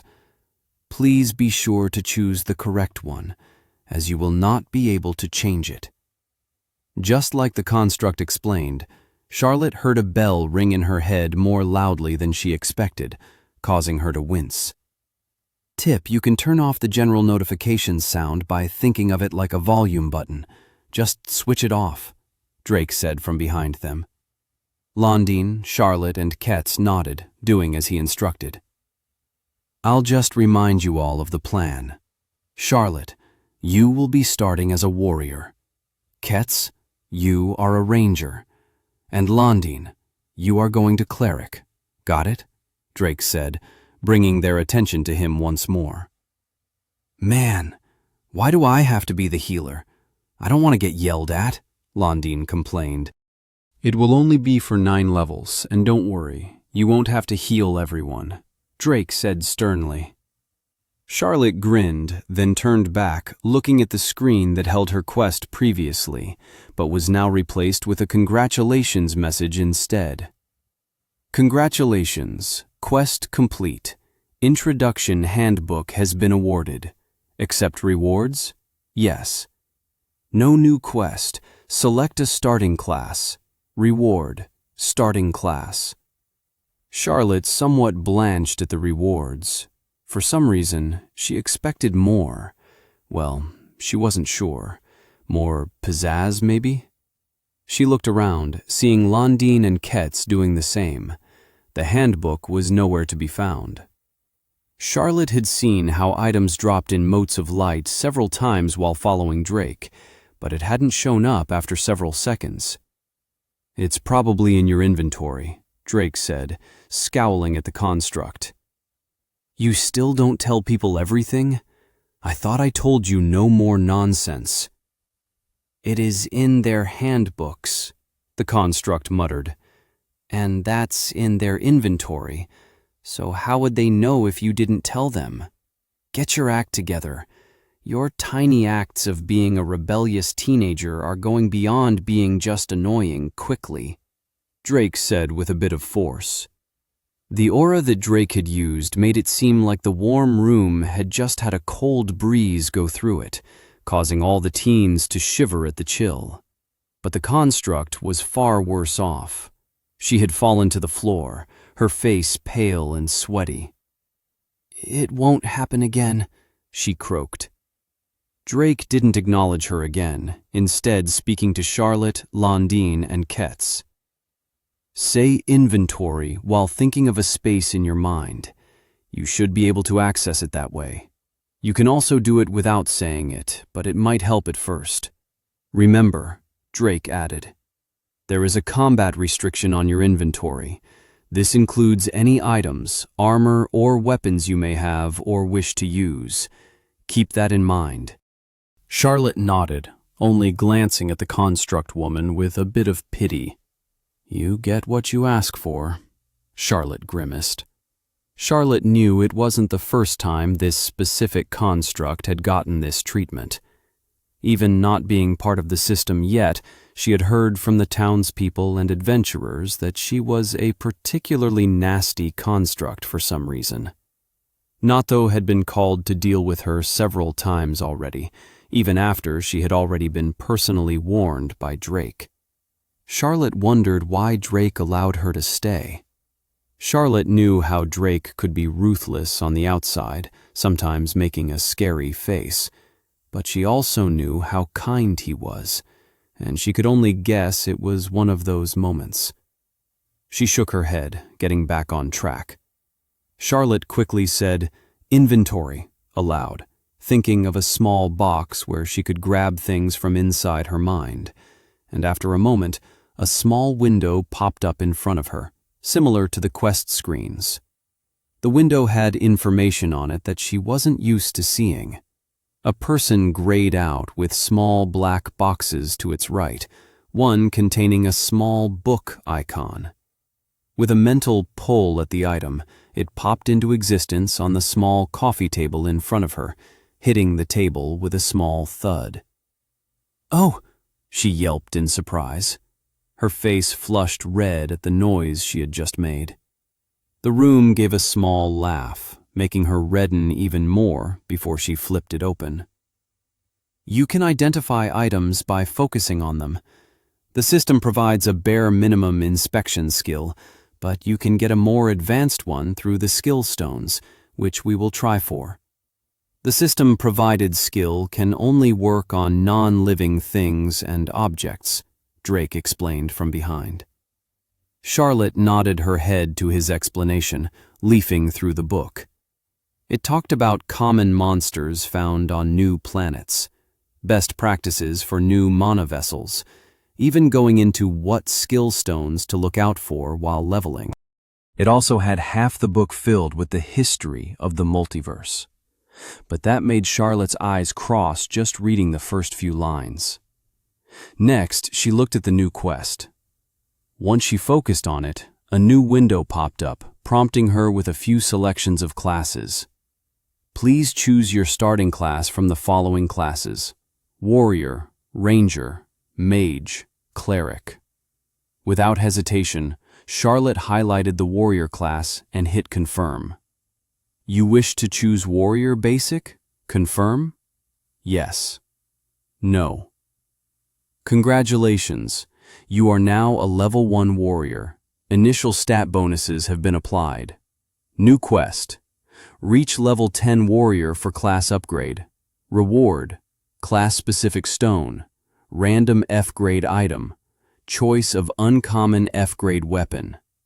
Charlotte braced herself after pressing confirm for her class, assuming that she would be inundated with power as the stats flowed into her.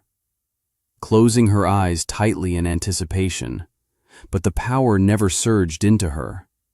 She slowly creaked her eyes open, hearing the sound of someone snickering lightly behind her. "What are you doing?" Drake asked with a grin, Nato snickering with her sleeve over her mouth. I thought gaining the class would be like..." Charlotte chuckled wryly. Drake pumped his arms, yelling loudly, "Oh, the power! The power! It's overflowing!" he roared. "Something like that?" Charlotte's face went beet red for the umpteenth time, like a ripened tomato, as she nodded, embarrassed. "Sorry, not just yet. The basic classes don't have enough juice in them to do that. Once you reach the first advancement, that's when we will have to start to worry. Nato has told me something interesting. Most of you have epic classes, which means most of the skills that you will gain are going to be of higher quality as well. Which explains why Bjorn is such a monster."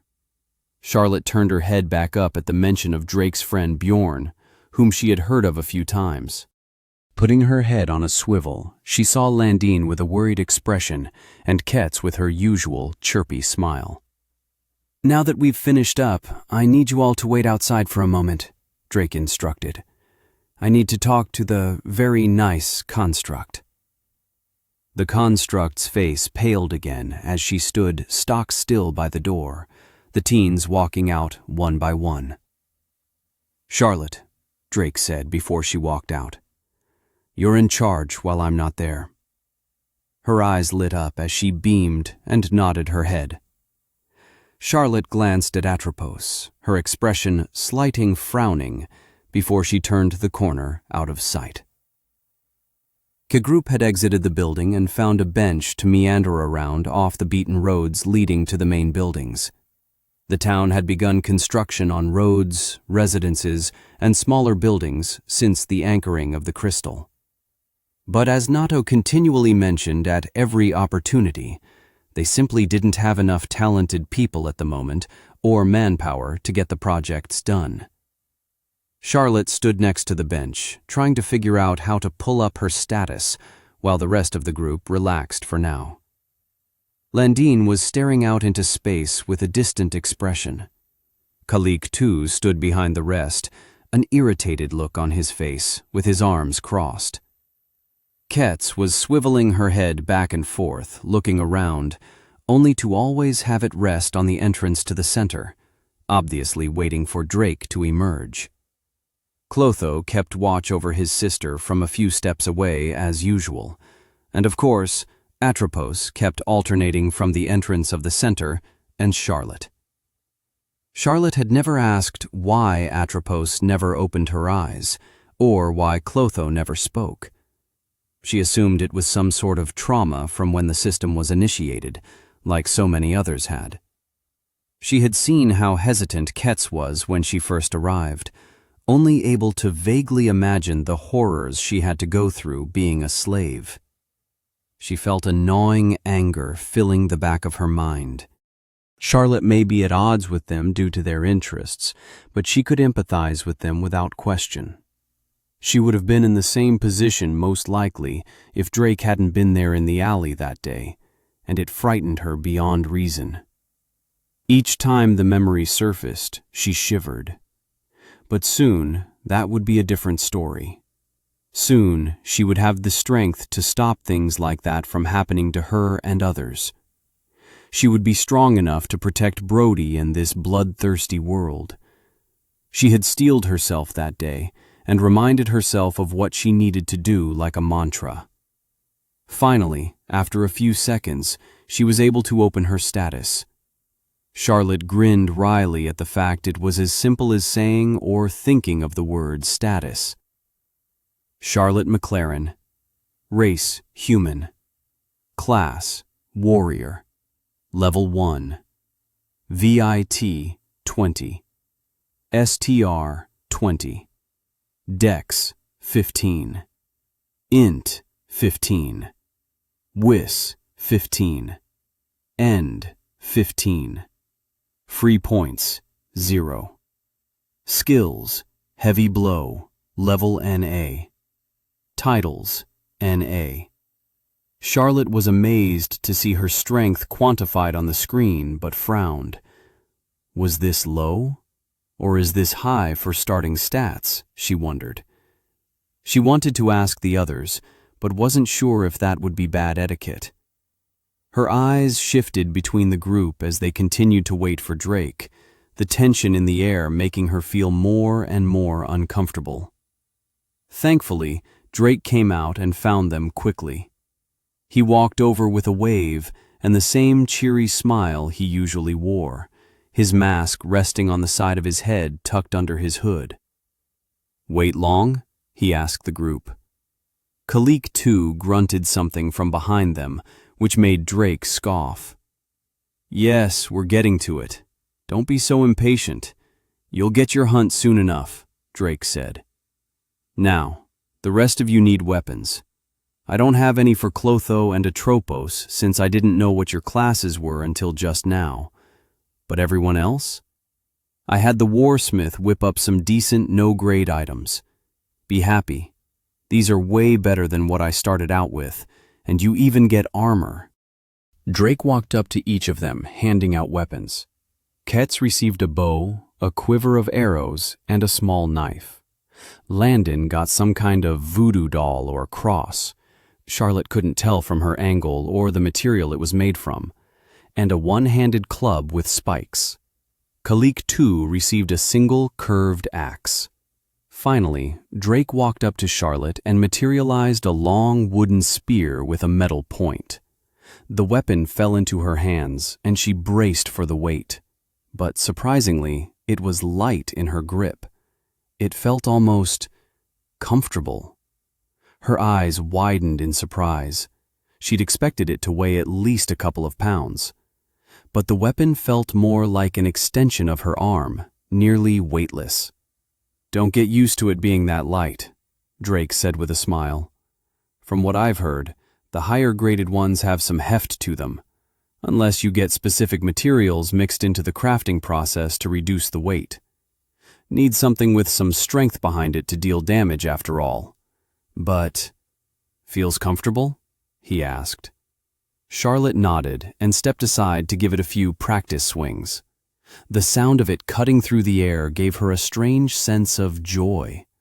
She turned back to Drake with excitement in her eyes, but his expression left her confused.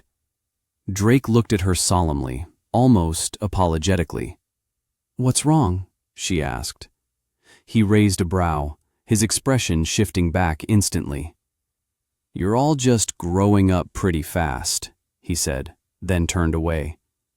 "All right, let's get to the gate. Saul should be there by now." Charlotte gripped her spear with both hands as she watched Drake walk off, unsure how to feel about his words, or what they meant for her future. Chapter 44. What Does It Feel Like?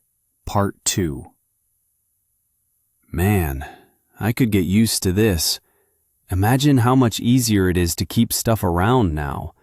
No wonder Drake has a metric ton worth of stuff he can take out. Landon chuckled, playing with putting things in and out of his inventory. His despondent expression from before was replaced with a kind of curiosity and joy Charlotte hadn't seen before. After the group had met back up with Saul at the gate, Drake wasted no time in summoning elementals to grab the school buses that they used before. Atropos and Clotho hissed at the yellow tubes with wheels, and Quetz fluttered nervously behind Drake, her feathers puffing up.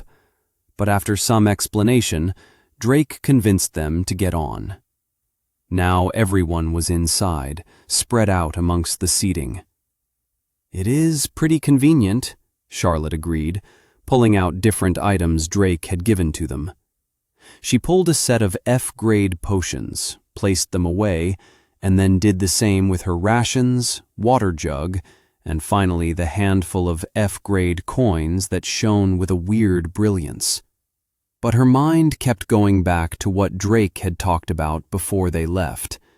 He had told them that he would not be helping them while they were leveling from 1 to 10.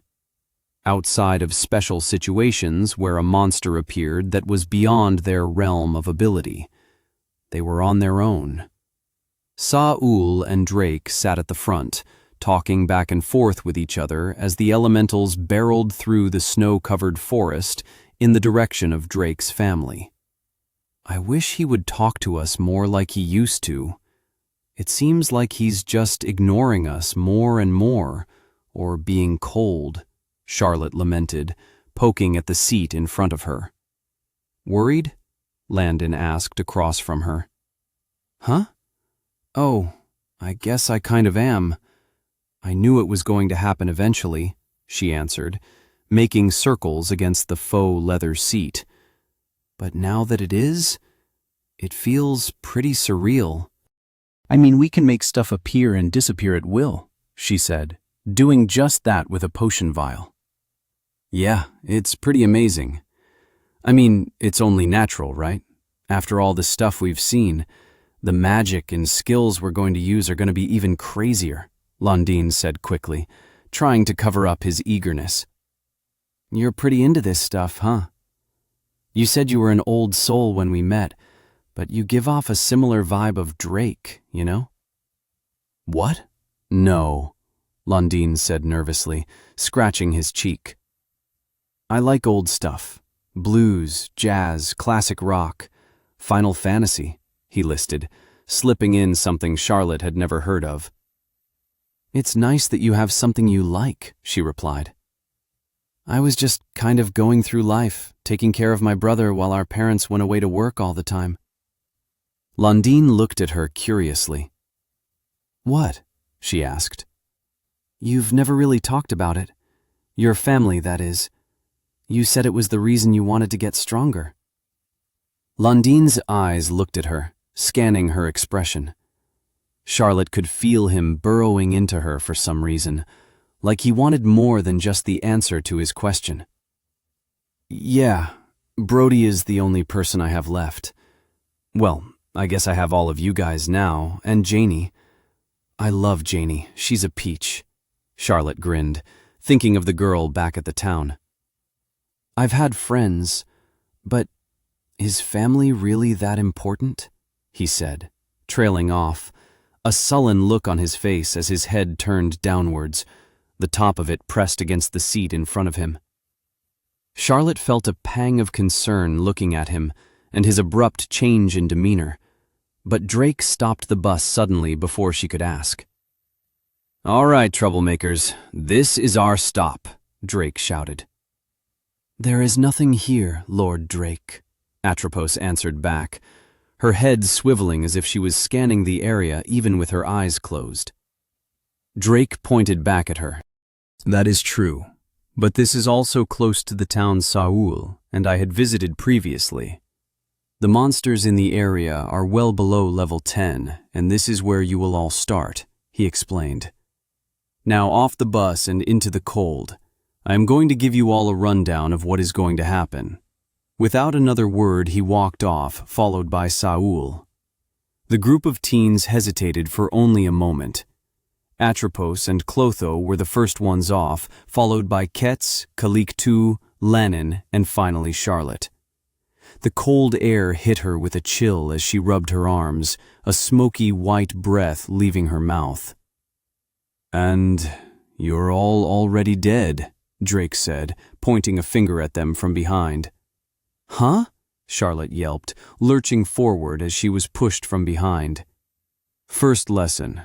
There is always going to be something that wants to kill you. Or someone," Drake said coldly, letting his aura out in a haze around the area.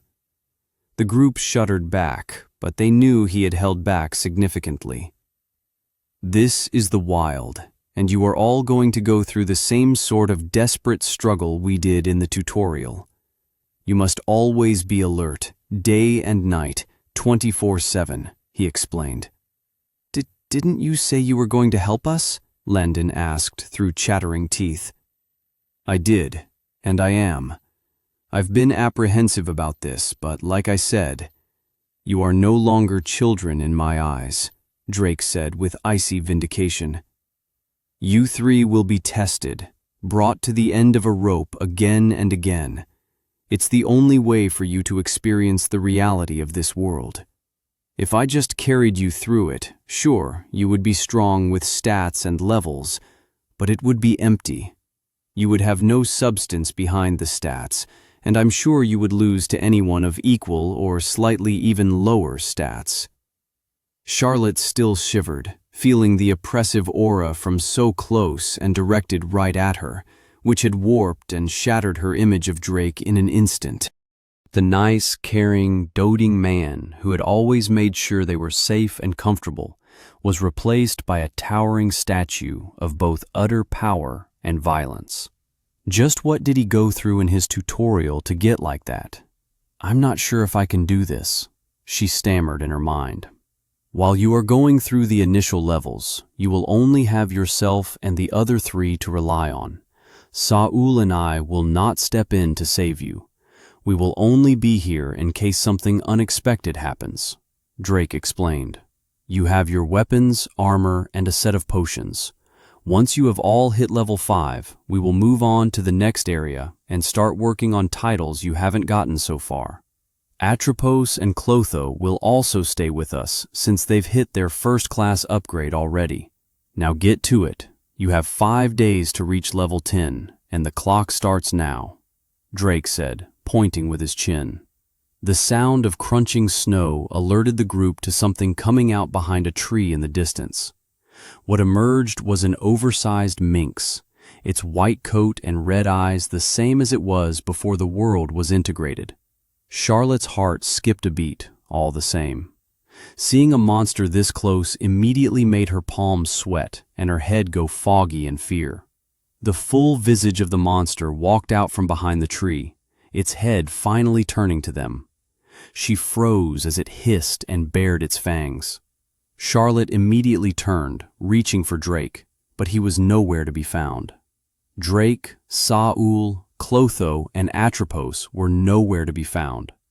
Only Landon, Quetz, and Kaliktu remained. While Landon looked just as bad as she felt, Quetz looked even worse. Her feathers had gone a ghostly white, indicating just how frightened the avian was. The only one to move was Kaliktu.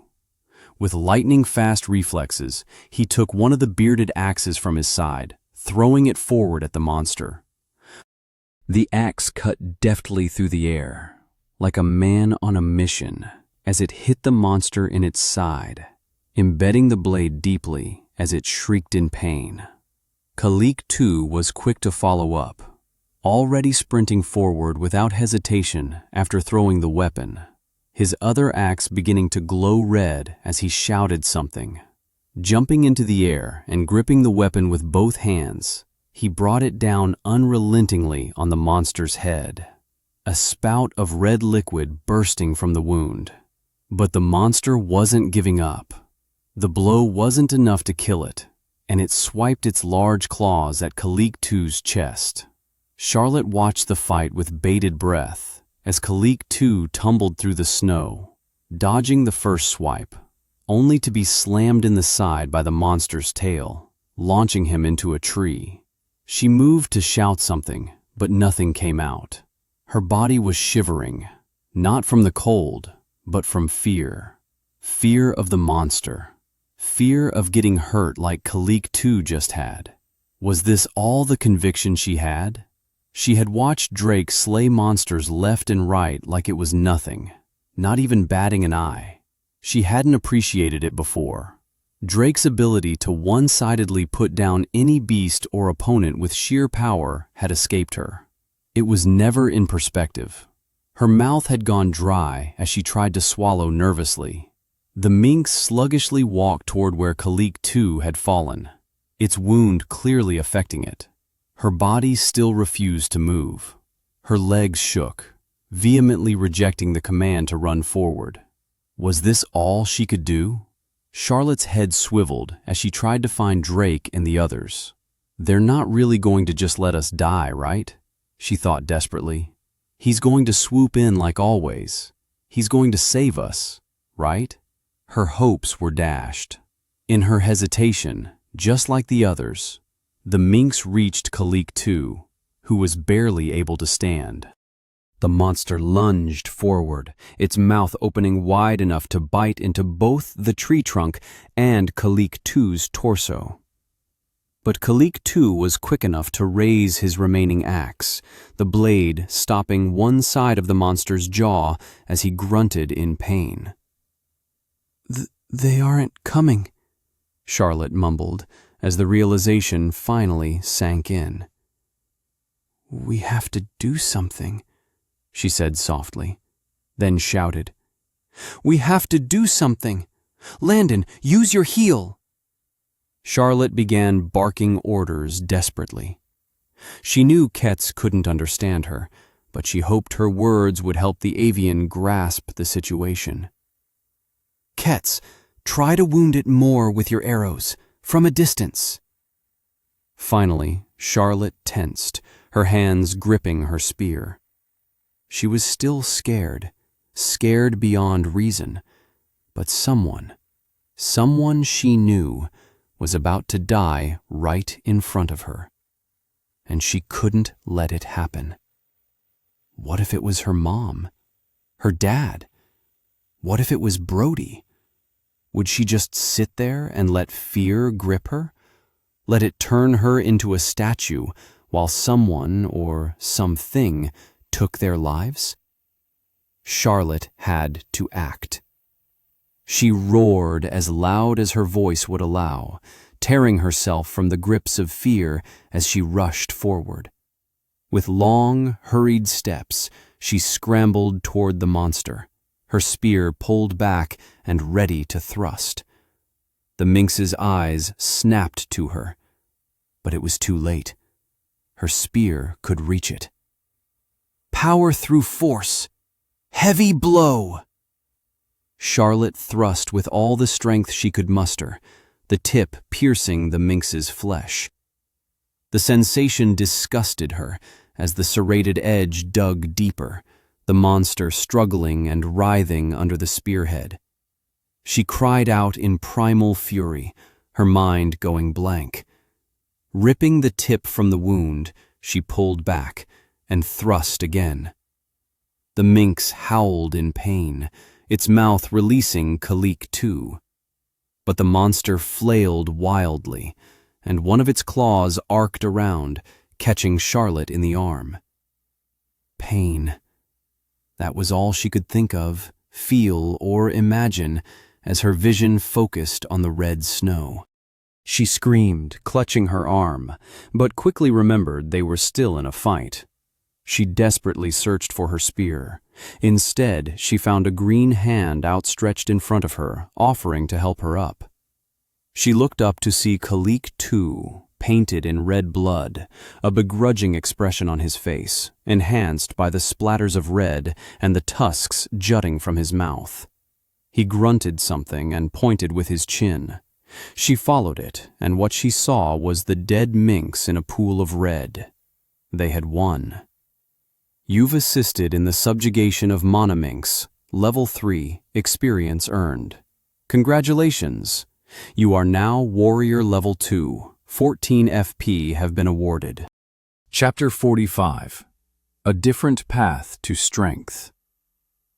Khalik II shot forward, throwing his axe at the monster in front of them before any of the other worthless spectators could even move. He had ignored most of what the despicable human had said during his tirade, focusing more on his own status screen and desire to begin hunting. Khalik II needed to be stronger, to be the strongest in the tribe. For himself, for Saul, and for his mother, wherever she may be. His eyes turned to daggers when he spotted the monster, his trained axe flying true into the side of it, just above its shoulder. The monster screamed in pain, bringing a small smile to his lips. He had trained for years as a hunter, and despite begrudgingly being forced to watch the other humans fight off monsters, he had learned a few things. Disorienting your opponent with a surprise attack was vital for a decisive victory. The blade of the axe embedded itself into the monster, Khalik II not far behind as he shouted the skill given to him by the great gods of the hunt. "Power through force! Heavy blow!" he roared, raising his remaining axe with both hands, the blade brimming to life with a red sheen. Khalik II, without hesitation, brought the weapon down with thunderous force on the monster's exposed head, cutting deep into its scalp. He smiled. The blow was deep and it should be fatal, but his thoughts were turned on their head as the monster flailed, swinging its claws at him. Khalik II tumbled away at the last second, the snow crunching underneath him as he righted himself, only to be sideswiped by the monster's long, hefty tail, sending him flying backward. He grunted in pain, feeling something in his chest snap as he was launched into a tree. He coughed up blood from the impact with the trunk of the tree, letting out one gasping breath as his vision swam and blurred. Struggling to focus, his vision remained unfocused, with images shifting back and forth in his eyes. He shook his head, trying to collect himself, the grip on his remaining axe never relaxing despite his head thumping like a drum on the eve of battle. In a hazy, drawn-out moment, he saw a blob move in close to him, his vision finally clearing enough to make it out. The minx. It had lunged forward, its maw opening up almost horizontally as it tried to clamp down on his torso. Khalik II tried to move, but his ankle seared with pain, forcing a grimace. But he pulled his axe up at the last second to stop the serrated teeth of the monster from tearing him in half against the tree. His axe struggled to remain in one piece against the pressure of the monster's bite as his eyes scanned for help. Help? The word was foreign to him. When had he ever asked for help? The genius warrior Khalik II Rock never asked for help, never needed help. He didn't ask for Saul's mother to die fighting for his own mother. He never asked the tribe to protect him when they returned from the great hunt. He could do it himself. He was strong. He was the best of his generation. No, Khalik II would be the one to protect them. He would be the one to rise to the top above the rest of the weaker tribesmen. It was his purpose, his birthright. His father had died a warrior, defeating a rival tribe, killing them to the last man, even if it meant that he died in the process. Khalik II was proud of his father. To live up to his memory, to the memory of the man he had never met but his mother talked of with longing eyes, he had to be just as strong. No, stronger. Khalik II needed to surpass the stories of the man his mother told him at night before he was put to sleep. And all of these people were just standing in his way, keeping him from his destiny. He growled as he pushed back against the grip of the monster, putting all of his strength behind it, struggling to rip his axe free to strike back. But it was no use. He wasn't strong enough. A silent growl escaped his clenched jaw. a defiant scream. "It shouldn't be like this. I need to be stronger. How will I become a great warrior if I die here?" he shouted in his mind. Then his mind turned to the words Saul had told him. "It is not only the orcs that make up the rock tribe, Kulik-Tu. It is all that the patriarch has brought to us that is the rock." His eyes snapped up, hearing the sound of a girl screaming, and he saw the girl he had dismissed as a crying child roar as she pointed between him and the others.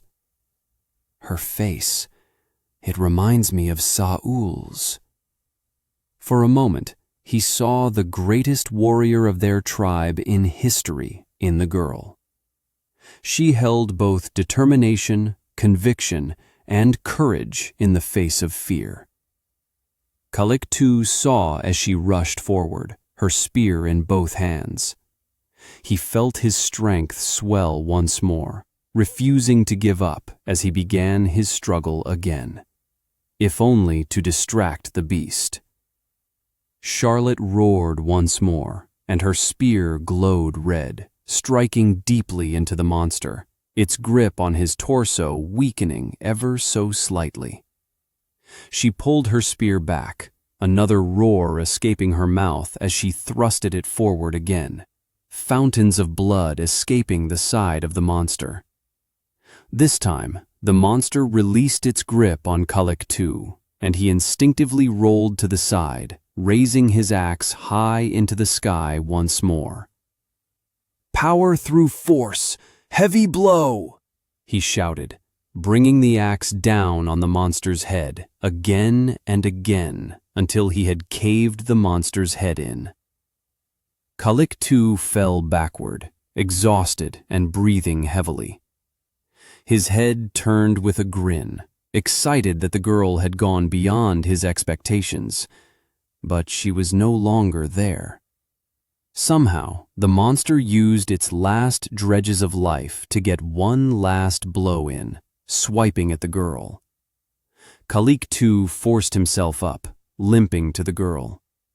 Had he failed in protecting someone already? After a moment, he sighed in relief. The girl was hurt, her arm dressed in 4 new red lines across the side, tearing through the leather armor she wore. But she was alive, she was still breathing. For a fleeting moment, Kulik-Tu gave a grin. Maybe having help would not be so bad. He shook his head, his expression leveling into a slight scowl once again. Asking for help might still be going too far for him, but perhaps it's his path to becoming stronger, to defeat anyone and anything, to bring down the patriarch. Could it be achieved through mutual cooperation? Kulik-Tu watched as the girl regained consciousness, scrambling for her weapon next to her.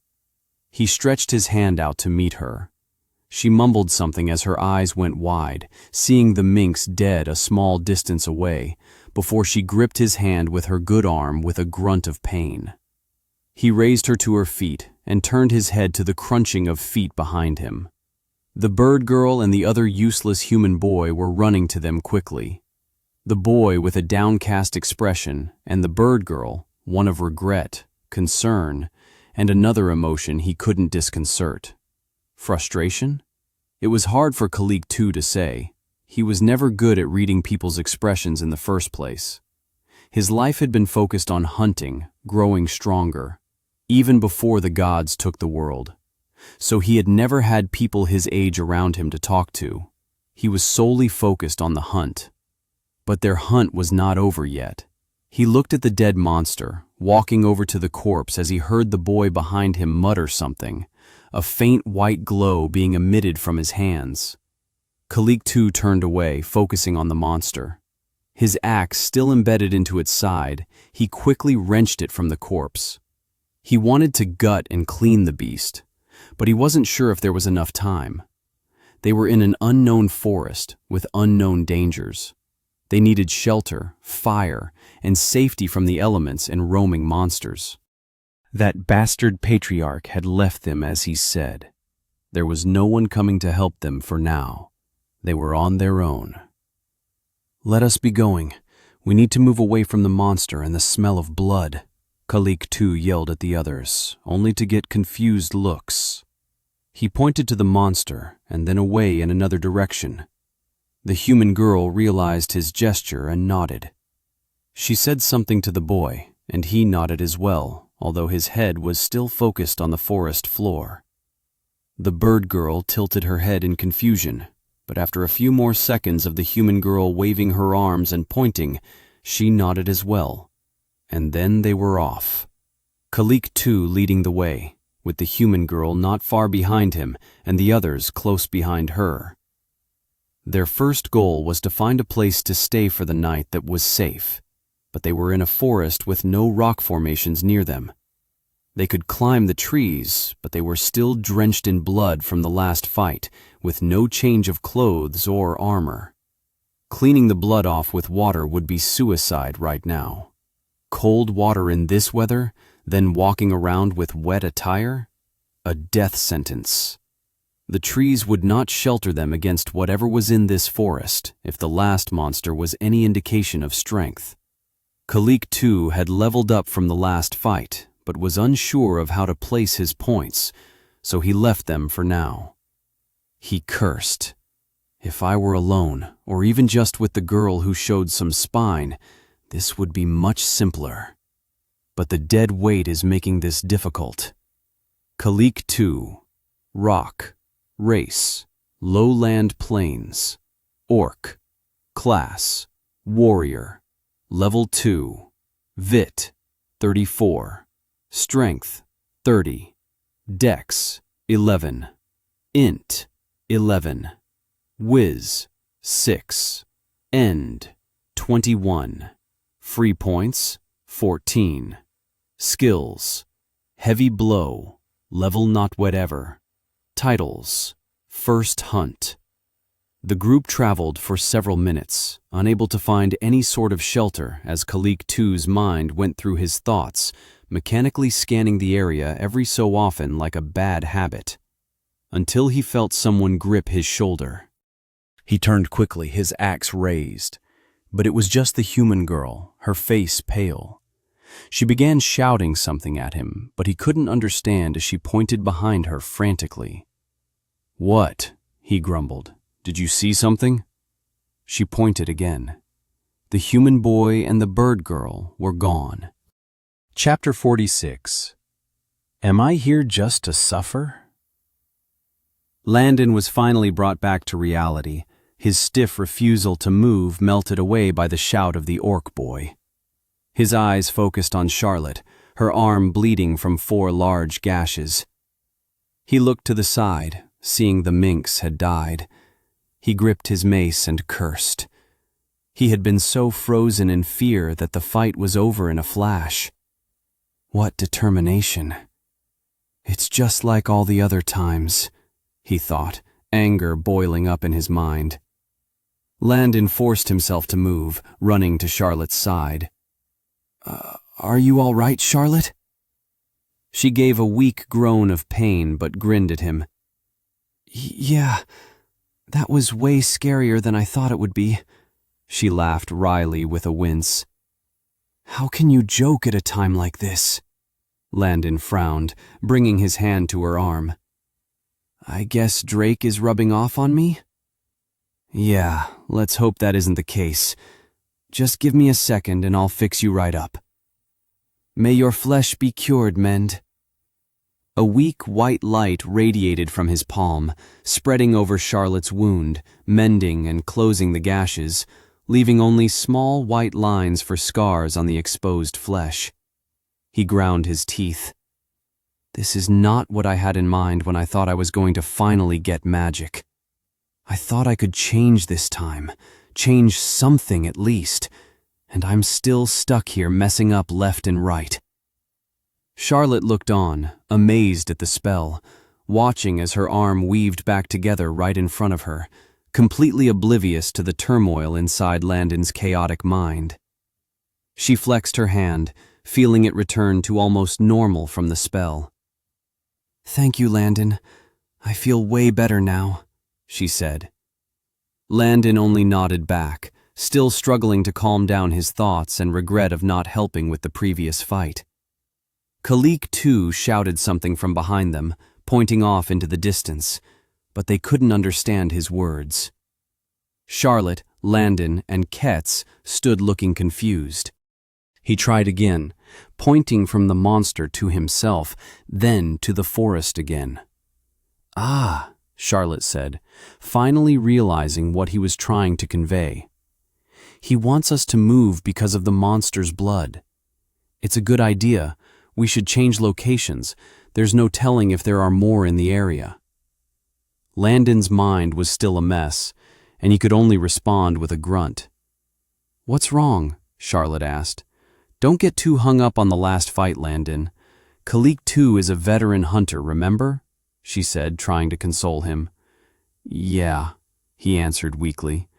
"That isn't the problem. You were able to fight, right?" he thought with self-deprecation. Charlotte quickly re-explained the best she could for Ketz until the avian nodded in affirmation. Landon offered to heal Khalik too as well, but the brutish orc boy only growled him away. "Fine, all good, dude. Stay hurt," Landon muttered. Soon after, they departed together in a random direction. Landon only assumed that their goal was to find a place to stay as the white snow was painted in the glow of the orange setting sun. He began to lose himself in his thoughts again. Landon could hear the laughing of his schoolmates in the back of his head, their voices soon drowning out the surroundings, the background noise turning to a deafening volume. "You actually like that stuff? Why not go to an old home? That shit is for kids and the decrepit. Look, everyone, Raymond likes fucking dolls and cartoons. Get a life, loser. Aren't you a little old for that stuff? Ha! No wonder you don't have any friends." He tried to push back the haunting memory that was the start of abuse at school. It began with harmless teasing at first, then gradually escalated to full-scale bullying. His locker being spray-painted with threatening letters left inside. Landon shrank at the memory. He never blamed the other kids. The stuff he liked, he knew, weren't the same things kids his age enjoyed. But he found solace in the shows, the soothing beats of jazz, the way the old blues gave his soul relief from the distress of growing up and school. But going into high school, the mound of stress only kept growing.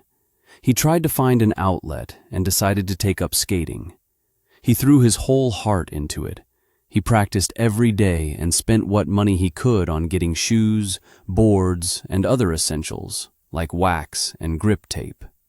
He even saved up for a camera to eventually start posting videos of his progress. However, the bullying at school had become worse, reaching its peak. They had stolen his skateboard, smashing it in half in front of him, and beating the shit out of him in the process. He returned home, bruised and bleeding, his lip swelling like a bee had stung it several times. After opening the door, Landon only wanted to lie down and rest, his will and mind hazy, broken, and unstable. When he walked inside, he was greeted by his parents, and what had happened broke him. The only thing they were worried about was not the injuries he had gotten, but how much it would cost them to bring him to the hospital. They had both berated him for continuing to get bullied at school and for his hobbies, as if it was his fault he had garnered such negative attention.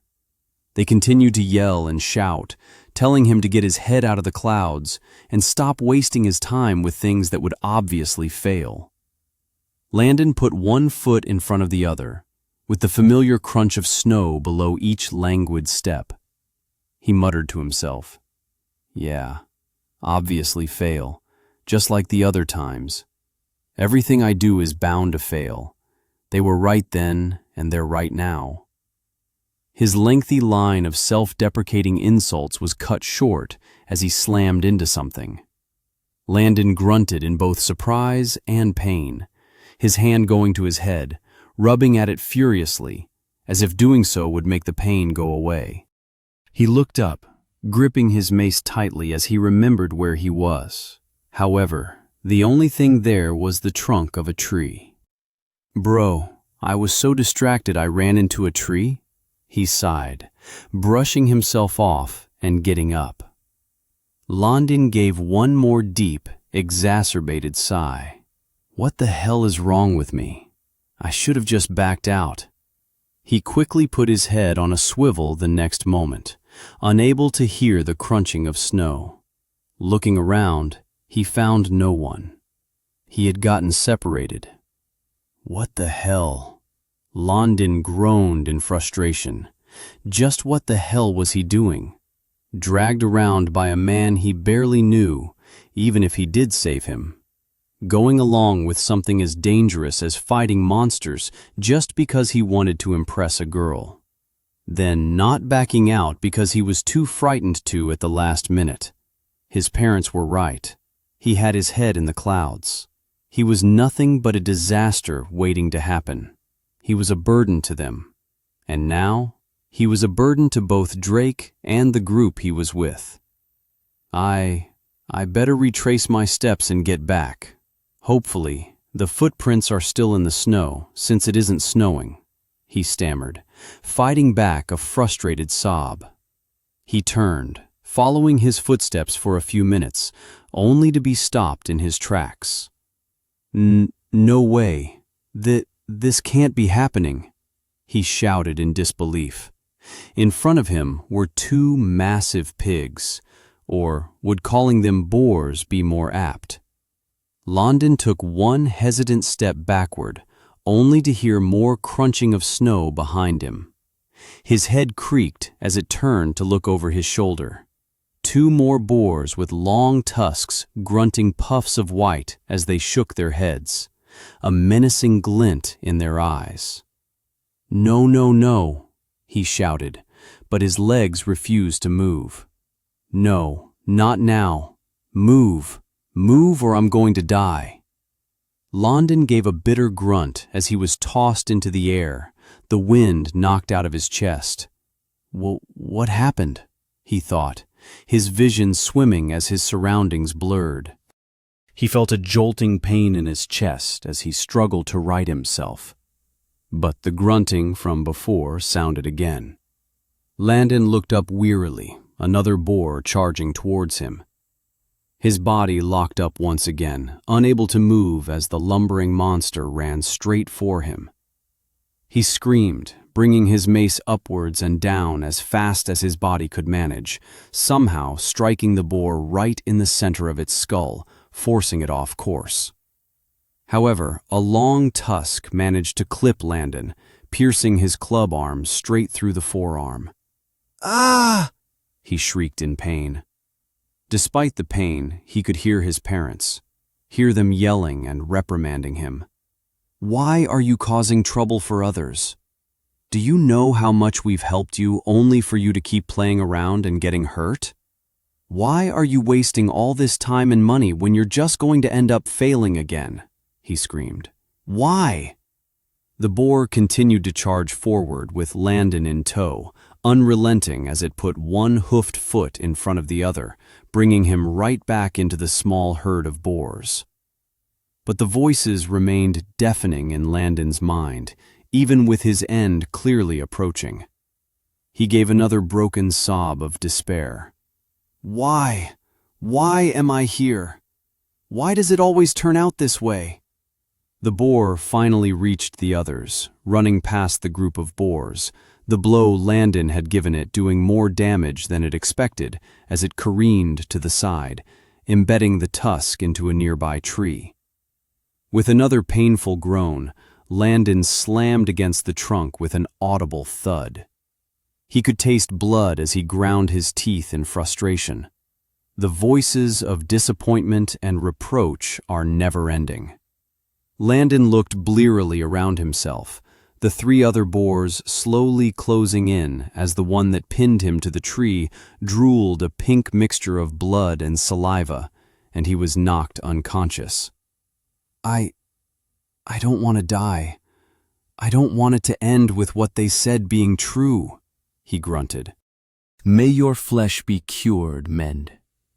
A light glow of white spread over his body from his other hand. At some point, he had dropped his cross but somehow still held on to his mace. Possibly the tusk had locked his hand into place, forcing a death grip on the weapon. But his time to heal was limited. The next moment, an excruciating pain burrowed itself into his chest. Londin looked down, a red-smeared tusk jutting from his torso. He coughed, tears of frustration beating down his face. And even on his last legs, the voices continued. You are a failure. You are nothing. You're just a burden. No, Londin finally growled back, his hand gripping the boar's tusk. I don't care anymore, he roared. Just shut the hell up already. Who are you to say what I am? You never supported me anyway. Where were you when they abused me? Where were you when that old lady tried to fucking kidnap me? You were never there. Something had snapped inside Londin. The frustration boiled over, turning into unbridled, bristling anger that needed a way out. The only one who's been there was him. He helped me, not you. So get the hell out of my head. Londin screamed back, his free hand beginning to glow with a dark purple hue. Even if I am worthless, that isn't for you to decide anymore. I'm going to survive and get stronger for him, for them, for me. I am what ails you, wrath.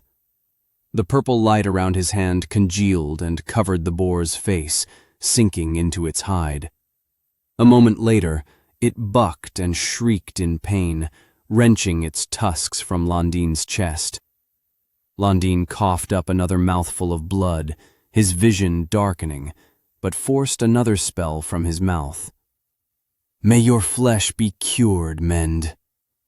A small respite of relief washed over him before pain assailed him once more. But he clenched and steeled himself against the pain. He turned his head, looking at his arm that was pinned against the trunk of the tree. Landon ripped his mace from his hand, taking it in the other as he raised it, slamming it into the tusk of the monster, breaking it and himself from the tree. The boar suddenly woke up with a baleful roar, but not before Landon came down with another swing of his mace, caving the monster's skull in on itself. Landon's eyes went to the notification on his periphery. You've subjugated Winter Tusk Mana Boar. Level 1. Experience earned. You've subjugated Winter Tusk Mana Boar. Level 1. Experience earned. Congratulations. You are now Cleric Level 214 FP have been awarded. He thought he had only killed the one, but apparently his Wrath spell had more damage than he gave it credit for, somehow killing the other Level 1 boar. With a quick pull of his status that he had practiced on the bus trip here, he pushed his free stats into intelligence. Surviving this fight was his top priority, and if his Wrath spell was able to kill the low-level boar over its duration of damage, it would be his best shot at getting through this. Landon Raymond. Race, Human. Class, Cleric. Level 2. VT, 27. Strength, 12. Dex, 12. Int, 41. Wiz, 22. End, 22. Free points, 0. Skills, Mend, level N/A. Wrath, level N/A. Titles, First Blood, 2 vs 1. Living on the Edge, Close Call. He just hoped the others would find him soon and that these boars were not at a higher level. May your flesh be cured, Mend. Landon cast once more on himself, his hand going to his chest, spreading the white light over his torso. He gave another shuddering breath. The itchy feeling of flesh mending together sent a disgusting chill down his spine. However, he didn't have long to sit in the feeling as a wrathful squeal hit his ears. One of the remaining 2 boars charged forward, charging directly at him with all its strength and fury. Landon moved to dodge, but couldn't put weight onto his back foot. His head turned to look at his right ankle, searing with pain, his adrenaline unable to numb it after all of his more serious wounds. The split second of distraction was all the boar needed to close the distance as it slammed into him, sending him flying backward against another tree trunk. Snow from the leaves fell unceremoniously on top of him, covering him before a crimson red bled through the bottom of the white covering. But Landine smiled as the boar bailed in pain, falling to its side. Landine had managed to get one last wrath spell to connect to the boar. The remaining boar ignored its fallen comrade as it ran straight for Landine, ready to finish the group's work and run him straight through with its tusks. "At least I tried," Landine coughed, his hand beginning to glow white as he cast Mend one last time before the boar reached him, his vision darkening. "May your flesh be cured, Mend," he muttered, the sound of something cutting through the air, and the wail of pain as something hit the ground next to him. Chapter 47. A broken song can yet be sung. Quetz frowned. Ever since returning, Drake had ignored her. He had kept her at a distance while helping the other humans and doggies, and Quetz didn't like that. She didn't like that one bit. During their short journey from the gate to the house and now to the stupid, boring center, all he did was ignore her and talk to the others. Why wouldn't he pat her like he usually did? He asked her to take a quest from the stupid center, and she did as he asked. She wanted to be a good girl, after all, and good girls did as they were told. Quetzalmano, race, Sun Conure, class, Ranger, level 1, vital, 10, strength, 10, dex, 25, int, 10, whiz, 10, end, 20, free points, 0, skills, power shot, level NA, titles, NA.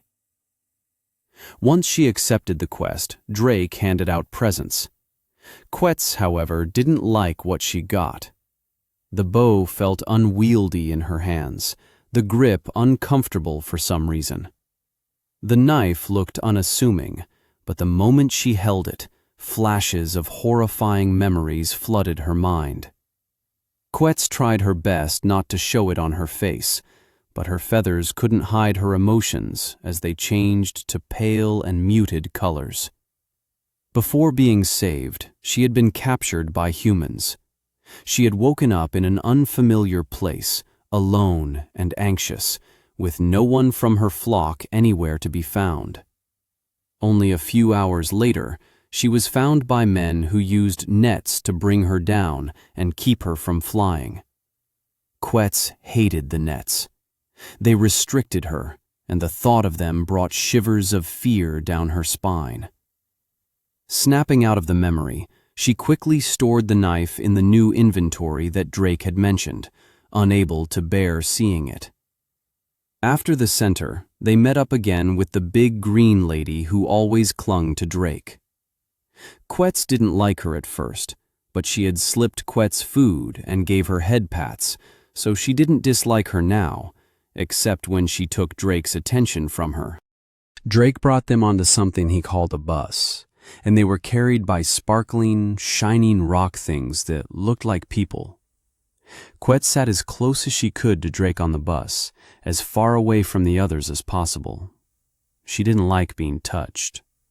The men that had caught her beat and hurt her, plucking out the colorful feathers on her arms and legs, making sure she couldn't fly away. Quetz's feathers grew back rapidly, even if she didn't want them to. So the men continued to torture her despite her pleas for them to stop, and swearing that she wouldn't run away. Her hands moved unconsciously to the old injuries. The pain was still fresh in her mind, despite the wound's healing thanks to Drake and the tasty vials of red liquid he gave her. She hated remembering the days when she wasn't with Drake, the days when she had no one, stuck in a cycle of pain and numbing loneliness. During those days, she replayed the song of her flock in her head, humming the tune to herself when no one was around. But the song was broken, just like her will to keep going after the seemingly endless days of torture. Her heart was wounded. She simply didn't want to keep going. She couldn't see her family, her flock. Destined never to sing again, only to be tormented by these horrible people as they dragged her around. Then one day, after days of hazy walking, following the people and other captives, clarity came to her. She remembered it as one of the happiest memories she could recall in recent fleeting days. Drake, the man who looked like the same people who had captured her, still punished those same people without remorse. He had killed the people who had captured her, freeing the prisoners from the days of being used, beaten, and strewn about like objects waiting to be sold, or worse. "Are you okay?"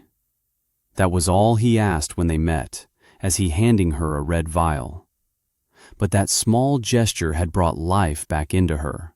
Someone had finally been kind.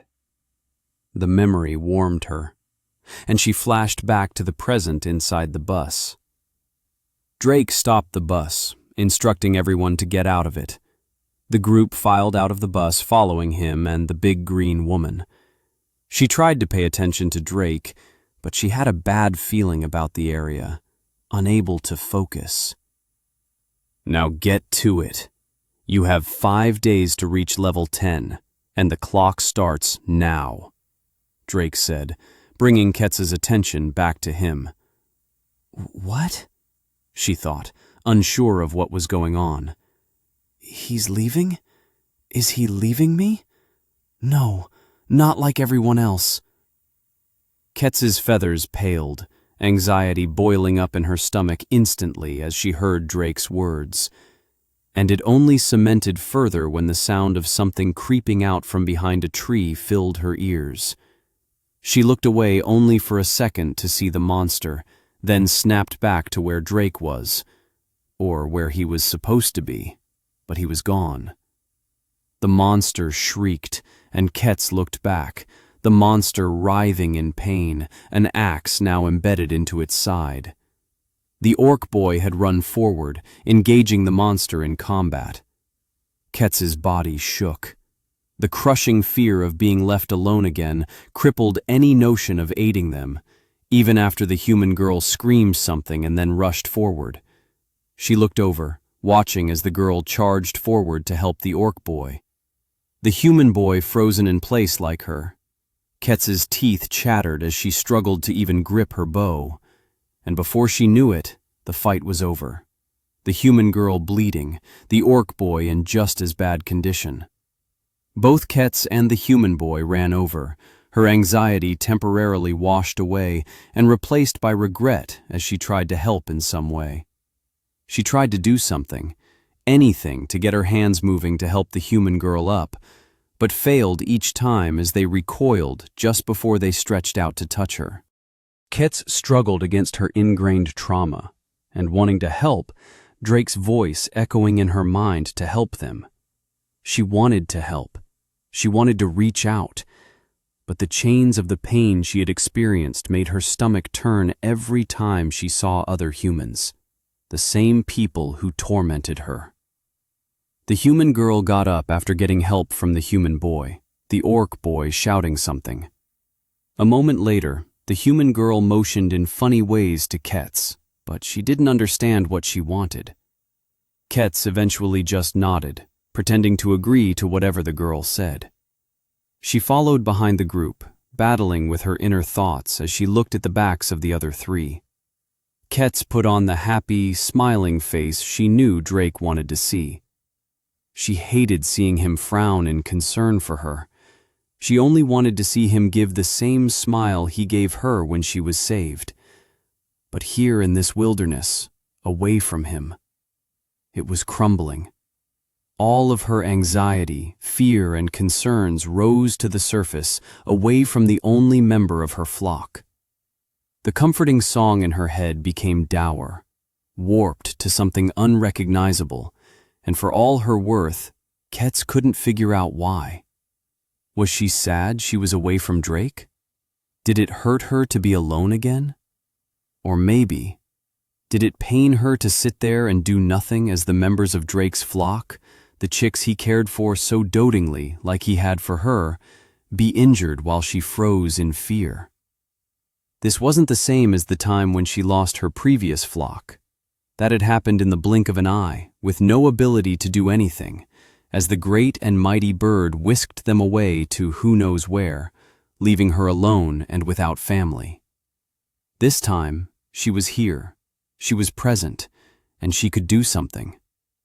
Ketz bit at her bottom lip in frustration, her brows furrowed as angry tears began to form at the edges of her vision. I want to be there for Drake's flock. I don't like being alone. My heart can't take it anymore. From the corner of her eye, she saw one of the group veer off to the side. It was the human boy.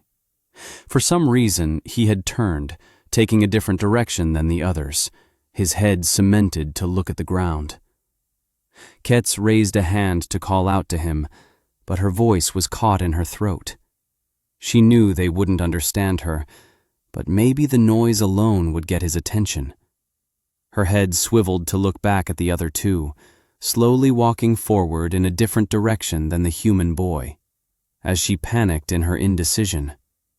And before she realized it, the boy and the other two had disappeared, out of sight, with only their footprints in the snow left behind. Ketz couldn't let the human boy go alone. She knew that much. He was just as scared as she was when they met the first monster, and she still remembered how he saved her after she was so startled in the town that she tumbled from the sky. She wanted to at least repay him, despite him being human.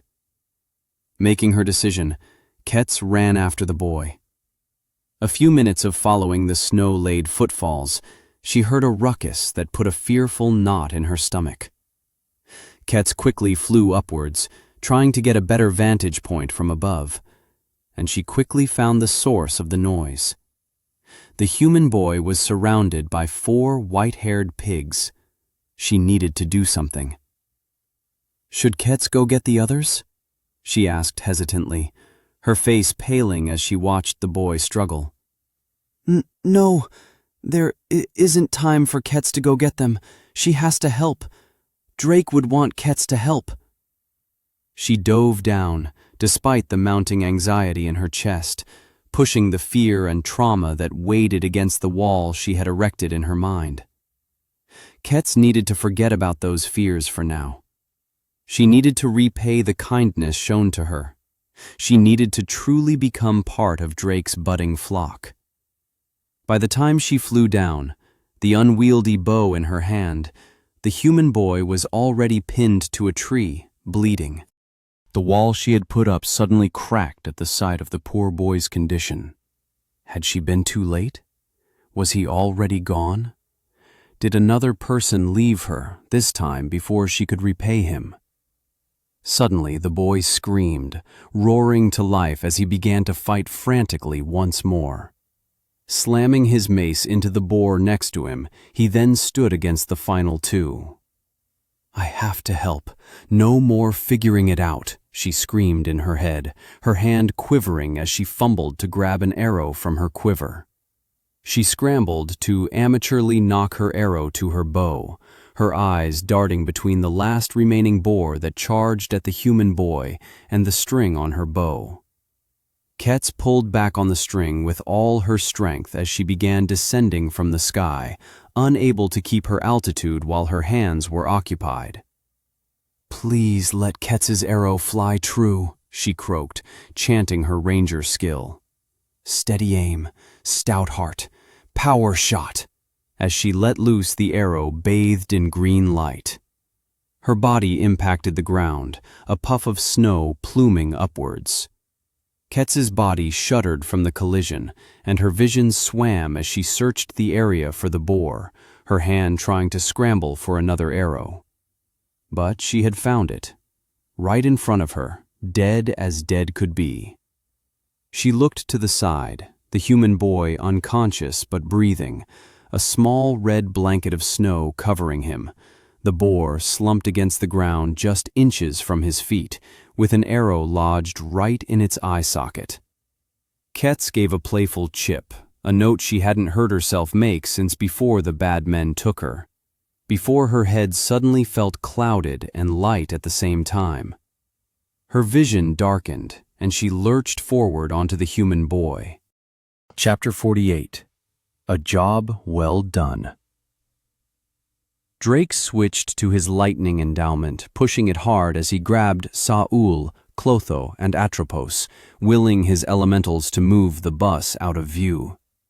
Saul grunted uncomfortably when he finally stopped, letting her down. Clotho and Atropos were much worse off than Saul, their stats not nearly as high, and they began wrenching to the side. "Sorry about that," Drake grinned wryly. "Didn't mean to give you all whiplash." They were out of view enough that Charlotte, Landine, Ketz, and Kalik too couldn't visibly see them anymore, but Drake made sure to spread his aura enough that he wouldn't impede them while keeping an eye on the situation. He was forced to leave the kids as soon as the first monster showed up, and thankfully, it was just a level 2 while they were still all together. Drake hoped that they would decide to stick together as one larger group. His intention when selecting their classes was to use the highest rarity stones he had available for them. Nato had told him exactly how the main class stones worked outside of the tutorial.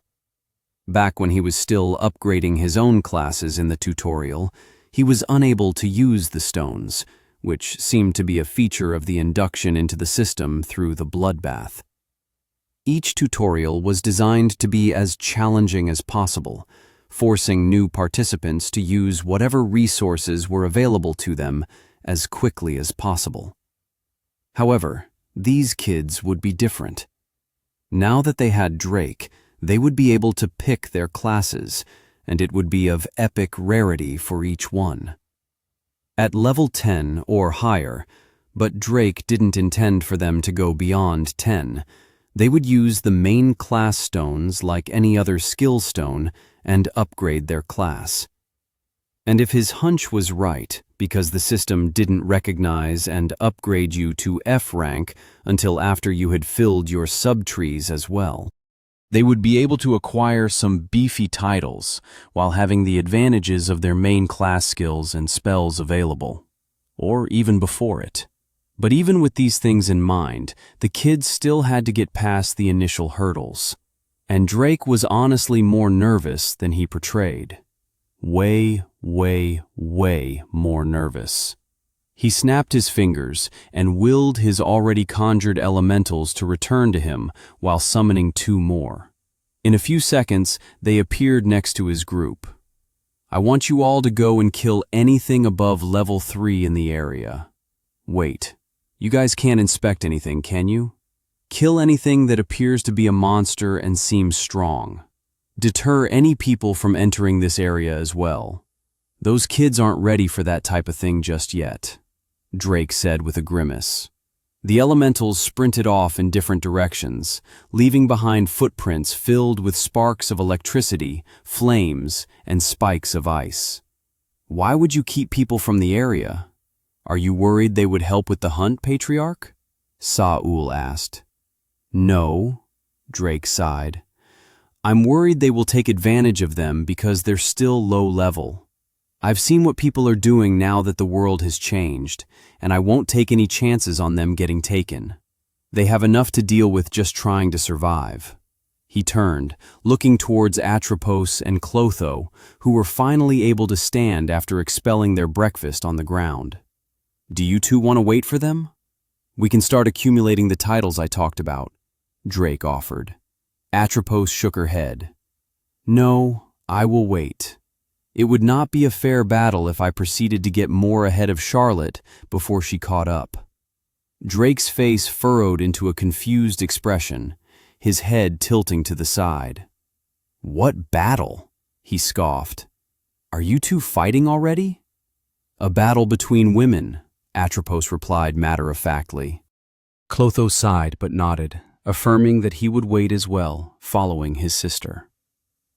Drake shook his head, his attention brought back to the other four and the monster. Someone had shot forward ahead of the others. That has to be Khalik too.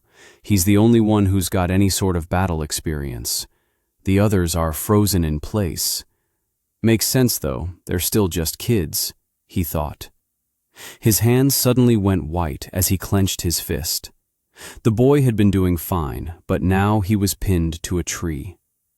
Drake's aura stiffened, and his footing stumbled as he fought back the urge to run forward to help him, his hair changing to green by second nature.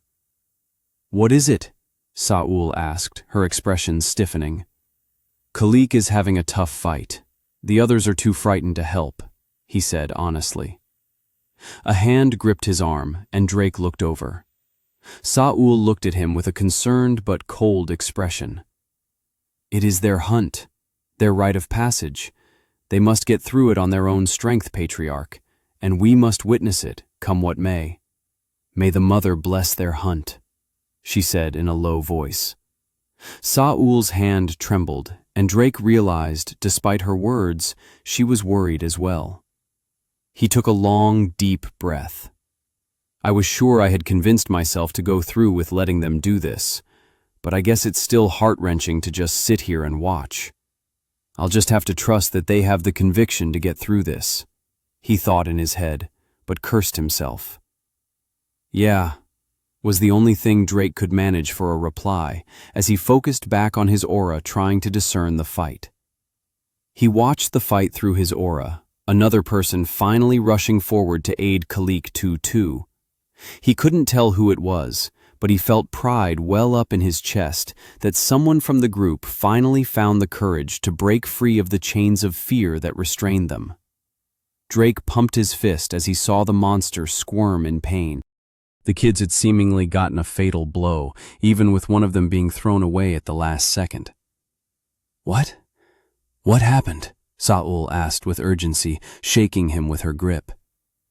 They killed it, he grinned, and Saul's hand tightened oh so slightly, a curve on her lips. He sighed with relief, ignoring the incoming notifications from his elementals as they killed monsters in the area. The last few hours were torture in their own way. Forced to steel himself on what was to come while on the bus, trying to distance himself from the situation as best he could. He cared for the kids. He had saved them from desperate situations before, and now he had to throw them into the deep end. It just didn't sit right with the old conventions that were so heavily ingrained in him. He knew very well that the old world was gone, but even still, it was difficult for him to tear away from it. Then there was the new information he received from the troublesome construct at the center when they went. He had grilled her for continuing her same behavior from Drake's first introduction to her. He had a mind to just get rid of her if she didn't change quickly. Her withholding of information, simply because she was lazy, spiteful, or just plain evil, would eventually result in someone getting hurt, or worse. Drake had ensured that one of the administrators Ervul had found would watch her carefully for the immediate future. He didn't need a construct that interacted with his citizens day to day, mucking up the works. But he digressed. The information he received wasn't anything unexpected, but he was astounded that the bounty placed on him had grown. The title had not been updated, and it also didn't give many details, but from what the construct was forced to tell him. The bounty was available at system centers under a special category for anyone to view. And his was only growing, sitting at a whopping 5 B-grade monster coins, and apparently counting. Drake had no idea who had placed the bounty or why, But if the bounty were available through the center, it would be readily available to the people of Earth. It would be a major problem. That woman from earlier might have been following us for the bounty even. I scared her away, but would it have been better to just capture her and question her? He thought.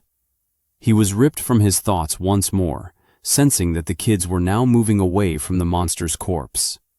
Drake smiled. Good thinking. At least they aren't making the same mistake I did when I started out, he chuckled. All right, let's follow them. He waved to the small group as they followed suit in the snow, the orange of the setting sun beginning to cast its radiance over the white landscape. They followed the group from a distance for nearly an hour, ensuring they kept their distance to avoid influencing any encounters they might have. Then, Drake noticed that one of the four began to trail off from the others. Where are they going? Did something make them separate? He wondered aloud. Before Saul could probe him for an answer, he held up a hand, trying to make sense of the situation. Another person stood looking between the separating groups for a moment, before eventually flying off after the person who had separated earlier. That has to be Ketz. But who was the person earlier? Drake decided to follow Ketz and the other, somehow getting a bad feeling about the group separating so soon, and just before dark fell. He motioned for everyone to follow, and he was glad he had decided to trail the separated two. Once he was in range on the edge of his aura, he could feel one of the two surrounded by 4 other monsters. He quickly tried to lunge forward, but was stopped by Saul. Patriarch, what is happening? She asked. One of them is being surrounded by monsters. Whoever it is, they won't be able to deal with 4-on-1 right now, Drake snapped back. But Saul's grip wouldn't loosen. You have to let them fulfill their own hunt on their own merits. Trust in them, Patriarch. That is the only way they will truly grow stronger, she told him. But Drake could easily see just how worried she was through her expression and trembling hand on his arm. She was just as concerned for the kids as he was, but she still forced herself to let them take a step out of the nest on their own, even if it might put them at risk of getting hurt. He forced himself to hold back his growing urge to step in. Whoever it was being surrounded, taking a nervous step back. And before he could voice his frustration, he saw the person thrown backward, dragged by the arm to a tree. The ground around Drake shook. His jaw clenched as he fought back against himself to rush forward, even with Saul still holding him back. Get up, he screamed in his head, but it was useless. The kid was unresponsive for only a moment, but that moment was long enough for a second monster to charge forward, skewering the poor kid right through the chest. No! Drake roared, the trees shaking around him, the snow freed from the leaves as they slipped off the branches. His fingers dug into his palms, even piercing through despite his spirit tattoos covering every inch of them. You better get up, damn it! Don't you dare die or I'll kick the shit out of you, Drake howled. And as if the person heard him, he saw the kid rush into action, raising their free arm into the air and bringing it down, the monster that pinned them writhing in pain from whatever was just done. The person's free hand quickly touched the other boar, holding them in place at the chest, and Drake could feel the disturbance of magic. Landon? He thought in surprise. Almost relieved, Drake let out a long-held breath. Thank God he's alive. I didn't know that clerics had an offensive spell. At least that means he has a healing spell as well. I just hope it's enough to keep him alive.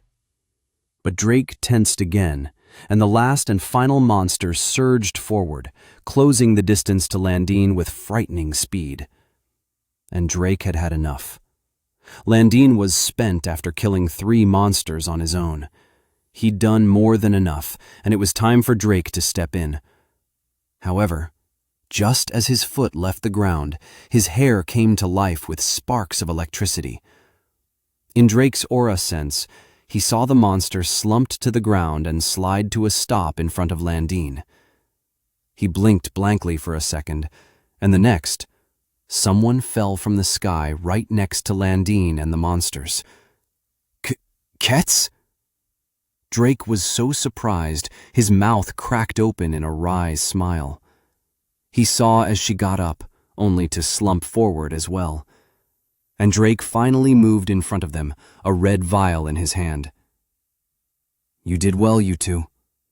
Let's just keep this a secret from everyone else," he said, trying to pour the liquid over them, only for it to snag as if it were anchored to something. He pulled up his arm, looking at it with a cocked eyebrow. 3 people of various sizes hanging on for dear life. "What the hell are you 3 doing?" Drake scoffed. Trying to stop you," Atropos and Saul shouted, Clotho nodding vigorously. Chapter 49. Oh, How You've Changed. After Drake had drenched Landon and Ketz in a health potion, an act that would stay a very guarded secret between those who witnessed it under punishment of death, he had brought the rest of his group away again. A few minutes later, Charlotte and Kalik too found the recovering Ketz and Landon, joining up once more. And now Drake anxiously watched them as they went through the rest of the day, trying to find shelter.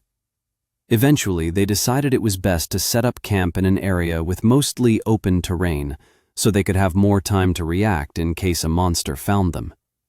Drake applauded their instincts on that one, since when he was a rookie, he had taken the route of just climbing up a tree. Drake kept watch in his own small camp with the others, staying up as he noticed them set up a rotating watch. One kept guard while the others slept as best they could in the cold by their single fire. He also made sure to watch over Clotho and Atropos, who had been with him instead of the other group for now. Saul stayed up with him, keeping him company, doing her best to help watch the two while practicing her own aura control. "I do not understand how the patriarch has gained such aura control to this extent as to watch the children from such a distance," she grumbled, struggling to spread out her aura. Drake smiled. "I have a lot of titles that increase my aura strength after the tutorial, so it helps. And with my race upgrade, the skill was upgraded quite a bit," he said honestly. Through the night, they talked while Drake watched over everyone, his elements taking care of the stronger monsters in the area while the night teetered on. He and Saul had become closer over the past few days after their fight. He didn't withhold as much information about his time in the tutorial or his skills as he leaned into trusting her more. She, in turn, became comfortable expressing herself more. Her speech became more casual, although she continued to call him Patriarch instead of by his first name. The dawn finally pierced the night, and the snow-capped trees' rays of glimmering white roused the kids in both camps. It was now the second day, and Drake was honestly excited to see how the kids did. And it didn't take long before monsters found them. At this point, now that they were together and his elementals had fought throughout the night, he allowed them to retire, letting loose the rest of the monsters in the area. This also gave passage to any person who had been barred from entering the previous day. He tensed at the thought, but he wanted to take Saul's advice to heart and trust in them to perform.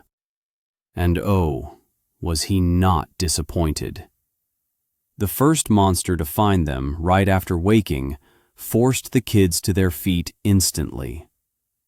From Drake's aura sense, it seemed to be some sort of large wolf, almost as tall as them at the shoulder, while still on all fours. But one of the kids took charge quickly. He could see someone pointing while seemingly giving out orders. This is actually incredibly good training for me as well, now that I think about it, Drake thought, while watching with his aura. Totally not like a sick pervert, more like a doting parent. Drake had something dawn on him. His aura allowed him to feel living presences through it, and with some concentration, they became more and more detailed. Not to the extent he could tell minute body features or facial features, but good enough to zero in on other things, such as mana fluctuations. Drake was adept with mana control, whether it was a result of his training or skills, or even possibly the combination of the two.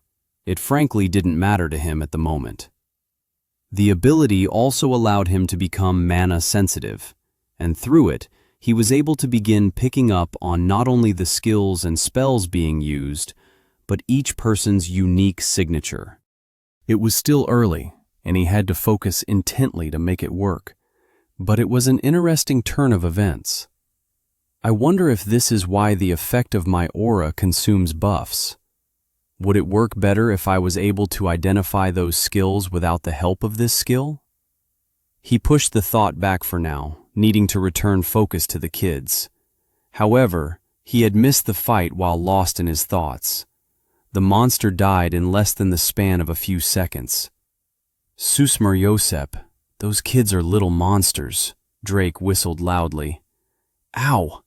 Atropos winced, covering her ears, her brother doing the same and growling from his bedroll. Drake looked over at the twins, both having their hands over their drooping ears. Oh, my bad, he chuckled wryly. It is fine, Lord Drake, said Atropos, giving a cheeky grin. You were joking? He ventured. She gave a small stick of her tongue as Drake looked at his brother, who was looking into the distance with despondent eyes. Oh, she roped him into making a joke, huh? Drake smirked, suppressing a laugh. Was it good? Atropos asked hesitantly. We have also watched some of the magic images from the TV with the others and thought it would make for a gag. Clotho pressed his head into his bedroll, making a large X with his arms above his head. Drake chuckled lightly, unable to keep himself from finding humor in the clear dichotomy of Clotho's usual stoic and emotional face and his now more expressive gestures. Let's just say it's passable, Drake shrugged, turning his attention back to the other group. Just as quickly as they had defeated one monster, it seemed they would be assaulted by another group. Were there really this many monsters in this area? Well, they should have a rough time getting through the next few days, but that's exactly what we came here for. Drake focused on his aura sense to see the fight, a small grin tugging at his lips. I can't wait to see how you've all grown. Charlotte rushed forward. Khalik too was already engaged with two wolf-like monsters. She moved faster than she was ever capable of before. Her new stats from leveling up the previous day after the non-stop fighting propelled her forward with new confidence. She charged to the left of Khalik too, whistling as she passed, her spear glowing in a red sheen while she reared it backward. Power through force! Heavy blow! Charlotte's spear surged from her hand, finding its new home in the side of the wolf on Khalik too's left, blood spurting from the wound as it wailed in pain. A moment later, another wolf leapt out from the snow-covered bushes, its jowls curved back into a menacing snarl, only for it to buck backward, an arrow slamming into its right eye. Charlotte looked over her shoulder with a grin on her face, a colorful avian giving a joyful chirp and whistling back as she knocked another arrow. Before they knew it, more wolves crept out from the trees and bushes, drawn by the blood and noise. Good, more of them, Landine roared as he shot past Charlotte, lightly tapping her shoulder, his hand bathed in a white glow. You're supposed to be a healer, she yelled as she ran after him, leaving Khalik too to deal with the last of the initial wolves. It's a heal over time, and I gave you one, didn't I? Landine shot back, his hands beginning to give off an eerie, dark purple light. I am what ails you, he shouted, ducking a swipe from one of the monstrous wolves as he slid into the snow on his backside, his hand tracing the chest of the wolf, the dark, purple, inky mana slowly sinking into the beast's fur. A moment later, the wolf howled in agony. Another wolf from the new pack leapt to pounce Landine, who had just skidded to a stop. Charlotte sped forward, propping her spear upright at its landing point and skewering the monster. She heaved it to the side and gave Landine a hand to help him up. "You're welcome," she sighed. "Do I really have to say thanks? How many times have we saved each other over the last day? But if we're keeping count—" He smiled. "Fine, I get it. We won't count." "Yeah, 'cause I'd win." Landon grinned. The sound of an arrow tore through the air, embedding itself into the side of another wolf skulking out just as Silver passed a tree, tumbling to its side and flailing in pain. "No, she would," Charlotte laughed, giving a wave back to Ketz. Ketz gave a bright chirp and whistle before pulling another arrow from her quiver on her waist. A roar came a moment after, an axe spinning right in between Charlotte and Landon, finishing off the wolf Ketz had impaled with her arrow. Kalik, too, was not far behind, grunting his dissatisfaction at the pair. "I guess we've talked for too long," Charlotte said, gripping her spear with both hands and following after Kalik, too. "He's just grumpy like usual," Landon shrugged. After several more minutes of somewhat chaotic fighting, the group of 4 successfully triumphed over the wolf packs. I count at least 30, Landon huffed, slumping to the floor on his backside, leaning against his arms. Yeah, Charlotte gasped, holding on to dear life against her spear to prevent herself from falling in a pool of blood and viscera next to her. Kalik, too, cleaned his axe blades against the fur on his thigh, giving a grunt while Ketz glided down next to them, slinging her bow across her back with a few high-pitched whistles. "Looks like we're the only ones who are out of breath," Charlotte frowned. "Yeah, well, I don't have any stamina. I've been holding off on using as many free points as I can for the class upgrade. At least that's my excuse for how difficult these fights have been." "Isn't it a bit crazy how many monsters there are? If we were alone, we would be done for," Landon said, falling back into the snow, not caring to sit up anymore.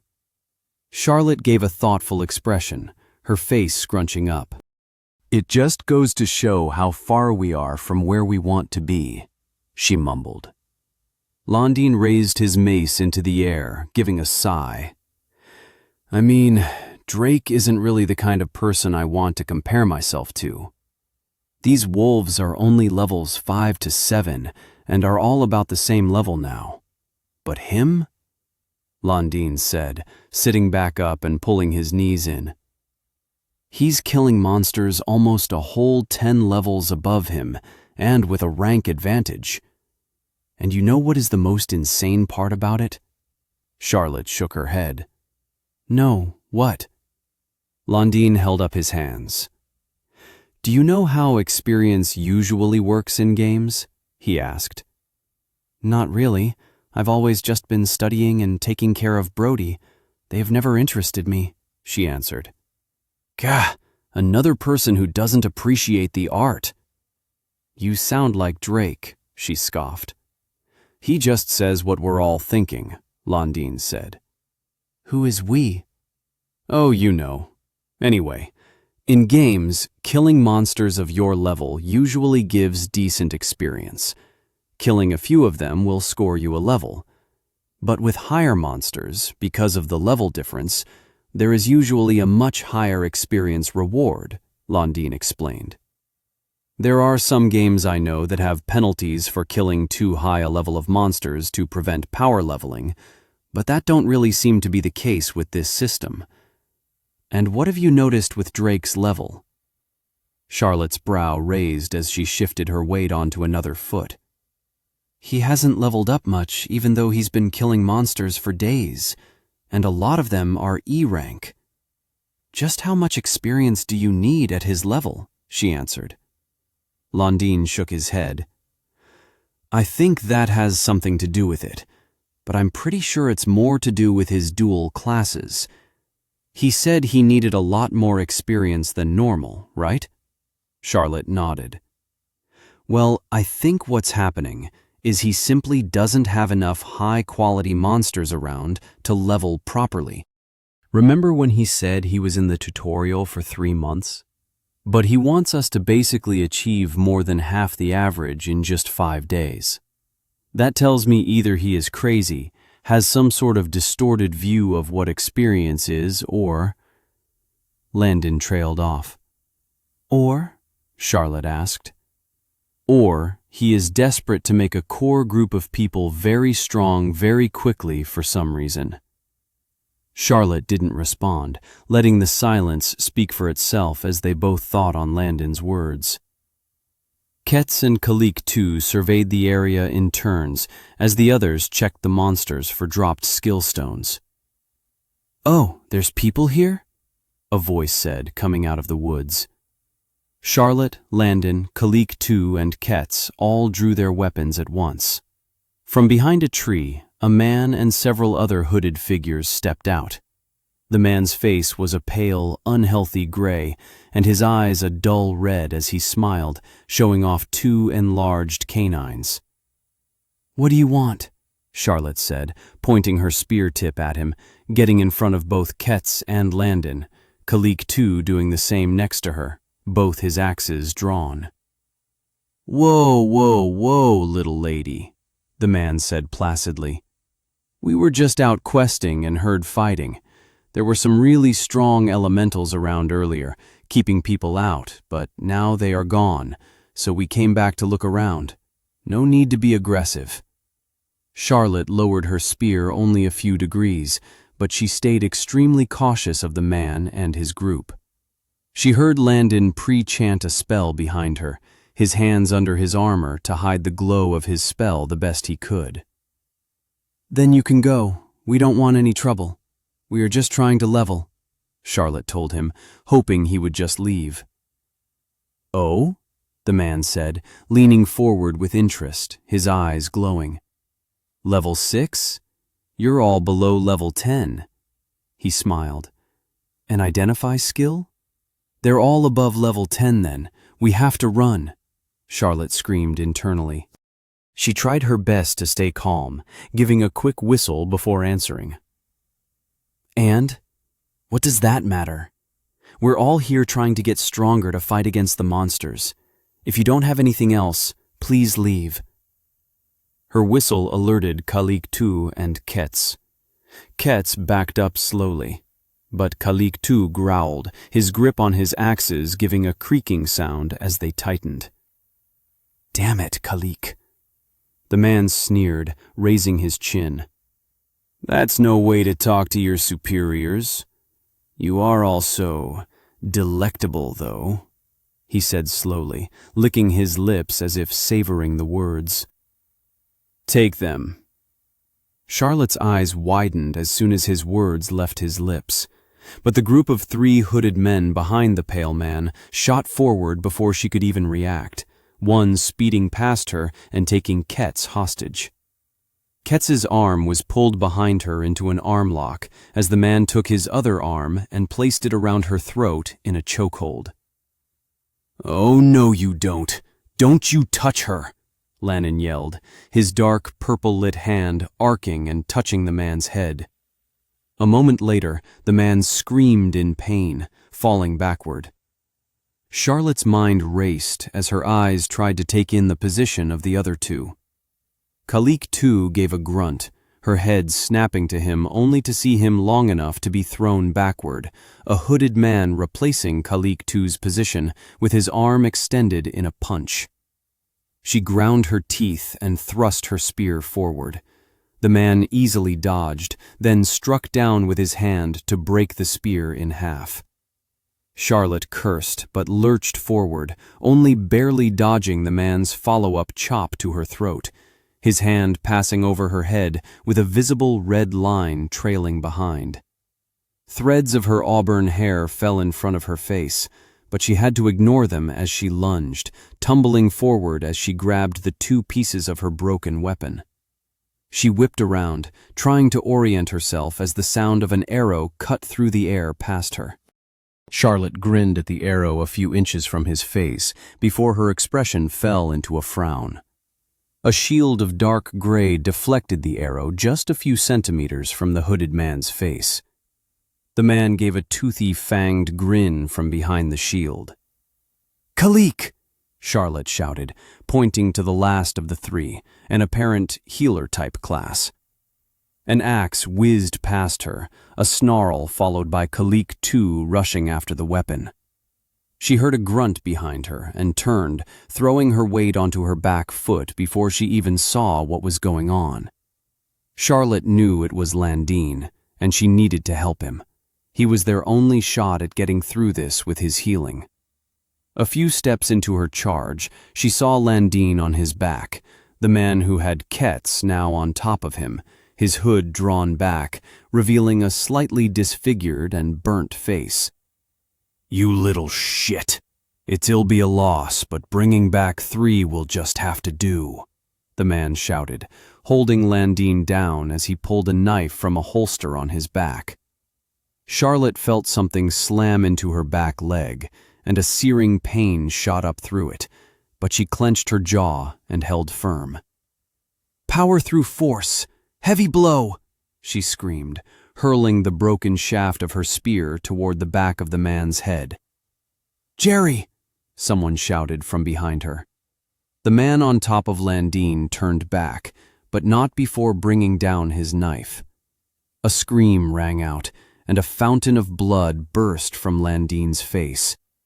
Charlotte caught one last glimpse of her weapon striking the attacker square in the face, but Charlotte couldn't even scream before collapsing, the pain in her legs surmounting any thought of getting to Landine to help him further. Rolling onto her back, she saw the man who had been shielded by another now bearing down on her. Charlotte screamed and desperately thrust her broken spear at the man encroaching on her. The man grinned with sick delight. "Just come quietly, you little bitch. It's over." But just as he reached for her, another arrow, this time covered in a green light, pierced into the man's neck. Blood and spittle spilling onto Charlotte. This time, there was no shield to protect him, and the man staggered, caught completely off guard. Charlotte let out a primal, guttural scream as she gripped her broken spear and tackled the man, her injured leg dragging through the snow behind her. She only saw red. Charlotte brought the spear tip down on the man, once, twice, and once more. She began screaming as she continued to strike him in the chest, face, and anywhere else she could, heaving heavily. Then someone grabbed her hand. She swung around, her hand raised, ready to strike whoever had grabbed her, but it was a familiar face instead. "That's enough. It's over, Charlotte." Standing there with a solemn expression was Drake. He was finally there. She had almost forgotten that he was near. The day and a half of fighting wasn't long, but to her, it felt like weeks. One fight to the next, each one tipping on the edge of a knife, just like he said. Then these people had tried to kill them or take them for something worse. And I killed, Charlotte thought, her face softening from the fierce scowl to one of relief, then to finally a weeping sob. "Drake! She cried. "It's all right, I know. I'm sorry that you had to go through this," Drake said, pulling her into a hug, ignoring that she was covered head to toe in blood. Charlotte continued to sob, but made out a question. "Where are the rest? Is everyone else all right?" she asked, pushing him away as she looked around. Landine was on the ground, sitting as he nursed his eye with one hand.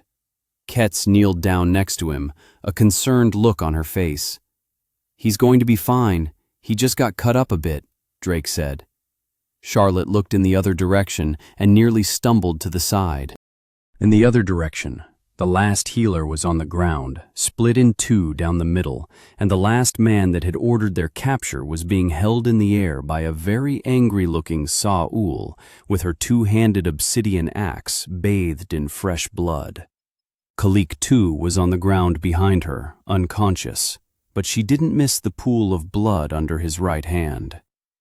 "We got here just when you four couldn't handle it anymore. I'm sorry, but we had to let you do as much as you could. This won't be the end of this type of thing. Kalik too lost his hand, but I have one charge left of the healing core, so he will be fine. You all did good. I can't express how sorry or proud I am of you all for getting through this," Drake said, the remorse in his voice evident.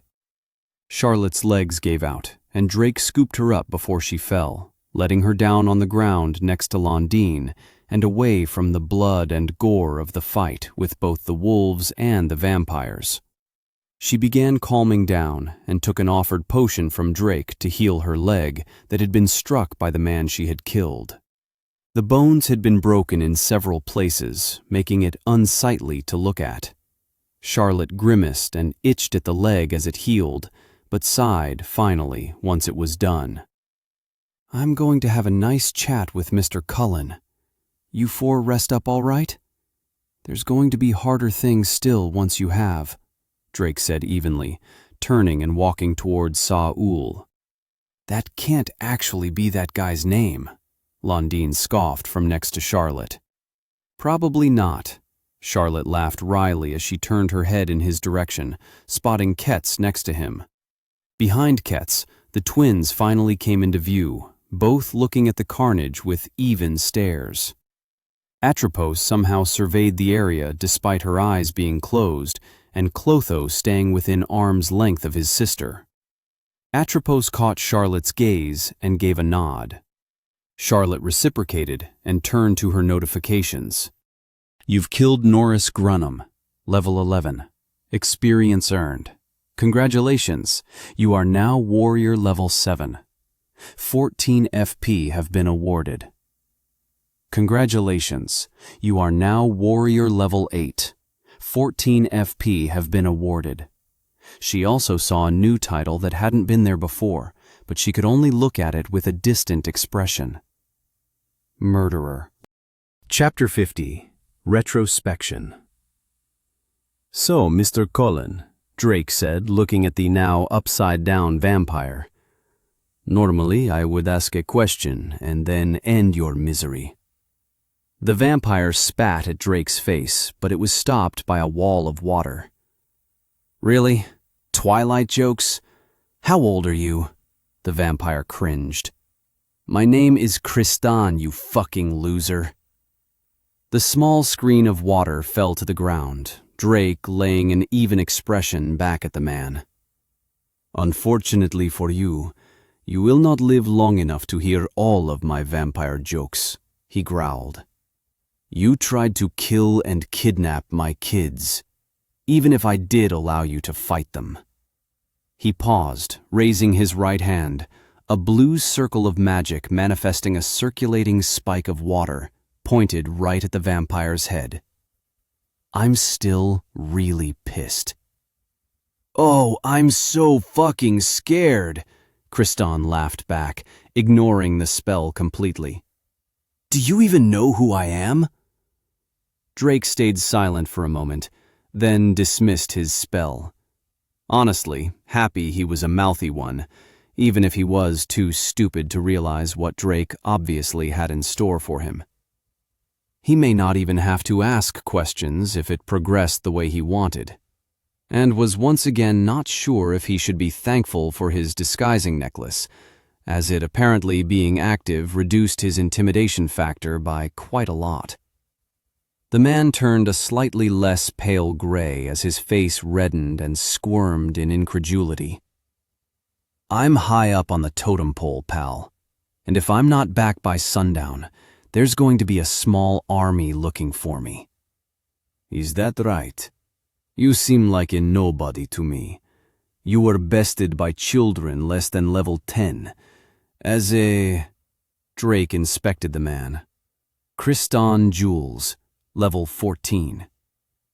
As a level 14, you should honestly be ashamed. You little fuck! I was just letting those little wastelets of minions take care of it for me. Why would someone of my status go out of his way to take care of some low-level scraps? I convert people. I don't deal with the dirty work, he hissed.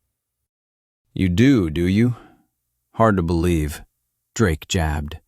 You seemed more like a grunt than even those other 3 that got rolled by the kids. Screw you. I'm a tier 2 Dampier, you little shit. I'm only a few more 100 conversions away and I get to be lord of a town. Christian continued to rant, but then closed his mouth shut as if compelled. Drake raised a brow. Oh, Bella got your tongue? I doubt it though, since she's probably at Jacob's house. But before Drake could finish, Christian's head exploded, killing him instantly. Ugh, Drake groaned. I'm covered in 1-star movie actor. He burned his hoodie and drenched himself in hot water, and then cleaned himself, disappointed with the lack of information he received. Drake sighed, picking up the spatial bag, but was unable to find a skill stone from the Dampier, pulling another hoodie from his inventory to slip on. At least he talked a little bit. But it looks like there's some sort of ingrained or safeguard in these undead converted. Drake waved his hand, the Dampier's body lighting up in a brilliant white fire. A small army, huh? I guess I'll need to just let loose. It's been a good minute, and I'm still really pissed. He sighed. But I'm starting to get concerned. He mentioned becoming a lord, and that he was a few hundred away. Just how many undead are getting made? He crossed his arms as he walked back to the group, a long list of questions and problems filling his head to ask Nato once they got back. Is there something wrong, Patriarch? Saul asked, standing up from helping Khalik II nurse his freshly restored hand. There's a bunch, if I'm being honest, but it will have to wait until we return to the town. Right now, Drake began addressing the rest of the group. We are heading to the nearest system center. We need to pick up the quests I had you all skip earlier. Why now? Lannon asked, scratching at the fresh scar across his left eye. Oh, nice placement of a scar. Real intimidating. Missed the squall look by a little, though. Drake grinned, pointing at his own 2 marks under his left eye. I'm fine with that. If I cut my hair and close my eye, at least I can look like Oren. Wrong eye, but close enough. London shrugged, taking Drake's joke in stride as he glossed over it. Drake let his mouth hang for a moment, more surprised he knew the reference, and then even more surprised that he deflected it, referencing another character. Right. Oren is always a good pick, Drake said, his eyebrow twitching. But back on topic. We are basically going to be experience bombing all of you. No, they have just finished a fight, and you wish to blow them up? Saul frowned incredulously. Drake scrunched up his face. No, I want them to take a bunch of quests and turn them in all at the same time so they can jump from their current level to hopefully level 10 all in one go. Oh, Saul said, then nodded. This is fine then. Atropos held up a hand. Drake chuckled. What's with the hand? Atropos put her hand down, her head tilting. Is this not how people of your culture ask questions? I have seen it done on the TV, Lord Drake. Yeah, if you're in class for school, I guess. You know what? It's fine. I'll allow it. What's your question? What of my brother and I? She asked. We are both already level 10. Drake gave a dismissive wave. It's fine. You will both do the same thing, and it will probably even out if we are doing the same quests. I'm sure the experience won't do much for you both at a higher level. Now, Charlotte, he said, addressing her. Yeah, she answered half-heartedly. Drake paused, thinking before asking his question. Bring Atropos and Clotho into your party. I know you four figured out the party system even without me telling you. After that, he sighed, his expression softening from his dealings with the Dhampir into an endearing smirk. Let's have a warm meal. The group of 8 had since moved from the remains of the blood-soaked battle and set up a small campfire to rest. Saul remained vigilant on the edge with her weapon holstered on her back, ready for any uninvited guests, while Drake hummed as he cooked, preparing food and stirring a large pot. Did you know he cooked? Londine whispered to Charlotte. No, but remember he gave us all that food before? The one that seemed to make us stronger? She muttered back. Oh, yeah, that was really good stuff. You don't think that was him, right? You would need, one of the professions he mentioned, right? I can hear you. I'm right here, you know. Drake smiled, dropping some chunks of meat into the pot with a sprinkle of salt. No, I like to cook. I don't have it as a profession. They both mused. Atropos pulled her brother back from leaning forward almost over the pot, his tail wagging furiously. Lord Drake, do you like women who can cook? She asked, dabbing the corners of Clotho's mouth with a piece of cloth. Drake hummed, not noticing Charlotte and Saul's ears almost becoming larger and turning in his direction as he answered. If I had to choose one or the other, yeah. Cooking is a big green flag. Green flag? Atropos asked. It's a good thing, Drake chuckled, pulling the spoon from the pot, pushing his finger into the broth and licking it. Needs a bit of flour, I think. It isn't thickening the way I want. I would like to make cooking my first profession, Atropos said confidently, pumping her fists. I'd also like to know where we can get the profession, Charlotte answered, somehow sounding competitive about it as she stared at Atropos. I already have all my professions filled, Saul sighed from the edge. Okay, Drake said, trying to ignore the obvious. Anyway, let's see those status screens, everyone. I want to see where we're all at and what we need to do going forward. Might as well do something while we wait for the stew to reduce and simmer. Kalik, too, was surprisingly the first one to walk up to Drake, turning around a blue screen as he rolled his wrist. Kalik 2 Rock. Race, Lowland Plains. Orc Class, Warrior. Level 7. Vit, 81. Strength, 102. Dex, 33. Int, 13. Wisdoms, 8. End, 23. Free points, 14. Skills, Heavy Blow, Level NA. Titles, First Hunt, 2 vs. 1. Living on the Edge, Pig Hater, Wolf Hunter, 1 vs. Many, Canine Exterminator. Oh, mused Drake. I knew from inspecting you all, but everyone grew so fast in just a day and a half. Let's see. Drake made some mental notes, then moved on to Londine, who was next. Londine Raymond. Race, Human. Class, Cleric. Level 8. Vit, 68. Strength, 53. Dex, 53. Int, 141. Wisdoms, 111. End, 63. Free points, 49. Skills, Mend, Level NA. Wrath, Level NA. Titles, First Blood, 2 vs. 1. living on the edge, close call, one versus many, pig hater, wolf hunter, canine exterminator, dead man walking, murderer, punching up. Then Charlotte.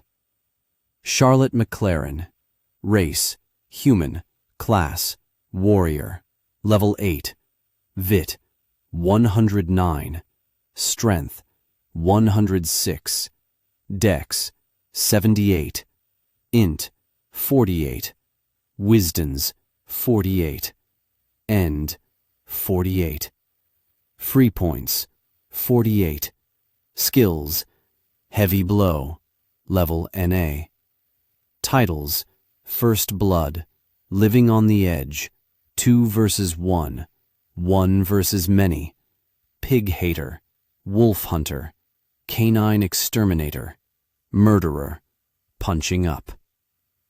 And finally, the unusually quiet Ketz. Quetzalcoatl Mono, race, sun conure, class, ranger, level 7, vit, 22, strength, 33, dex, 85, int, 12, wisdoms, 12, end, 46, free points, 31, skills, power shot, level NA, titles, first flight, 2 versus 1, pig hater, wolf hunter, canine exterminator. That's good. Everyone is around the same level, so hitting level 10 in the time we need should be doable.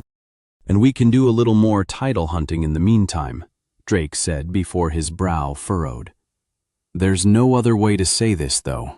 All of you except Landine will also have to gain the near-death titles, pretty much. Kalik too has one, but as far as I know, there are 2 others. Near-death titles? Charlotte asked warily.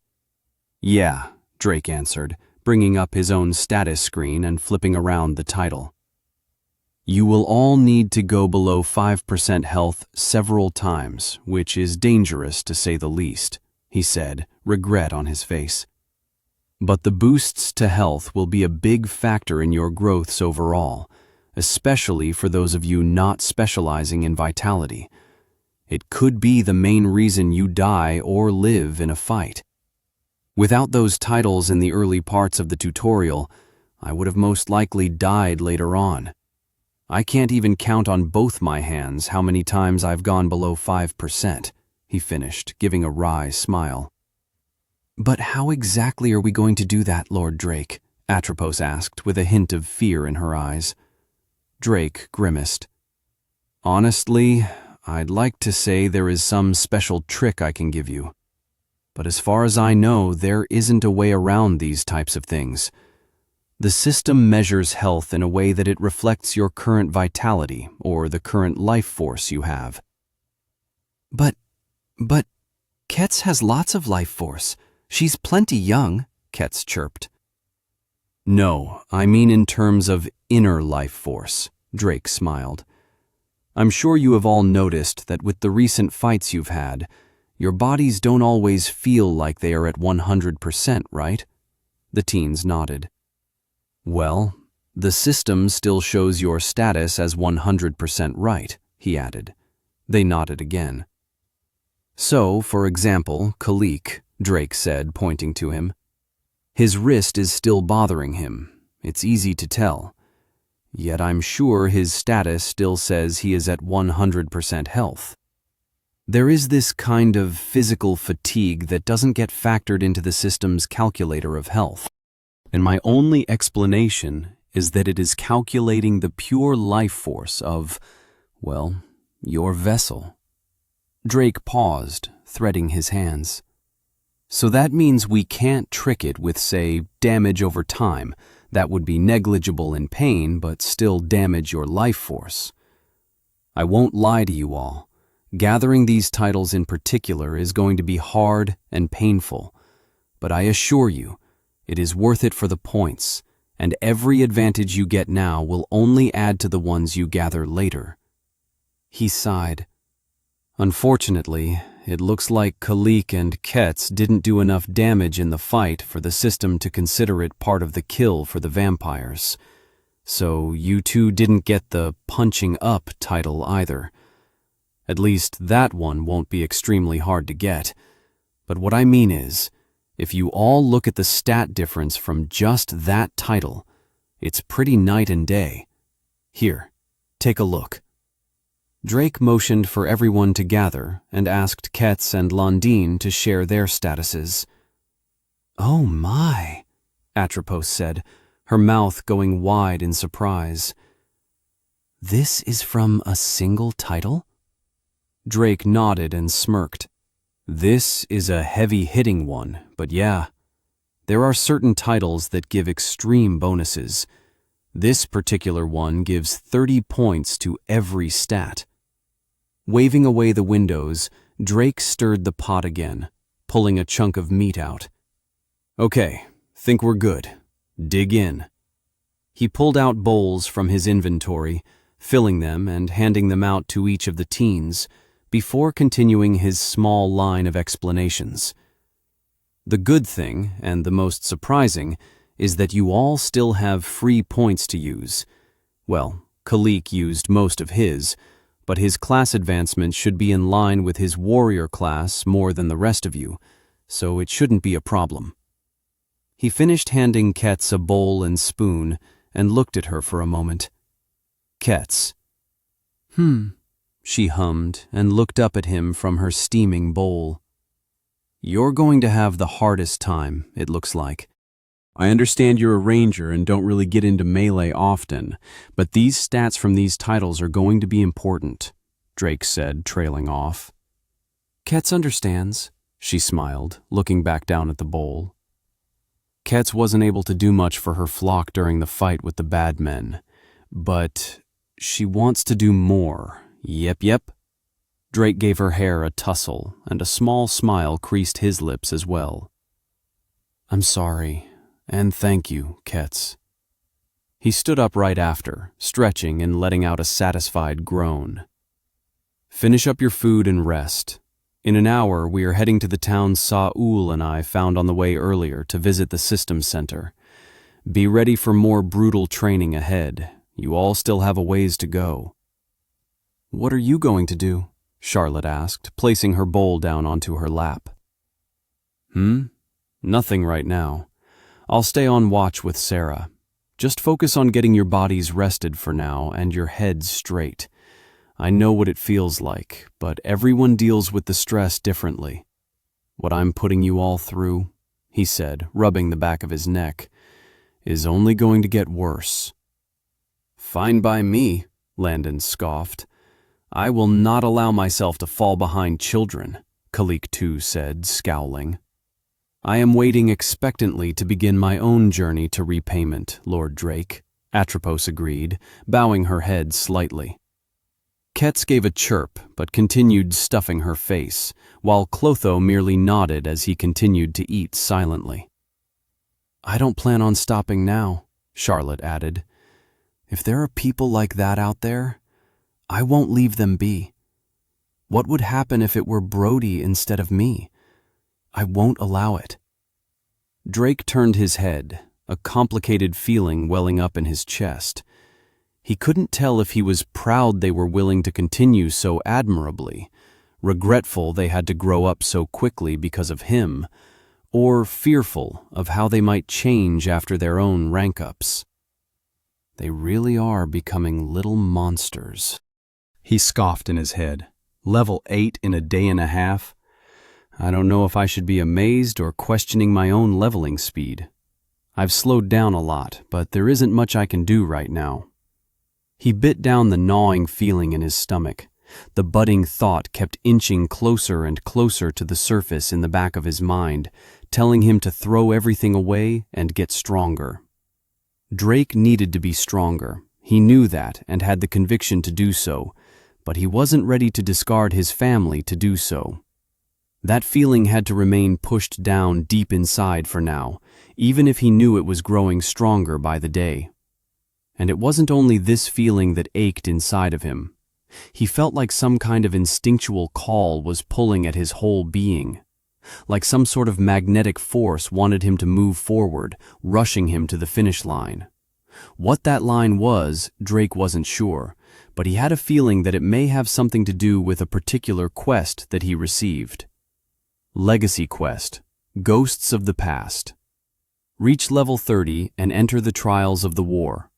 General reward, experience, legacy item, access to Assuran's generational training wilds. There was something about this quest that aided him, and it felt as if his very soul was being called to. Chapter 51. Time to get motivated. Nothing of note happened during their rest, surprisingly. Drake and Sarah talked as the teens finished their food within the hour. Once they were done, Drake packed up the small camp. "All right, troublemakers, get those feet moving. We're wasting daylight and y'all are still on a schedule. 3.5 days to go." Drake pointed in the direction of the town, recalling the place from the day before. "The town is in that direction. Everyone get a move on. Sarah and I will lead. No one fights anything until after you get your quests, especially you two, Atropos and Clotho. I don't want either of you going over level 10 more than you have to. It will only make getting other titles more difficult. And I'm honestly not sure if you both will receive your stat bonuses from your class without first ranking up fully." Clotho and Atropos nodded. "Sarah, take up the rear. Don't go out of your way to kill anything. We want to move as quickly as possible. I'll take the front," Drake explained, then grinned. "Do your best to keep up, kiddos." And with that, Drake and the rest of the group were off. They traveled through the snow-covered forest quickly, all of the teens' stats helping them maintain a speed that would have been unimaginable before the system. The light snowfall, combined with the breaks in the clouds that allowed beams of light to pass through intermittently, made for a beautiful landscape. Small, radiant rainbows were produced here and there against the backdrop of the falling snow that couldn't help but be appreciated as the breathtaking sight that it was. Drake's eyes and senses never strayed from his purpose, but even he couldn't help but smile as he took in everything around him. He never would have guessed this was where he would end up. Sprinting through the forest at the speed of a moving vehicle without breaking a sweat, followed by teens of varying fantasy races, and even a wife of a different race on their way to pick up quests to level up, then meet up or even save his family. It was a reality he had long since accepted in the tutorial, but spelling it out in his head still forced a wry chuckle from him. Drake ran with his hands in his hoodie pouch, striding forward casually as he aimed spells at any monster that was foolish enough to come close with his eyes. He had reached a plateau with his manipulation and skills. He felt he was on the cusp of leveling up again, but the monsters in the area, although plentiful, were unfortunately just too low level outside of the odd E rank. Looking at the levels of the monsters he slew as they traveled only gave more weight to his assumptions. I guess the world is still ramping up the monster's strength.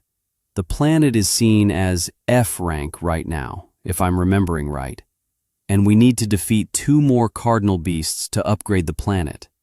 But, Drake thought, sighing, if I rush to upgrade the planet right away without more people leveling up, just what is going to happen to the planet? I might get monsters to kill and level up, but everyone else would be destroyed, he muttered, but was thrown from his thoughts as he felt a crowd of monsters in front of them. But there was a problem. It was inside the town they were traveling to, and it was just coming into view. "Stop!" Drake said, screeching to a halt. The rest of the group slammed on their brakes as well, far more out of breath than Drake and Saul, but were well enough off to give questioning looks. "What's up?" Landon asked. "Is there something up ahead?" "I don't see anything," Charlotte said, holding her spear and surveying the area. "Monsters?" Saul asked, shouldering her obsidian axe. "Yeah, but they're in the town," Drake grimaced. "Inside the town? Should there not be people remaining here? Were they overrun?" Atropos asked, moving closer to Drake as Clotho also moved to protect her, his fangs bared. Quetz, too, moved closer to Drake, knocking an arrow out of habit, a worried chirp escaping her lips.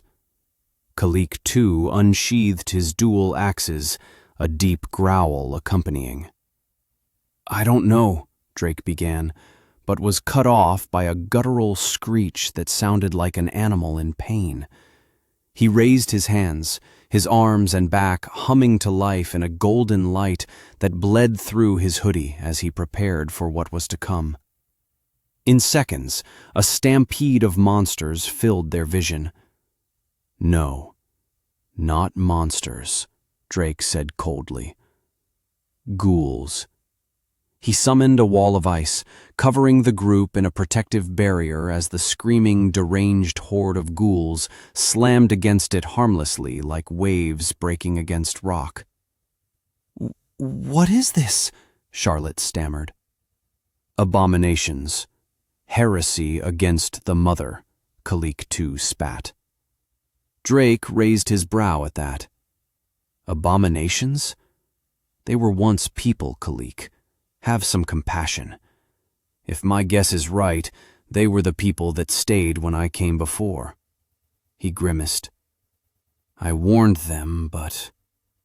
Saul walked forward and placed her hand on Drake's shoulder.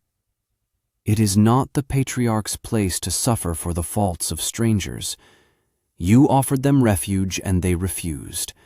It is their fate, she comforted. But do not fault Kalik too, Patriarch. In our teachings, the dead are sacred. To bring back a warrior from the eternal hunt is to damn them to a life of wandering without meaning. Many shamans of the Orc tried to bring back the dead before the gods took us, and it only brought chaos and destruction. Dark, disgusting, and corrupted magics. Drake clenched his fists tighter. She was right, but that didn't make it easier on him. Had he pushed or spent more time here to convince them, maybe they would have come with him. The slamming on the clear sheet of ice almost became rhythmic after a few moments, as the teens approached the edge to get a better look at the ghouls. Complicated expressions on all of their faces until he heard a gasp from Charlotte, and then she emptied her stomach. Drake looked to where she was standing just a second ago, and his face deepened into an intense frown. Standing there was a child no older than 4, tearing and clawing at the wall of ice. Her skin was pale, and she wore a torn and tattered pink coat splattered with blood. 2 braided ponytails parted her hair. The entire mob of ghouls continued to beat against the wall, but Drake could only notice the face of the small girl as it contorted and twisted to scream, but always keeping a sliver of what looked like pain and agony to Drake. The small girl continued to scratch and claw against the ice, lines of red forming where she struck, even after her fingers had bent back and fingernails broke off in the ice. Drake broke from the overwhelming sound of the drumming with a flex of his aura, the area going silent. Enough. He walked forward, the ghouls dropping to the ground and backing up, shaking, a stark contrast to their single-minded, frantic assault on the barrier. Rest in peace and suffer no more, Drake said, his voice echoing in the barrier as a crimson-red magic circle formed at his feet. Ignis. The magic circle breathed to life, a white flame igniting above Drake's head and melting the icy barrier as warm water flowed over the snow-covered surroundings. The sound of sizzling water overpowered the grumblings and moans of the horde that was forced to fall in almost reverence of the power he was displaying with his magic and aura. Pushing mana into the spell, the flame of pure white radiance consumed the moisture of the surroundings, but Drake's control was at the peak of F rank and did not harm the teens and Saul. Drake raised his hand, the sound of the snowflakes evaporating against the heat of the spell reaching a dour finale. Maxima.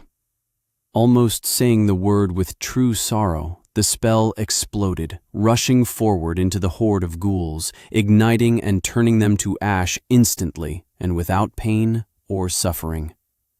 The ground around them turned from a white, snow-covered wonderland into a blackened, ash-filled cemetery in the flash of white fire.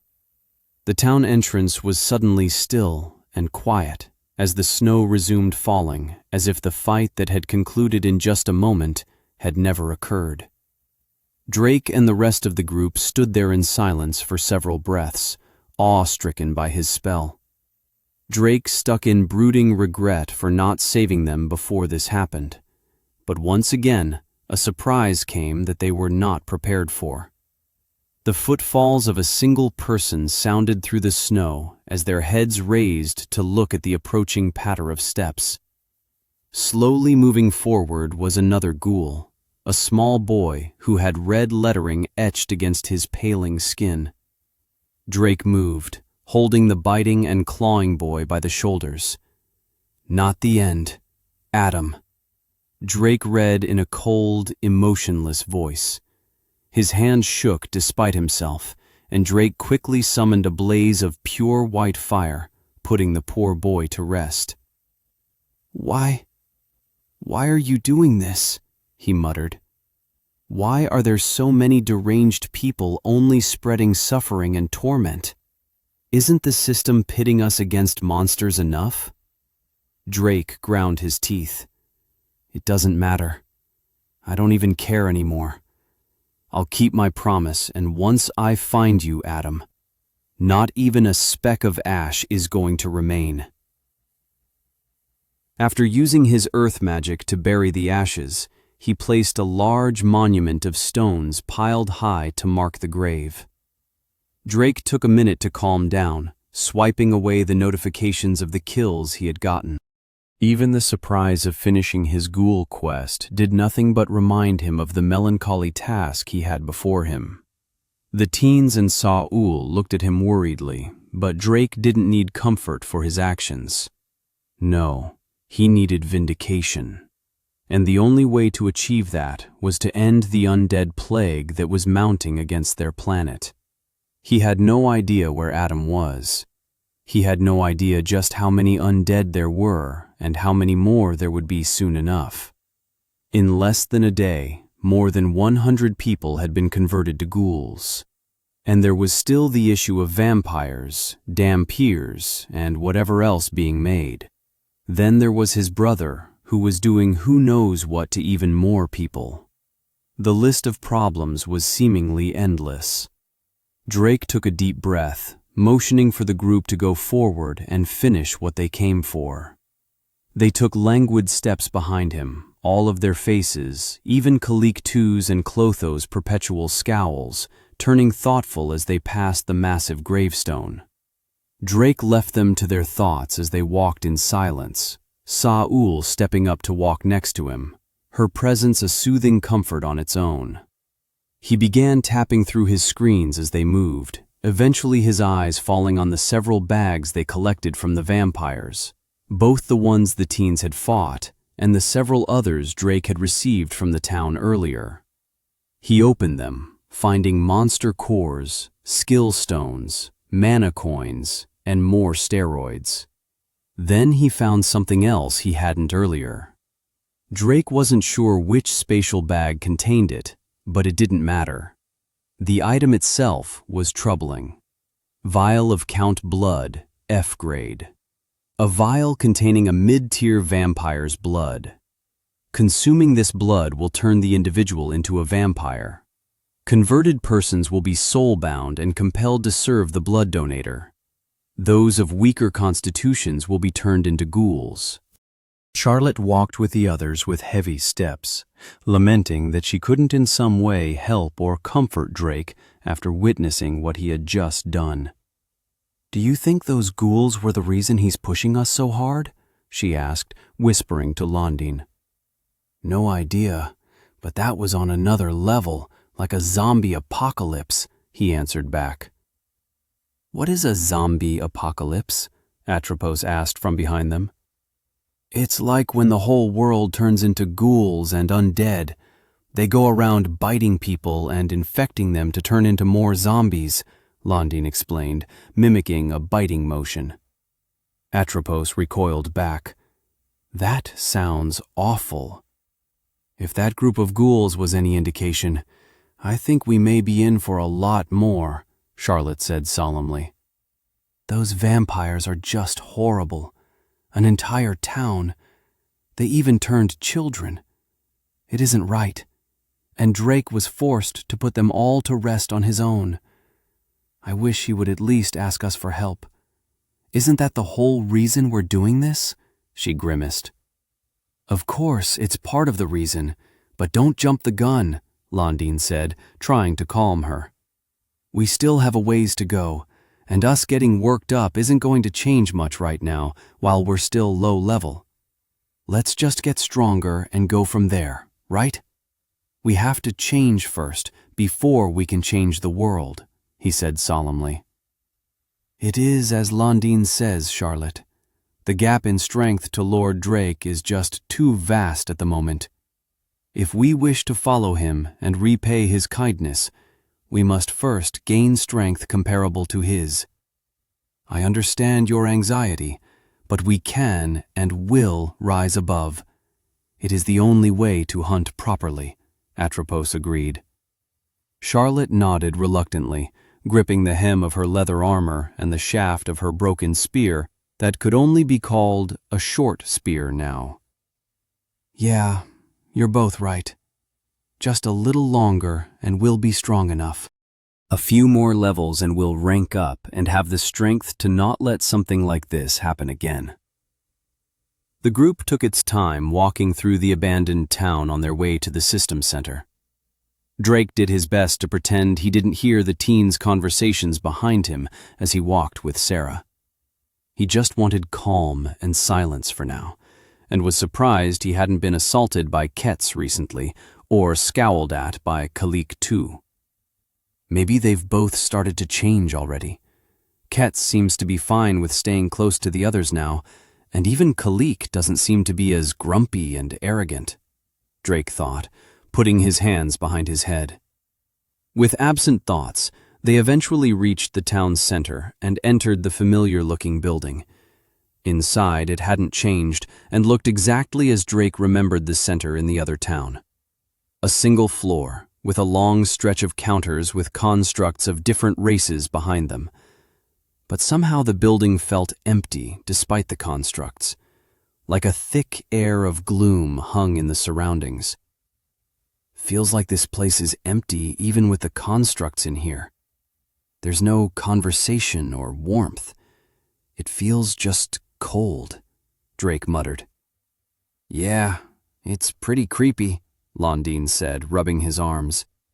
Compared to the center in Reunite, I feel like I could see a tumbleweed covered in snow blow past us at any moment. Drake gave a light scoff, even after Charlotte gave Londine a slight smack for being insensitive. That's true. All right, let's see what quests are available here. We need to have your kids load up, and hopefully some of them have item rewards. We don't exactly have all the skill stones you need, so the more quest items you can get, the better. Sa-ul waited at the door, leaning against the wall with her axe, doing the same as the teens all went to a different counter, speaking with the constructs. Drake also walked up to a counter, greeting the construct as he asked for a list of quests. Quest: Subjugate 50 mana bovine. Recommended level: 1 to 10. Rewards: Experience, Uncommon Rarity, Piece of F-grade equipment. Quest: Subjugate 10 ironhide bulls. Recommended level: 10 to 15. Rewards: Experience, Uncommon Rarity, Skill Stone of your choice. Quest: Subjugate 20 mana wolves. Recommended level: 1 to 10. Rewards: Experience. Quest: Subjugate 10 alpha frost wolves. Recommended level: 10 to 15.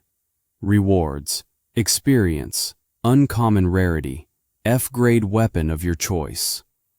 Quest: subjugate 50 winter tusk mana boars. Recommended level 1 to 10. Rewards: experience. Quest: subjugate 10 winter tusk alpha boar. Recommended level 10 to 15. Rewards: experience. Set of F-grade potions times 10. Bovine? Cows? No way. Is the cow level real? Drake laughed. Chapter 52. I've created monsters. Everyone got all the quests they could? Drake asked, standing in front of the group of teens. Yep. Ketz has 20 quests, Ketz chirped first. Charlotte smiled next to her, not able to understand, but she also answered, Yeah, I have about 20. Most of them are cow quests, though. Has anyone else noticed that the non-F-rank monsters just have mana in front of their name for the most part? She asked. Sure, but I thought it just made sense, Londine nodded. I'm guessing they haven't upgraded like we haven't, so they just get it to show they're being infused with mana? I do not understand the need for these trials of the gods. Should we not just hunt as we have, testing our strength against greater opponents? Kalik too grumbled. We will do anything that Lord Drake instructs. We give full confidence in his guidance, Atropos beamed as Clotho shook his head. Drake smiled at Clotho and nodded to the rest. Good. Then let's set some ground rules. This will mostly be the same as before. Saul and I will not interfere unless absolutely necessary due to something out of the ordinary happening. While you are gaining the necessary titles, I will be nearby, as the nature of the title requires you to reduce your health to below 5%. You all have potions. Do not be afraid to use them.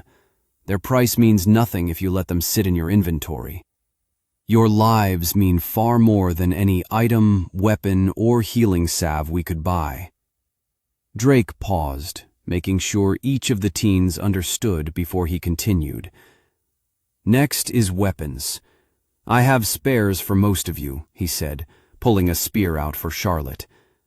So if your weapon breaks, don't sweat it for now, but I will only do this for the non-graded items. Everything in F grade and after is your responsibility. Now, Clotho and Atropos, do you both have weapons? We gave you some armor as well, but... Drake trailed off hesitantly. We both still have our weapons from the tutorial. There is, unfortunately, a problem, Atropos said, her lips thinning. Well? Drake asked. Neither of our classes uses weapons anymore. My base class was a mage, and my brother's was a warrior. It is not as detrimental for myself due to my class skill allowing me to change any weapon into a scythe, but Clotho needs a very specific type of weapon for his skills and class, it would seem. Drake tapped his finger to his chin for a moment.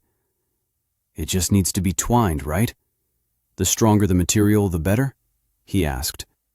Clotho nodded hesitantly, seemingly unsure himself. Not a problem. Drake smiled, pulling several non-graded swords, his arms flaring to life in golden light.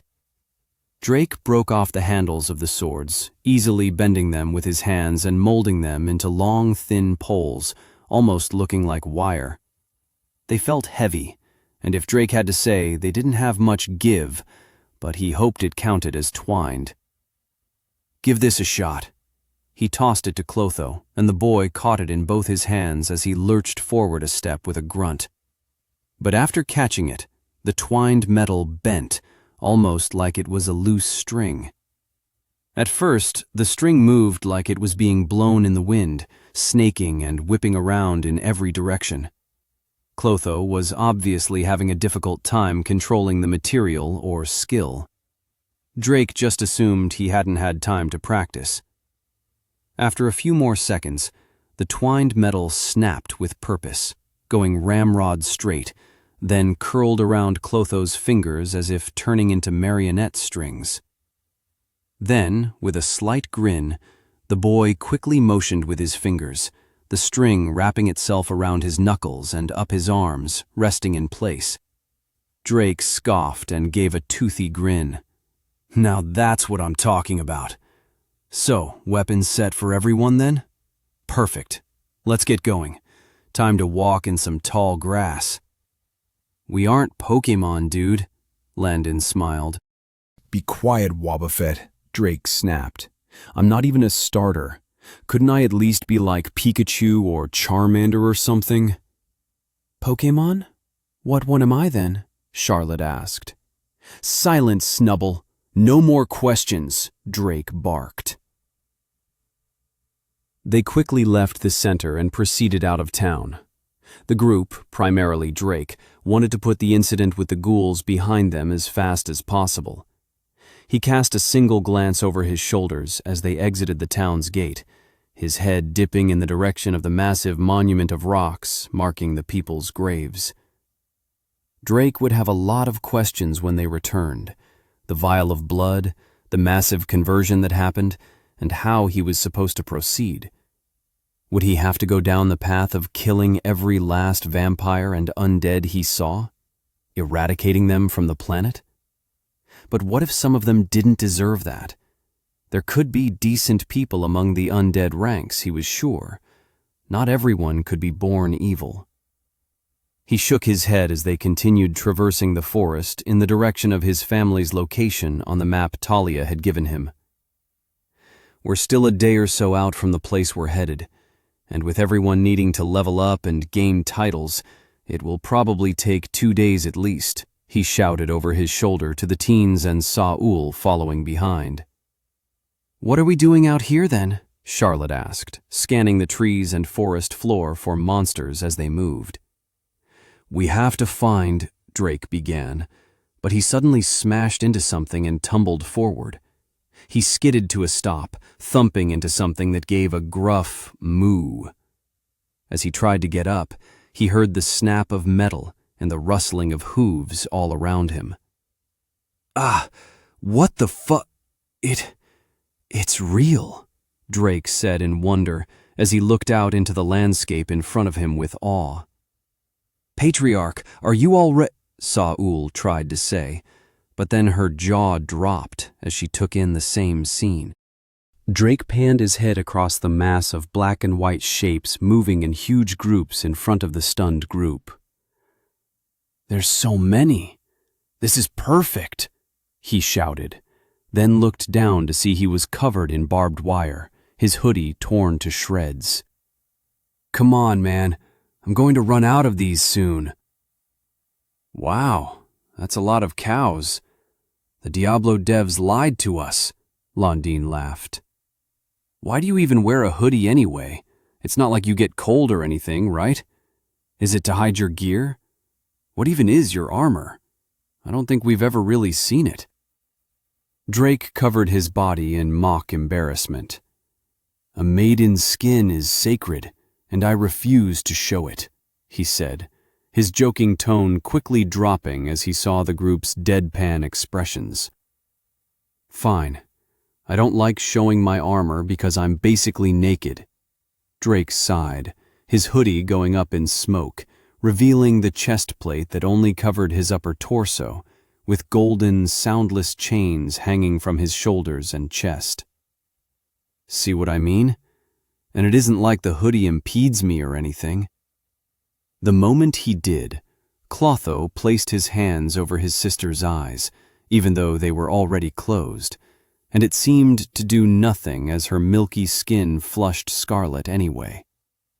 Charlotte also turned a shade of red and looked away, while Ketz simply tilted her head in curiosity. Londine let out a long, ooh, and poked Drake in the stomach. You've always had those? I'd be showing them off non-stop. Don't touch me. That's weird. And yeah, since I had my rank up, I've gotten just a little bit more attractive, Drake muttered, turning away. I can hear Nato screaming in my head already. Ha! Ape, you are still just as ugly as before, only slightly less fat, or something. Saul only continued to look out at the massive herd of cows, their mooing becoming a cacophony in the background. Drake raised a brow, slightly disappointed that she wasn't reacting like the others. Is it because she already saw me in full armor when we fought? That's kind of disappointing. He walked up next to her, slipping on another hoodie, getting down to his last sets. Khalik, too, stood on her other side, axes already drawn and ready to go. "Hold on there, Tiger," Drake said. Saul suddenly whipped around, her axe drawn. "Where?" Drake blinked, sighing. "No, it's a turn of phrase." "I've never heard of a phrase turning. Is it magic?" Drake slapped his forehead and groaned softly. "Never mind. I don't even know how you managed to make that confusing. That's like an accomplishment in and of itself." "Thank you." Saul nodded pridefully as she shouldered her weapon. "I'm not... never mind. Big breaths, Drake. Big breaths." He sighed again. "All right, let's see what we're working with." Drake excused himself from the comedy act that was Sarah right now and began inspecting the cows in earnest. Manacao, Level 3. Manacao, Level 7. Alpha Iron Hide Bull, Level 13, F rank. Iron Hide Bull, Level 10, F rank. Iron Hide Bull, Level 7. Drake grimaced. Their levels are all over the place. That isn't good. "Why isn't that good?" Landon probed, tapping his mace against his thigh.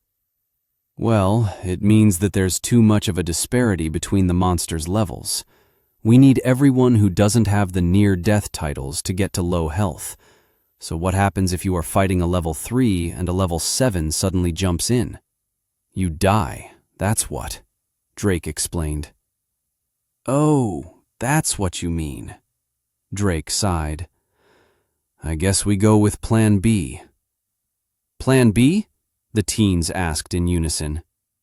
"Yep, try not to resent me for it," Drake said, his voice suddenly devoid of emotion as he threw his hand up, an earthen brown magic circle forming. Drake quickly summoned a simple building of black earth around them. 4 walls, no doors, and no roof. "What's going on? What are you going to do?" Charlotte asked with a hint of concern. "My aura is pretty oppressive," Drake said as he began spreading it out over the small area. "While under its full influence, you will begin to lose health, and if it should go on long enough, you will die. I obviously won't do that, but I need you all to stay conscious and tell me when you have reached below 5% health." He began to release his aura in earnest. The teens and Saul paled as they fell to their knees, as if gravity had suddenly increased several folds. The teens fought against it, several of them looking with determination and 2 with detestation, Khalik too growling against the pressure of the aura. Saul wasn't nearly as affected as Drake wasn't directing it specifically at her. Still, with the release of his aura and being in such a small area, it was almost inevitable that she would be somewhat affected after all his boosts to it. Drake gritted his teeth as he looked at the teens writhing in pain in front of him, but this was the safest way to get them the titles. "Like I said, I hope you don't resent me for it," he let slip under his breath. "How?" Atropos groaned, sweat beading down the side of her face, her wolf ears drooping to the point they cupped against her head. "How could we ever resent the person who saved us?" she eked out. "Or is only doing this for our benefit," Charlotte added, trying to struggle against the pressure, slipping her elbows under her to raise her head. Kets won't let her flock disappear again. If this makes Kets stronger, she'll do it," Ket said with a wry chirp.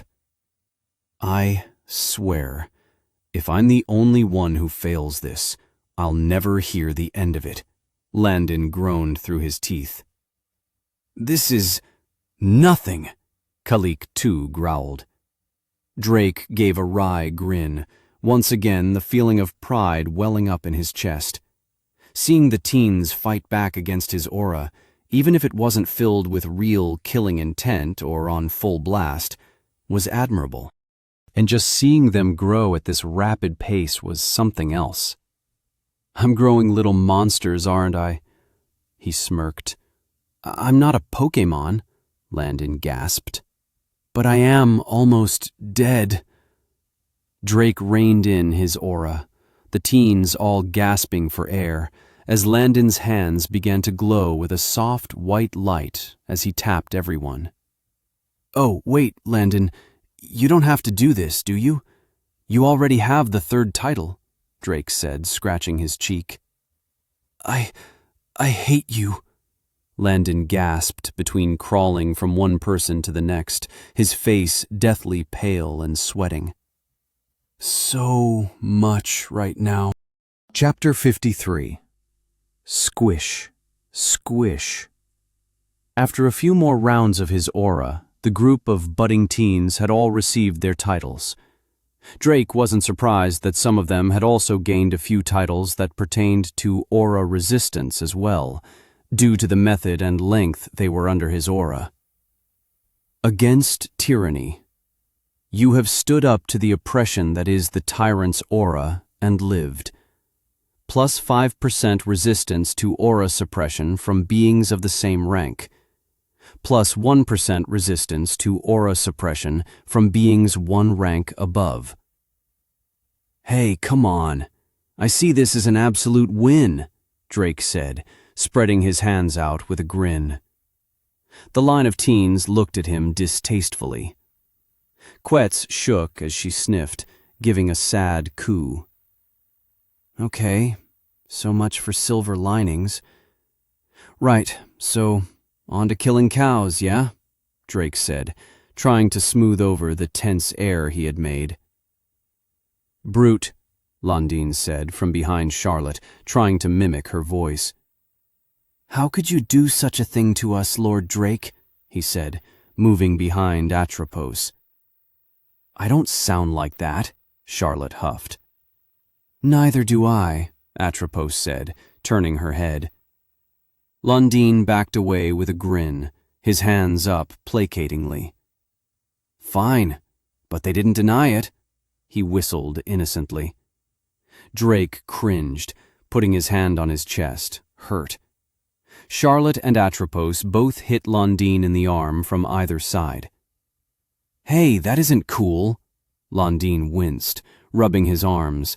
His lips pursed as he blew on his side that Charlotte had hit, like he was blowing on something hot. You get what you deserve, Drake smirked, only to lurch forward as something hit the back of his head. Ow, what the... Saul was behind him, frowning as she pointed to the teens and then back to him. Drake scrunched his face up. Fine, I guess I deserved that. Ha! Justice! Lundine cheered.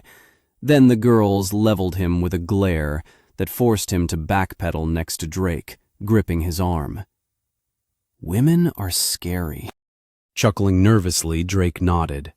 Yeah, you're probably right on that one.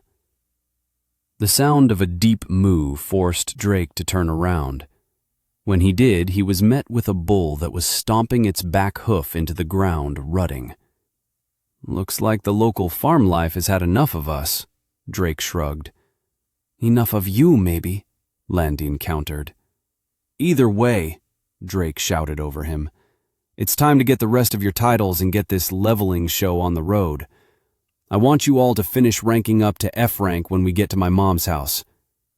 Drake chewed on the side of his mouth for a second. Wow, I never thought I'd say it like that. He shook his head. Okay, time to take this bull by the horns. Alpha Ironhide Bull. Level 15. F rank. It's level 15, so we can't use it for any of you four. Atropos and Clotho. Both of you don't have as much fighting experience, right? Drake asked, remembering the limited titles the two had, even before gaining the recent 3. I fought for a time, and somewhat after our parents, but yes, it was mostly out of necessity, so you are correct, Lord Drake, Atropos said. Clotho grimaced, turning his head down and away, his fist balled. It's all right. You two will get more than enough experience with it here. Since you two are so ahead of the others, I've been thinking of what to do about it. And the best I can come up with is getting you both the punching up title, and then having you advance to ranking up. The only problem is we don't have the best substones for you both right now.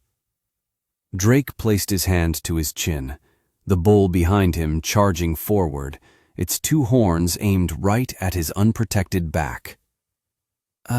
Drake, Landine shouted, stepping back into the line of the group and away from him.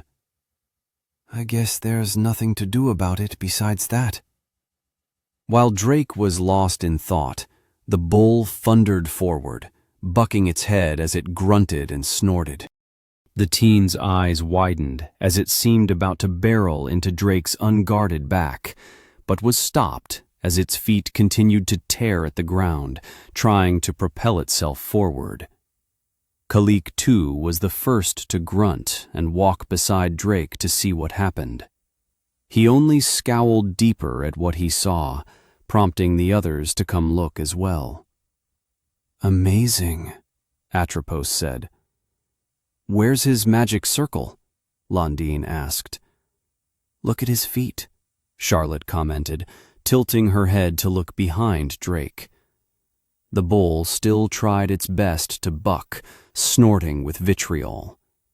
But the teens traced the earthen brown magic circle at Drake's feet, the black stone creeping up his legs and covering his back, the bull's horns stuck in a layer of pitch-black earth.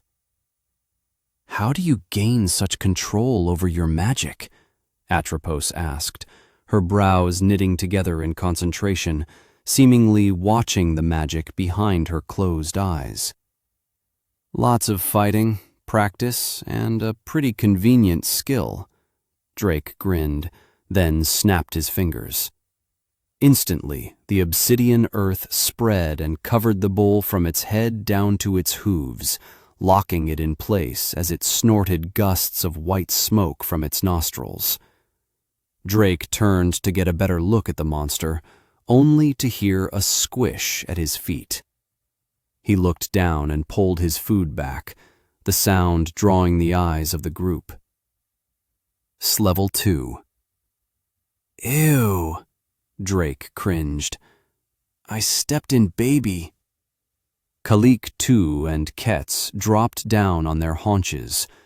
Khalik, too, poked it with the tip of his axe, only for it to be slapped away by Ketz, who cooed and poked it instead with a finger, the monster jiggling and wobbling at the touch. Hey, can we keep it? Ketz asked, scowling and slapping Khalik, too,'s axe away once more.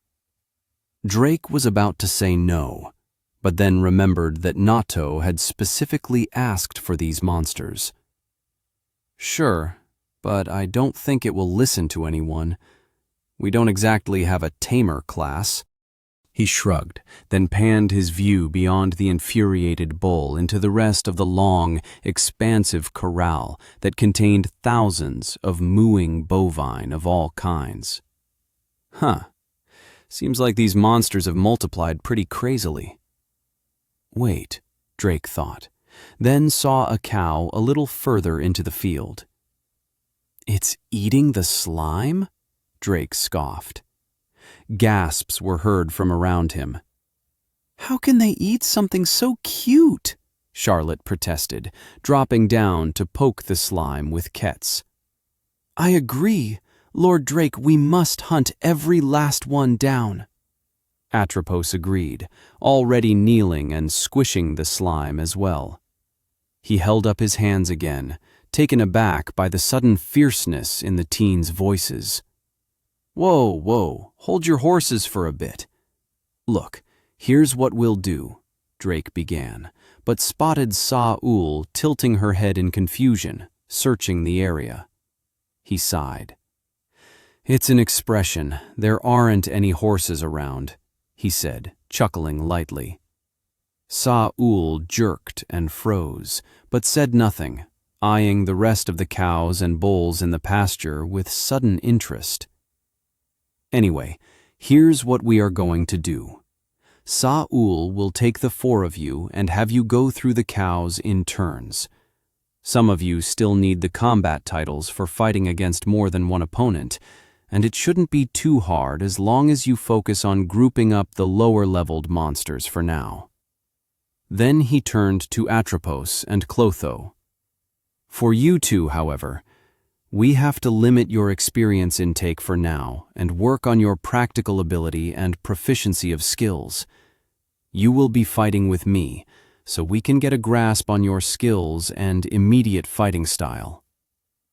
But neither of us have fought with our new skills yet, Lord Drake, Atropos said from her crouching position, speaking for herself and her brother, still poking the slime. It will be fine. Just like how everyone has learned to fight relatively quickly, you will learn on the fly, and the skill stones impart a small bit of knowledge to you when you consume them. It might not be instant or feel significant at first, but I know for a fact they start to influence you once you get going. So it's only a matter of putting it into practice. Trust me. Drake smirked. Khalik too shot up from his kneeling position, axes at the ready, as he heard they would be grouped with Saul for once. Good. Finally, a real warrior will instruct us, he shouted, only to get a smack to the back of the head from Saul. You know the patriarch is a strong warrior. You should feel honored to be included in this group. I have already seen how you have improved fighting with the others. Do not muddy the progress you have made so far with such shallow and false words, Khalik too, Saul admonished immediately. Khalik too looked as if he wanted to say something, but quickly snapped his mouth shut and grunted. What's he on about? Landine asked, stepping up next to Saul. Yeah, he's been pretty tame since we got out here. Is he unhappy about not fighting with Drake? Charlotte asked, her finger poking through the slime as she turned her head in their direction. He's just being Khalik, Drake sighed. He looked into the distance again, forced to shield his eyes by the sunset quickly descending on them. The day's already gone, huh? Drake grumbled. Then they were all made aware of the bull trapped in Drake's spell as it snorted and grunted. Oh, right. This guy is still here, Drake sighed. You get to live another day, bud, he chuckled, placing his hand on the beast. Fear is binding. Cower, he chanted, as inky black smoke extended from his hand and sank into the bull's hide. A moment later, the bull's eyes bulged and hazed over as it started to buck even harder, its breathing becoming unbelievably erratic. Drake let his earth spell fade away as it crumbled, and the bull ran off into the herd behind them with incredible speed. Right. Now that Georgie is gone, I guess we'll rest up for the remainder of the night. Lucky you. He smiled at the kids. But don't we need to hurry up? Charlotte asked, standing up with some concern on her face. Yeah, I'd rather fight through the night. You have fire to light the surroundings, right? Landine agreed. I would also like to start our training as well, Lord Drake. We do not wish to fall behind any more than we already have, Atropos added. Ketz is good at seeing monsties in the dark. Yep, Ketz chirped. Drake shook his head, snapping his fingers, a large earthen magic circle forming at his feet. Sorry, but this is, like everything else, non-negotiable. The magic circle spread wide around them, encompassing the group and the small makeshift walls he had made before. The walls sank into the ground as the area around them rumbled, more elaborate walls sprouting from the ground and covering them fully in a castle-like structure. All of you stay here. Saul and I are going to go patrolling. No going out, you hear me? You agreed to listen to me without question, and I'm pulling that card. Drake pulled Saul from the building by the wrist, not waiting for a response as the door of the castle closed behind them with a slam. Jeez, Londine grumbled. What was that all about? Not sure, Charlotte frowned, but it sure was sudden. Maybe he sensed something in the area? Patriarch, where are we going? Saul asked, her head turning over her shoulder back to the castle in the orange light of the sunset. That vampire we captured before said there would be a small army coming to find him if he didn't make it back. Guess he wasn't lying. Drake smiled.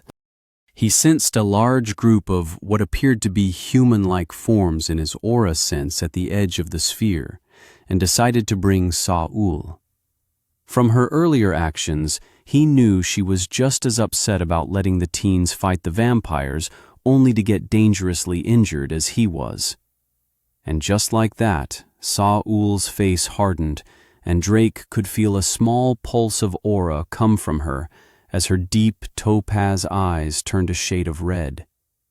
Drake gave a wry smile. Good to see you motivated now. Where are they? How many? She growled. He pointed ahead of them. There, and I'd say enough to break at least a little sweat. Why are we out here again?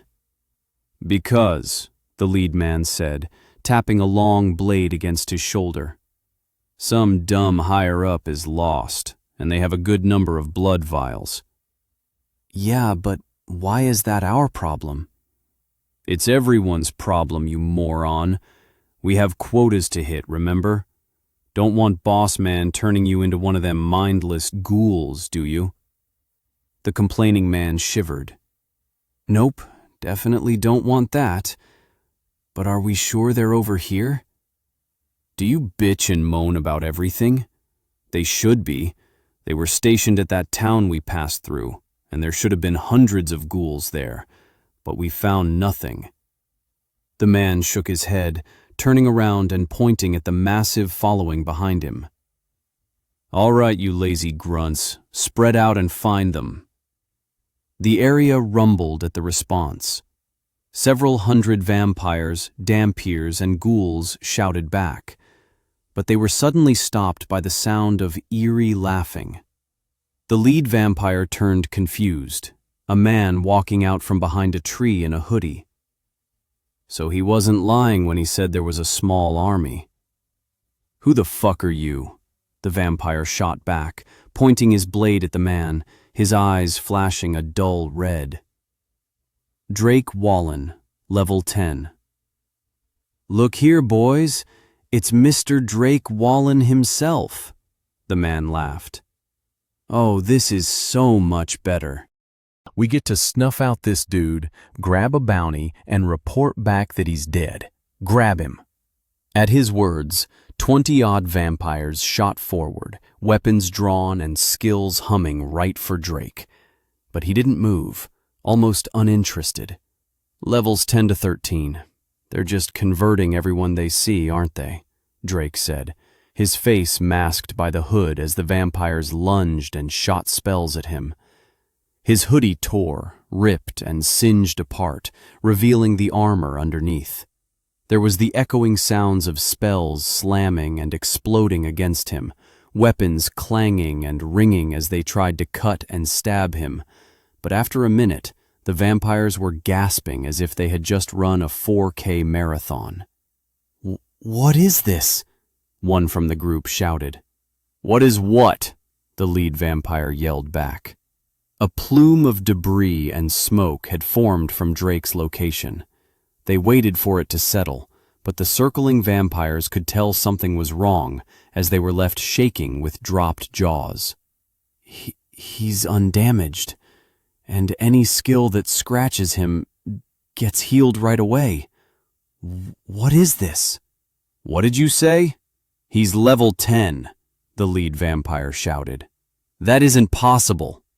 Oh, it's quite simple, really, a voice from the smoke said, almost laughing. You didn't account for this not being my real level. The smoke began to dissipate, revealing Drake unharmed and in a half-mask, smiling with porcelain-white teeth. His armor bared for them to finally see. A half-cloth vest with black chains, golden tattoos humming with power on his arms and shoulders, and a slitted white robe covering his legs from the waist down. With the hoodie now gone, they were able to see his glowing orange hair burning as if it were the setting sun itself, whipping in the air with a blood-red shawl. I always forget that I have this on, but I can't really complain. It leaves for some very fun power reveals. Drake laughed, placing the necklace into his inventory. 27? A unified gasp escaped the group surrounding him, the entire encirclement taking a nervous step backward. See, my numbers. They are just bigger than yours, Drake explained. So you could sit here all day and you wouldn't make a lick of progress.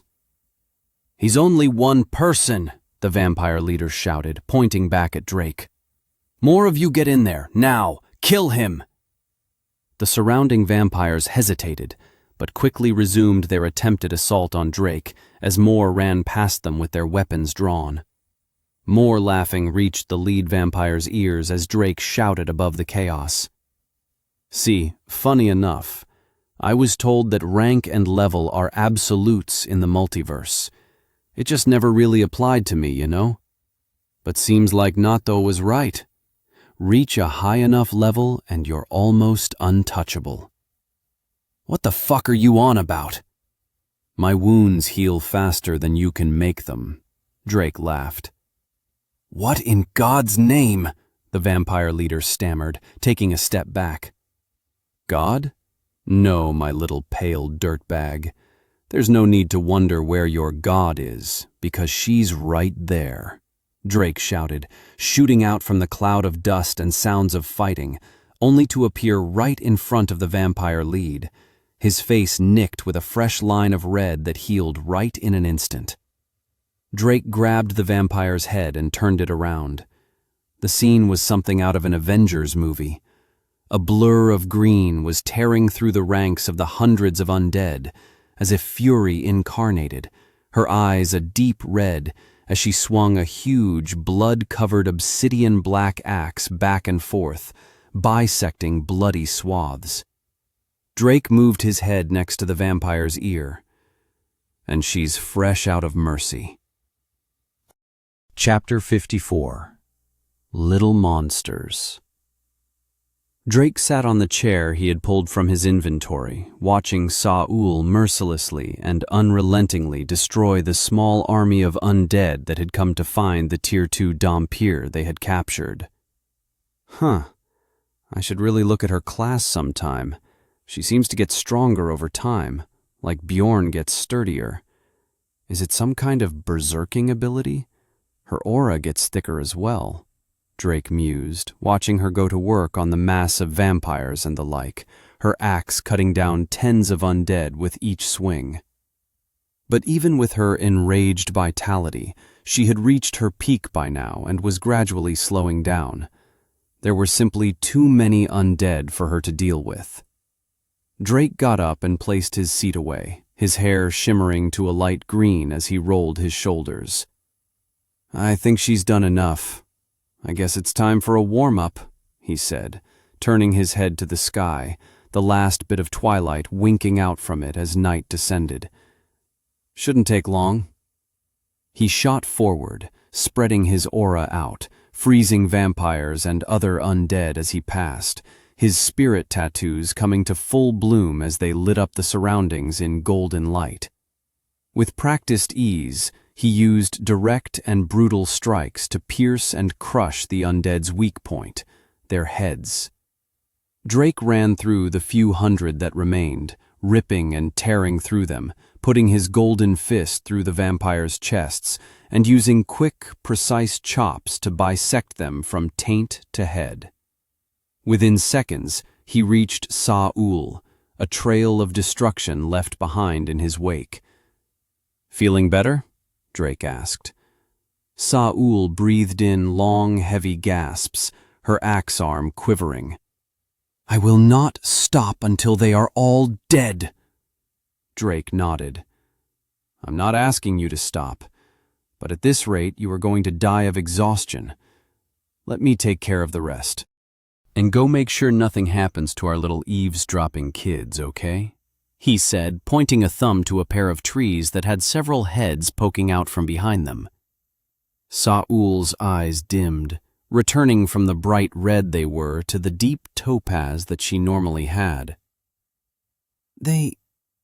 They left the shelter? Even after Patriarch told them not to?" she asked through huffs. "Of course they did. They're teenagers," Drake scoffed. "I might be training them hard, but they're still young and curious. Now go see to them. I'll clean up the rest." The kids flinched and tried to scramble behind the grouping of trees once they saw Drake thumb to them, but it was too late. Saul, although exhausted, couldn't be outrun by underclassed children. She quickly caught up to them, grabbing several of them by the scruff of the neck. "What are you all doing here?" she asked. Saul asked, knowing only Atropos, Clotho, and Kalik too could understand her, but she was sure her point made it across. Or at least she hoped her frustrated and disappointed look made it obvious enough. "We simply wished to see what was happening," Atropos winced. "What would have happened if this army found you?" Saul snapped back, turning to Kalik too. "You should know better. You have trained for years to fight as a proud warrior of the rock." He took a step back and frowned.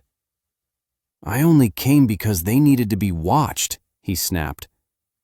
I know my limitations," he finally admitted. "But I came to make sure nothing happened, and to see how that man fights." Saul gave a long sigh, releasing the others and leaning against a tree, letting her stamina slowly tick upwards and recover. Placing her axe within arm's reach next to her.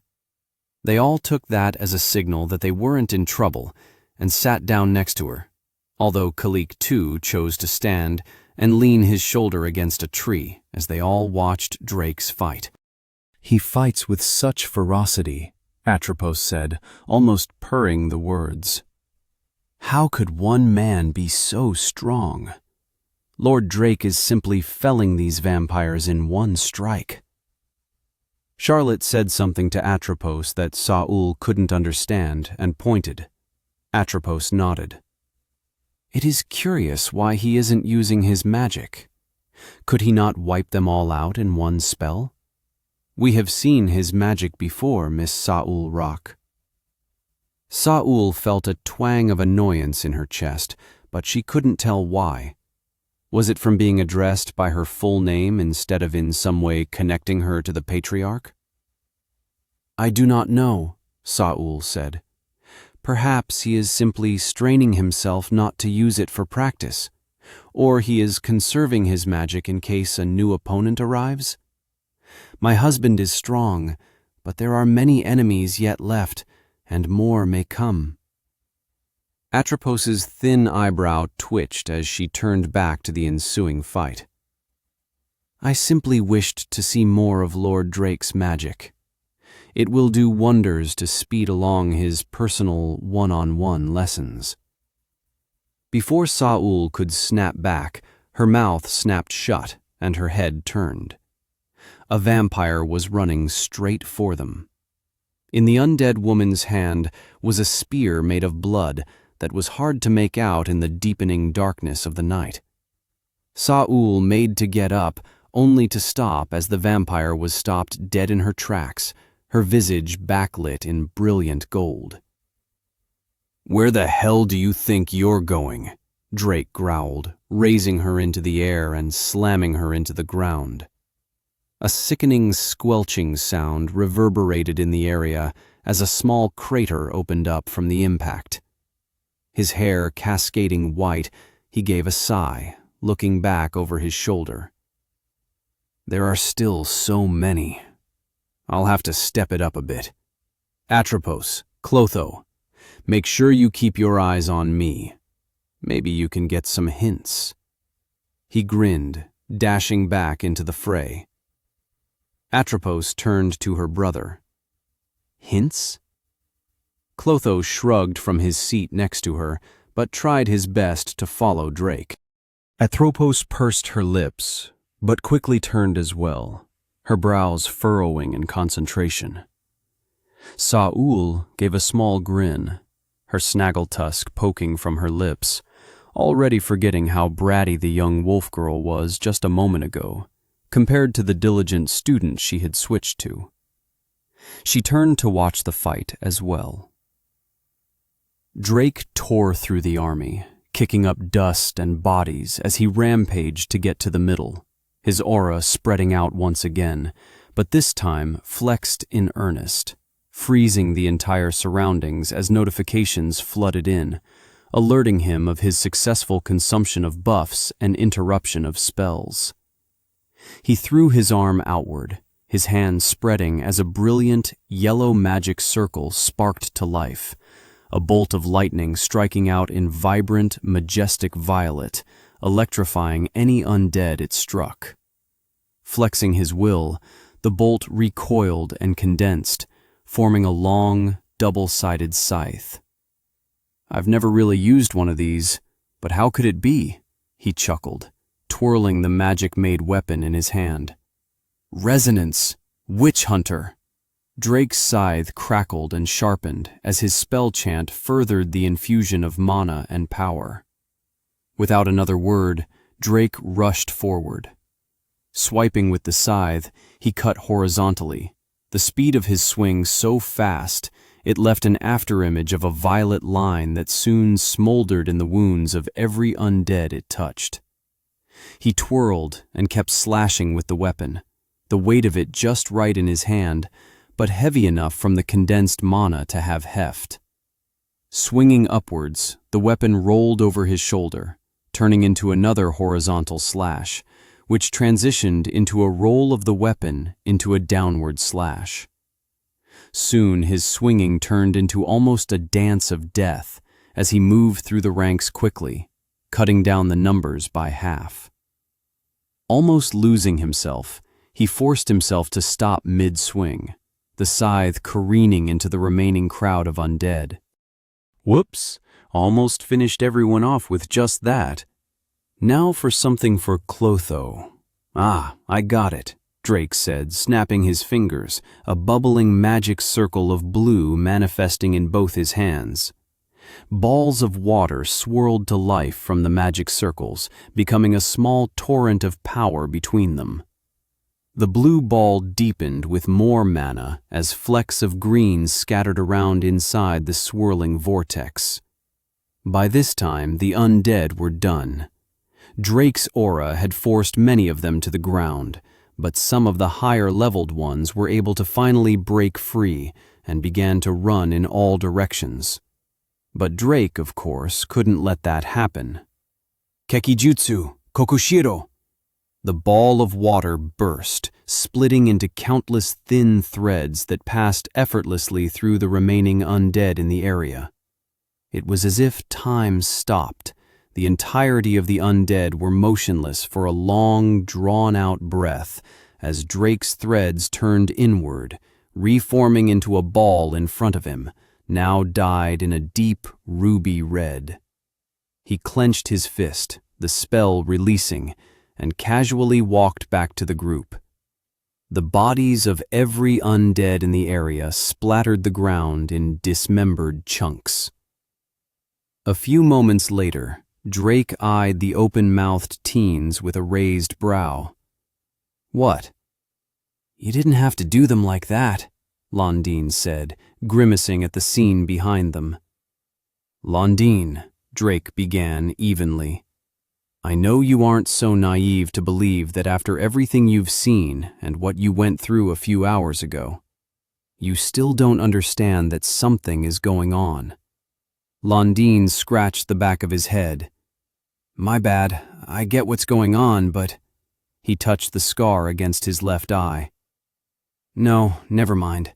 Why were they here anyway?" Drake nodded. "They were following up on that small group you guys fought earlier.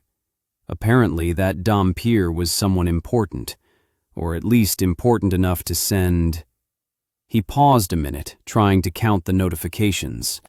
1, 2, 200 or so undead to come find him. But they're all gone now, so we shouldn't have any more interruptions. "Why didn't you have us fight? We could have helped," Charlotte said, frowning. "You made us stay back in that castle you built instead." "Do you really think you were ready to fight against this many undead who used to be real people?" Drake asked seriously. "Do you think you could take another life, Charlotte?" Charlotte went silent, biting her bottom lip. Drake raised his hand. "I don't want an answer. I want you to just think about it. I've made my peace with being the way I am, and I've come to terms with forcing you 6 to fight and become stronger. But I never intended to turn you into killing machines like me. I hope you all protect yourself and loved ones with the strength I am giving to you. But it is ultimately up to you. Whether or not you have the conviction or resolve to end the life of a sapient being to further your own progress, or stop them from harming those important to you, is going to be your own decision, not mine." He let the words sit in the air for a moment, then sighed. "I'm going to clean up and gather what they all dropped. You all go back with Saul, and I will meet you in a few minutes. From there, we'll continue from where we left off. If you can all sneak out after being told to stay, I'm sure you're rested enough to start training." Saul shepherded the teens away, their expressions thoughtful, while Drake went to work. He turned around languidly, passing back into the mess he had created. Tens or hundreds of skill stones and spatial bags littered the battlefield, and for his trouble, he wasn't looking forward to taking monster cores from the ghouls. The vampires and Dhampirs were considered mana vessels by the system, but the ghouls were not. The moment they turned, the mana inside them condensed, forming the cores. He had simply burned the ones from the town's residences earlier, not able to stomach taking them. But here, he had no connection to the people who had turned, and the vampires had come specifically here to find the others, as well as take his life. "The bounty, huh?" he muttered under his breath. After a few minutes, Drake had collected the bags and stones, coming away with over 200 spatial bags filled with monster cores, vials of blood, steroids, mana coins, and various weapons. The skill stones had all been of varying common and uncommon rarity, with only a handful of rare stones. He pulled the notable mentions up, inspecting them before going back. Skill stone, blood, rare. Skill stone, knuckle, uncommon. Skill stone, petrify, rare. Skill stone, crossbow, uncommon. Skill stone, weak regeneration, uncommon. Skill stone, shield, uncommon. Skill stone, broadsword, uncommon.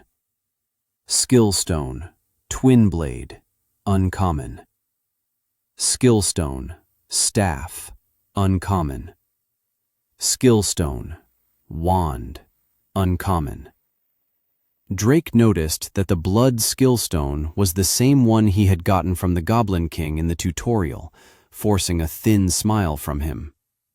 There were also some specific skills mixed in with the bunch, and more common and uncommon ones than he could count. There was a severe lack of sub-tree stones in the bunch, which would become a problem since most of the teens only had one significant sub-tree stone in each of their names.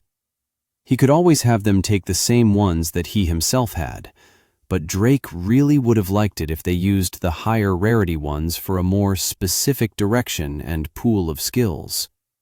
Hopefully, they could come across some in the next 3 days before they reached his family, but it would be the luck of the draw at this point.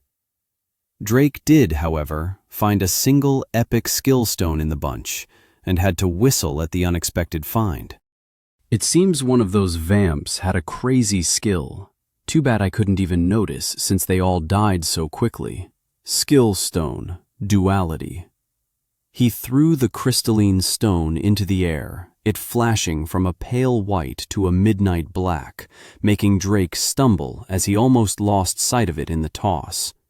Placing it safely away in his inventory, along with all the rest of the spoils from the fight, he continued back to the castle he had erected. All the teens and Saul were there, waiting impatiently for him. Finally, Khalik too grunted, crossing his arms. Yeah, about time, Londine agreed, nodding his head. You understood him? Drake asked, surprised. No, but it's Khalik. I could guess he said something about you taking a while. He's been fiddling with his axes since we got back. Londine smirked. I honestly imagine him cursing at you on a regular basis. Drake scoffed at the accuracy of Londine's guess. You aren't wrong, Drake chuckled. Where do we go from here? Charlotte asked, bringing them back on topic, anticipation clear in her eyes. You four will go with Saul. Your job is to take turns going up against more and more monsters at once to gain the titles for doing so. The highest one I've gotten is fighting against over 100 monsters at once, so that is your goal, Drake explained, the teens grimacing. Drake continued. I'm not sure if there is a higher one, but there could be. I haven't fought against more than 500 or so at a time, so there may just be a higher scale after 100.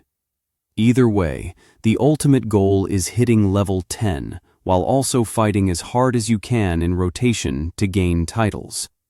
At level 10, you will all stop, and we will find monsters to get the last 2 titles. They need the monster you kill to be of a higher rank, and the other 10 levels above you. You want us to kill a level 20 monster at 10? Londine exclaimed. Yup, but that is only after you've all filled out your classes. That title isn't rank dependent, so honestly, I think you all should be able to do it with the other titles coming into play.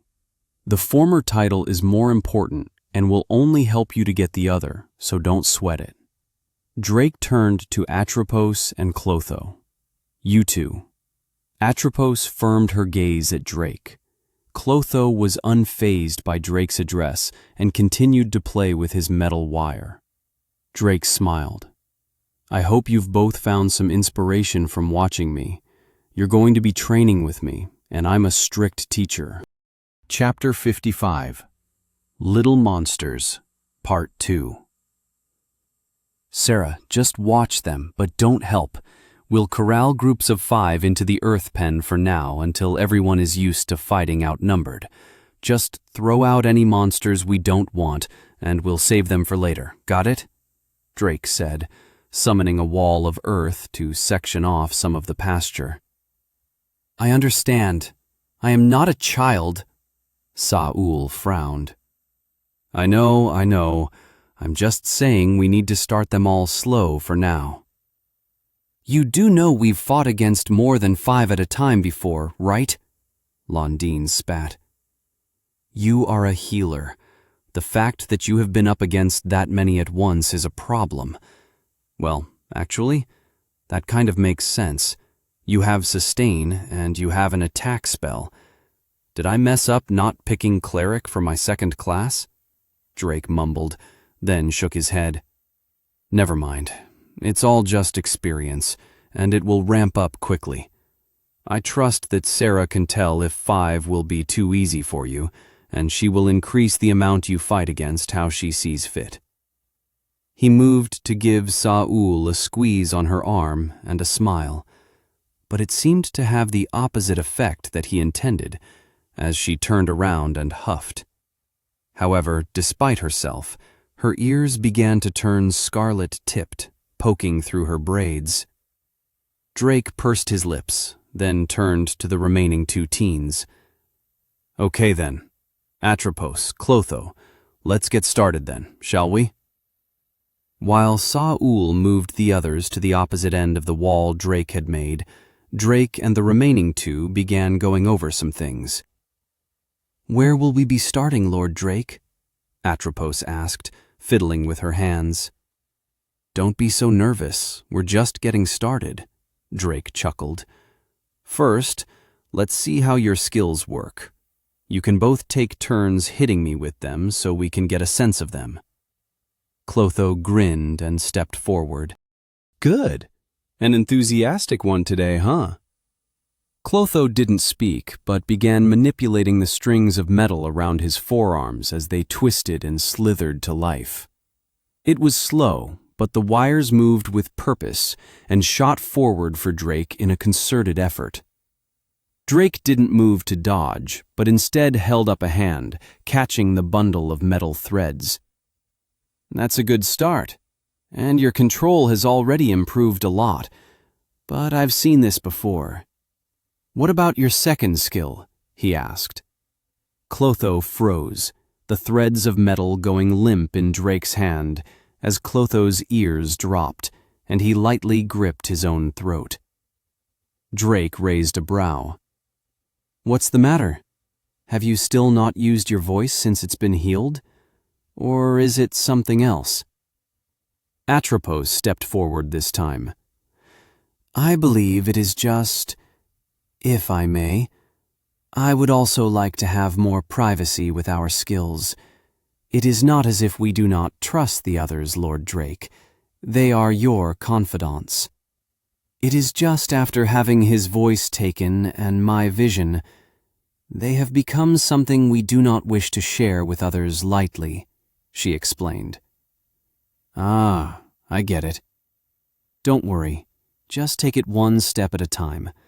I'll create some privacy, but don't expect to get any sympathy from me while training. If you choose not to use your skills for any reason, it will be by your own choice and against my advice." Drake sighed, waving his hand, and another wall appeared, sectioning them off from the rest. Drake made sure not to place a ceiling on either of the partitions. He needed to make sure his aura could access the area and keep watch, even if he couldn't see in great detail yet. His aura could surprisingly penetrate the walls he made, but not regular ground. Was that because I made them, or because they were made with magic? I'll have to test that later, he thought in passing, then refocused on the two. "Better?" he asked. "Yes, thank you greatly, Lord Drake," Atropos said, bowing her head. "Then Clotho, let's see the skill."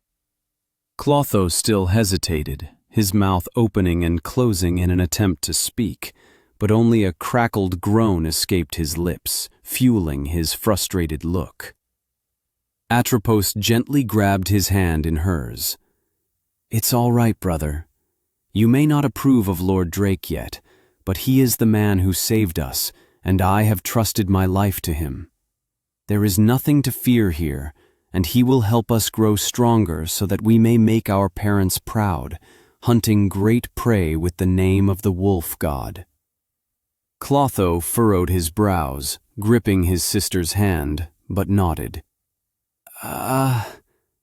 Clotho's voice came out crackled and strained as if a withered plant trying to move.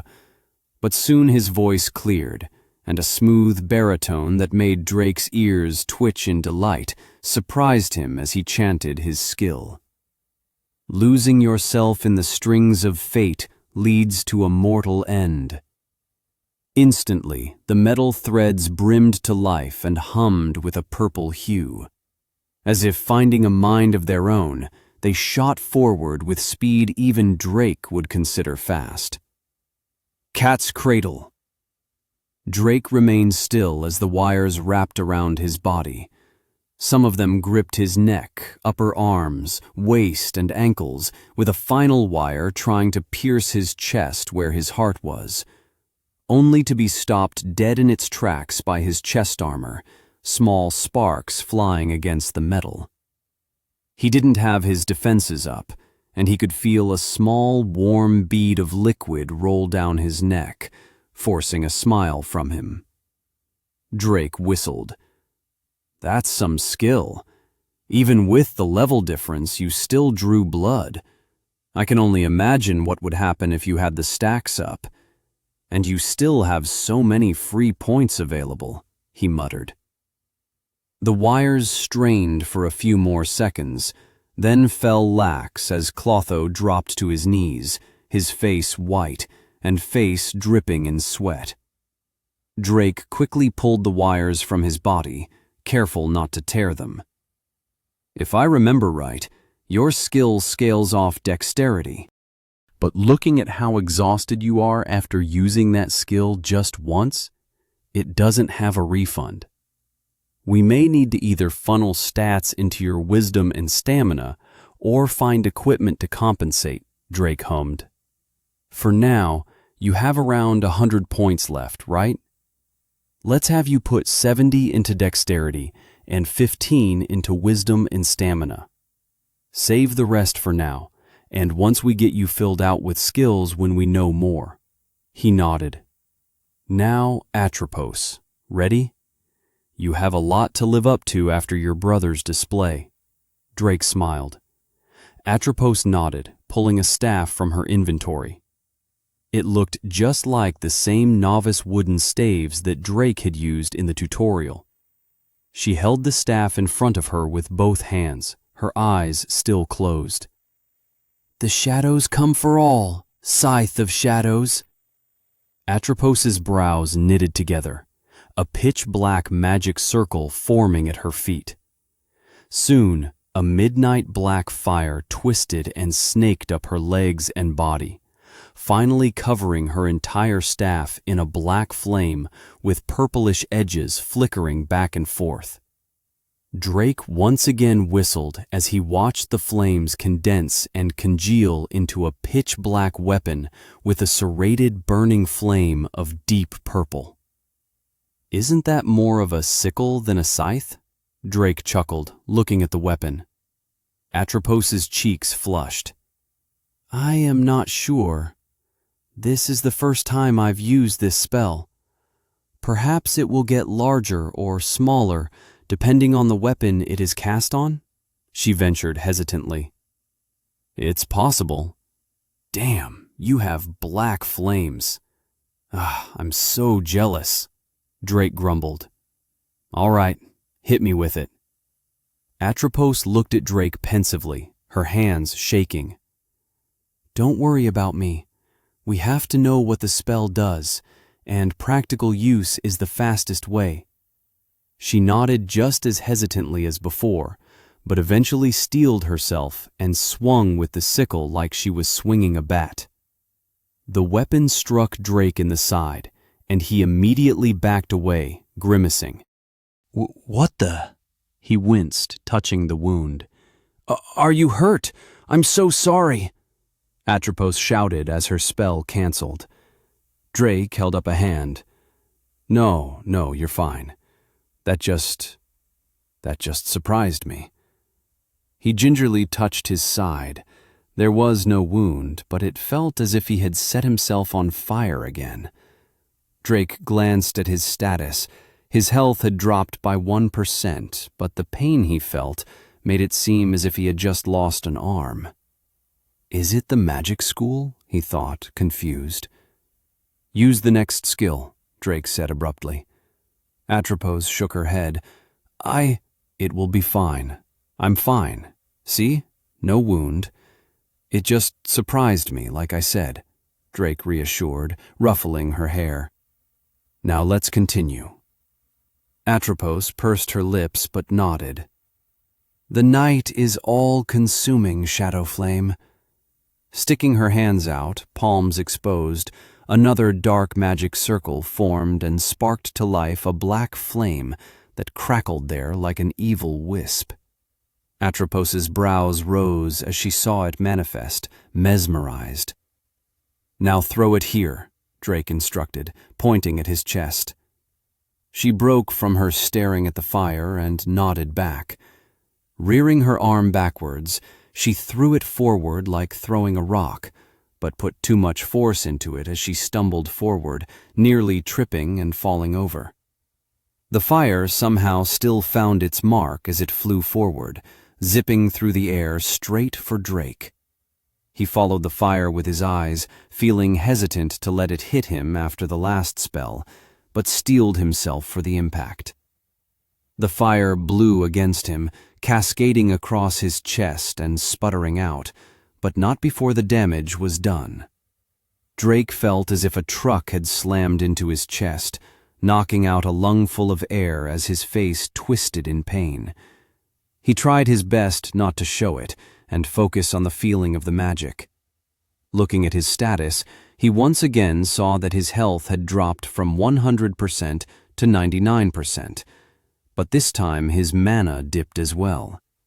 He coughed before speaking. That is one potent spell. I'm not sure if it is the mana-burning effect or just shadow magic in general, but it is very strong. Can you do it again? This time, aim for the wall. I want to see it more closely." Atropos beamed and nodded. "Surely." She once again chanted, the small flame blooming to life in her hand. Drake had already moved next to her, his face inches away from the magic circle as his brows knit in concentration. "Damn, my mage sight skill still isn't strong enough, I think. I was hoping to get some understanding of how the mana is turned to shadow magic, but it's lost on me," Drake grumbled. "I was really hoping for an anime protagonist's epiphany moment there." So close," Atropos stammered. "What was that?" Drake asked, stepping backward. "Nothing." Drake cocked his head but moved on. "Okay, last skill. You have a future sight type skill, right?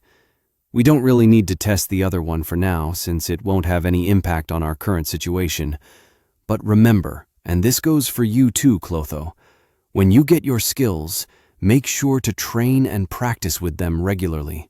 The higher the proficiency, the better the effects, and the more comfortable you will be with them." "Now let's see it," he instructed. Atropos's flustered face quickly turned crestfallen, but she nodded nonetheless. Her face scrunched with effort before her eyes slowly began to open. She blinked several times as if clearing them, and Drake was again taken aback by the pristine deep sapphire they were.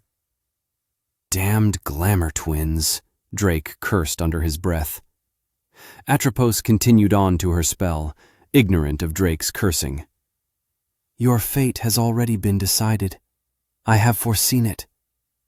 Instantly, Atropos's deep blue eyes glowed a deep violet, but the next second she swayed, and her hand went to her head. Both Clotho and Drake moved to catch her, but Drake was faster, holding her up gently by the shoulder as she leaned against him. "You all right?" he asked. Yes. The skill just overwhelmed my senses. I saw several images of everything all at once." Drake nodded and slowly let her get back on her own 2 feet, but she fell backward again. "Was it that overwhelming?" he asked. "Yes. I think I may need a few more moments," Atropos said. Clotho scoffed. "I think you're fine." Drake chuckled, letting her go. Atropos puffed out her cheeks but got to her feet. "Okay, let's try that again, yeah?" Atropos nodded and repeated her chant. A moment later, her eyes became a striking violet once again. She was slightly unsteady on her feet again, but held out long enough to stay upright this time. She nodded to Drake. "All right, Drake nodded back. All right, it gives 1 second into the future, right? Let's try this then. Try to dodge my hand. Atropos nodded again, her brows quivering in concentration. Drake moved forward slowly and got in front of her, then stretched out his hand quickly. And in the next moment, his hand rested on the top of her head. Couldn't dodge? Drake asked. But Atropos didn't answer, simply quirking a small, ecstatic grin on her face. Drake gave her a quick chop to the forehead. Take this seriously. She used both hands to nurse the strike, nodding reluctantly. After she chanted her skill for the 3rd time, Drake again aimed for her head, this time using a finger to poke her forehead. Thankfully, or more like excruciatingly reluctantly, Atropos dipped her head to the side. Oh, Drake smiled. Now that's cool. Atropos canceled her skill and gave a labored breath, but was nowhere as exhausted as Clotho had been after using his skills. She beamed back at him, her tail wagging uncontrollably. All right, now on to the really fun part. Drake smiled back.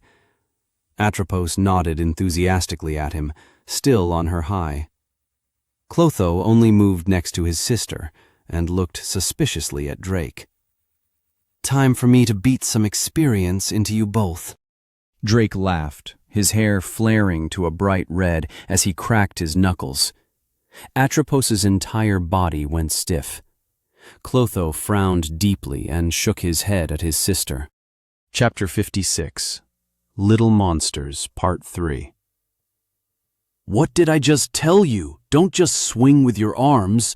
Use your momentum and hips to rotate, Drake yelled, dodging Atropos's horizontal slash. He quickly followed up after ducking the blow, using his legs to sweep her into jumping backward, metal wires skewering the ground where he had just been. Good, Clotho. You are finding more and more openings while your sister keeps me occupied. Drake smiled. But don't... Drake shot forward after landing, appearing with his fist outstretched just inches from Clotho's face, only to battle it out with a cradle of wires holding his fist back like a catcher's mitt. Forget to guard, Drake muttered. Good, good. You both have gotten so much better in just a few hours. I wish my own growth could be like this. Lord Drake, you regard us far too highly, Atropos said, bowing her head, but her tail swayed back and forth despite her humble answer. Fights are helping, Clotho said tersely, flicking his fingers as his wires returned to his forearms with practiced ease. Drake nodded. Yup, but that's nothing to scoff at. You both still haven't advanced to F rank yet or gotten your subtrees, so this is amazing in and of itself. And I think we're at a point where we can move on. We fought all the way through the night, too, he said, noticing the bright beams of morning sun tapering over the top of the walls. The sound of chirping, or even perhaps kets, began funneling in over the walls, truly signaling the start of the next day. What do you two say to checking up on everyone else and grabbing some breakfast, yeah? Drake offered. That sounds wonderful, Atropos replied, skipping up next to him, her eyes shutting closed as she pulled the wraps over her eyes. Clotho grunted, going back to his silent brooding as he joined them, while Drake brought down the wall that had separated the groups. What the hell did you do? Drake exclaimed, finally seeing the other side.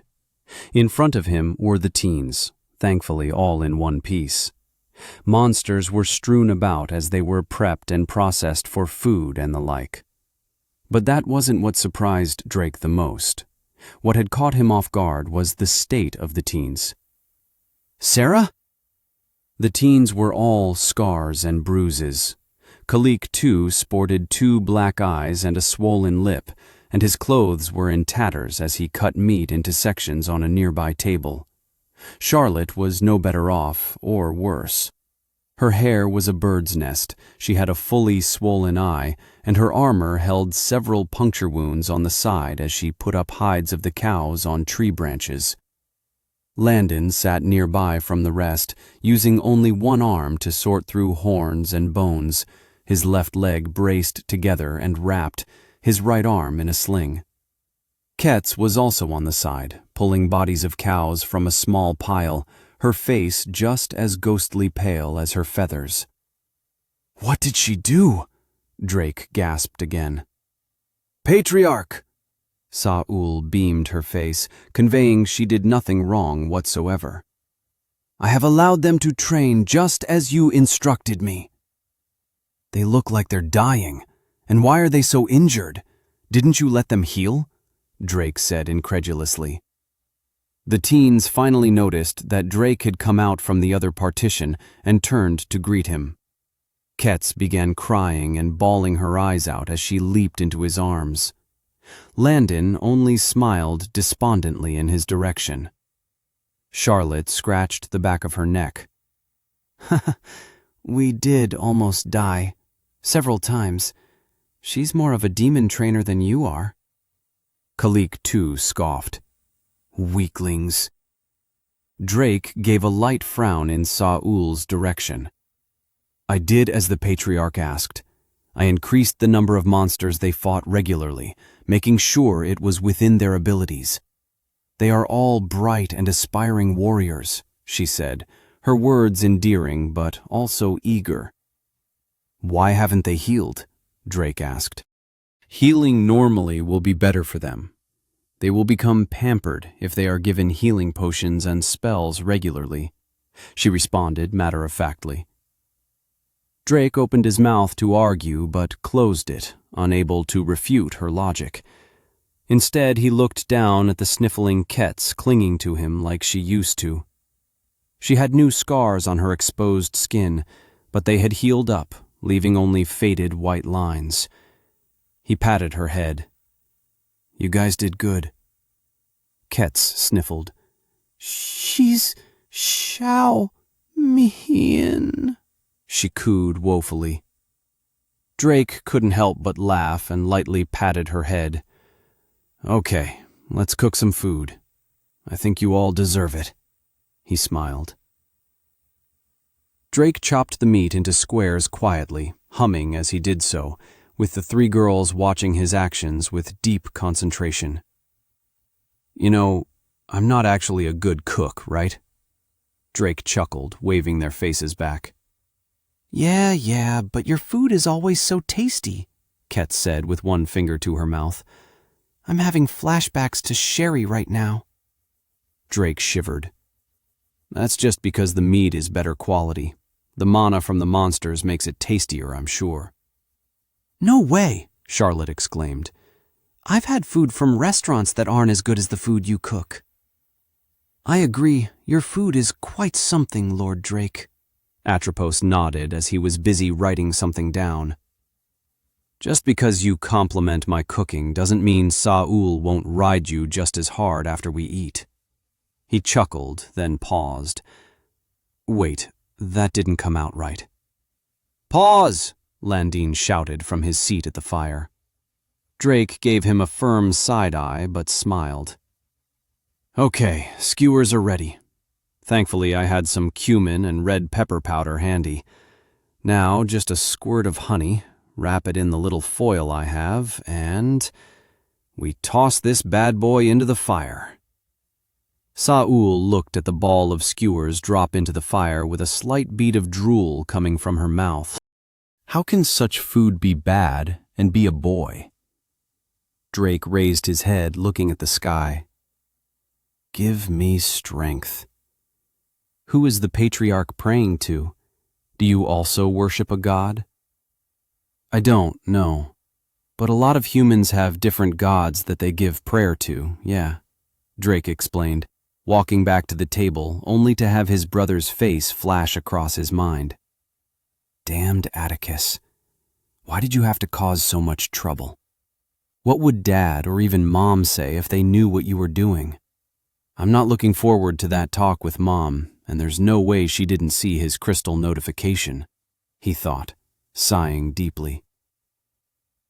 Worldwide announce has challenged for control over town, Wonderlust.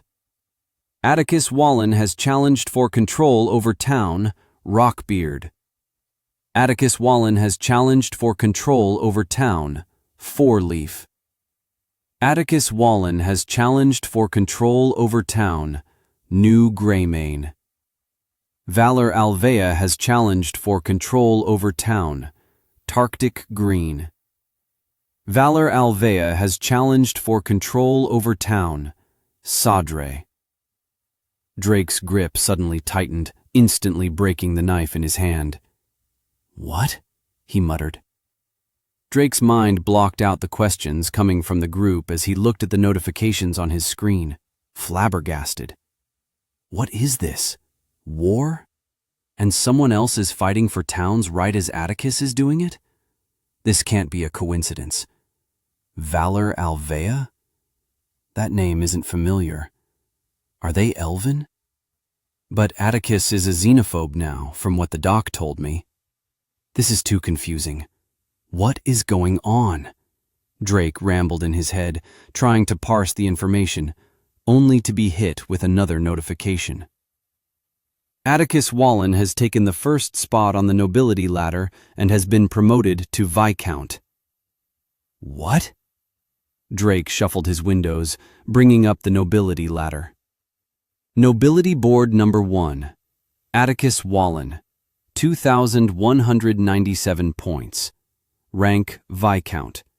Purity Number 2, Drake Wallen, 1,655 points. Rank Baron. Reunite Number 3. Valor Alvea, 1,153 points. Rank Lord Avalon Number 4. Ferdinand Smith, 1,095 points. Rank Lord New Allied Colonies Number 5. Brett Nudachnik, 973 points. Rank Lord Uruk Number 6. Shigure Kenzo, 889 points. Rank Lord Shinchoku Number 7. Pablo Cortez, 276 points. Rank Knight The Wandering Isle Number 8. Mirthal Farsatra, 253 points. Rank Knight Nyarora Number 9. Grokarim Bone Grip, 105 points. Rank Knight Stone Ridge Number 10. Suisei Yuki, 99 points. Rank Knight Yuki no Kuni. Drake's brows furrowed in confusion. There had been dramatic changes to the board in the last day, with several town owners increasing their points and standings by a substantial amount. This is a problem, Drake said. I don't think there's any good reason for this increase in their points. Is it like the tutorial, where if you kill someone or take over a town, you gain their points? Or have they just increased their town so much that they're getting through quests much faster? I need to talk to Nato, he muttered. What's the matter? What were those announcements about? Charlotte asked. Nothing, Drake answered. Just a change on a board, nothing to worry about. Just focus on eating and resting. We're going to get right back to leveling once you are all done, he said tersely, putting away all of the meat and equipment he had used. Where are you going, Patriarch? Saul asked. Drake moved to open the wall that had partitioned them from the rest of the pasture, only answering briefly over his shoulder. To get some monsters for the teens. We're going to test just how far they've come along. The wall split and closed as he walked through before they could ask more or stop him. The pasture was now lit by the morning light, the snow reflecting the rays to almost a blinding degree. Drake covered his eyes only for a moment before his vision adjusted, showing the expansive corral that contained the bovines. He inspected them, quickly finding the targets he was looking for. Iron Hide Bull, Level 10, F rank. Iron Hide Bull, Level 11, F rank. Drake found several monsters that were above level 10, indicating they were F rank. Surprisingly, none of the cows in the area were immediately hostile. The bulls, however, rushed him as soon as they saw him. Drake swiftly subdued the bulls with his magic, pulling out the cages he had kept from the tutorial and threw them inside, bringing a total of 6 bulls. 4 level 10 to 11 and 2 level 16 and 17, after which he pulled another cage, snapping his fingers as he conjured an elemental. "Hold this for me, will you?" Drake said, throwing the cage on top of the elemental. He then went and found as many cows as he could, throwing them inside the cage as would comfortably fit. Then, pulling a third cage, he summoned another elemental to hold it. Looking around, he found the slimes bouncing around and threw them into the third cage, wondering if they would fit inside or slip through the cracks. And to his delight, they somehow didn't, remaining secure inside the cage. "If it works, don't fix it, I guess," Drake said, trying to distract himself from the previous notifications. "One problem at a time. First comes Mom and the others, then I have a whole metric fuck ton of problems to deal with." He sighed. Finding his family, Claire, taking care of his promise to Lamar, going to Sandal to free the rest of the slaves, the competition with the warriors of the Rock, the undead infestation, the auction, the summit, and finally, the incoming monster waves that would assault the whole world. There was simply a near endless list of things on his plate, but he would just have to take it in stride. He was only one person with limited information and could only be in so many places at once. He looked back at his elementals holding the cages of monsters. "Hopefully, when the kids mature and grow stronger, it will give me more leeway to just do the things I want to." Drake gave a wave of his hand, and his new entourage followed him back to the camp, placing the cages just outside the wall of black earth. He reopened the wall, dismissing his elementals to questioning eyes that burrowed into him, ready for answers. "No," he said. "Eat your food." "It isn't ready yet," Landine said, crossing his now healed arms. "We deserve to know what's going on, don't we?" Charlotte asked. "You really don't. Right now, your focus is on leveling up. Let me worry about the other stuff for now," Drake said deadpan. "You can lean on us, you know," Charlotte said earnestly. "And I will," he said, taking in a breath. "But right now, I need you all to focus. You are about to fight monsters you have no business fighting, and all the same rules apply, so neither Saul nor I will help you. One wrong move, and you are dead. So focus up." Drake moved to the fire, sitting down and playing with his inventory, going through more of the undead spatial bags, sorting through them. Atropos made to say something, but was stopped by Saul with a shake of her head as she took a seat next to him wordlessly. The next few minutes were quiet as they waited for the food to finish cooking, no one daring to break the tension and silence. Eventually, Drake broke it himself as he moved the food from the fire, unwrapping the skewers with a burst of aroma into the air that made everyone take in a deep breath. "Oh my," Atropos beamed. "Smells so tasty," Ketz chirped. Drake gave a small smirk, handing them out on plates as they devoured the food. Once they were finished, Drake stood, using his earth magic to smother the flames, and brought down the final partition along with the castle behind them. The light cascaded in as the walls dissipated, revealing the cages of monsters. "All right, Charlotte, you're up first," Drake said, addressing the teen. She stood in front of him with her spear and half-broken spear in hand, radiating a confidence she didn't possess when she first met him.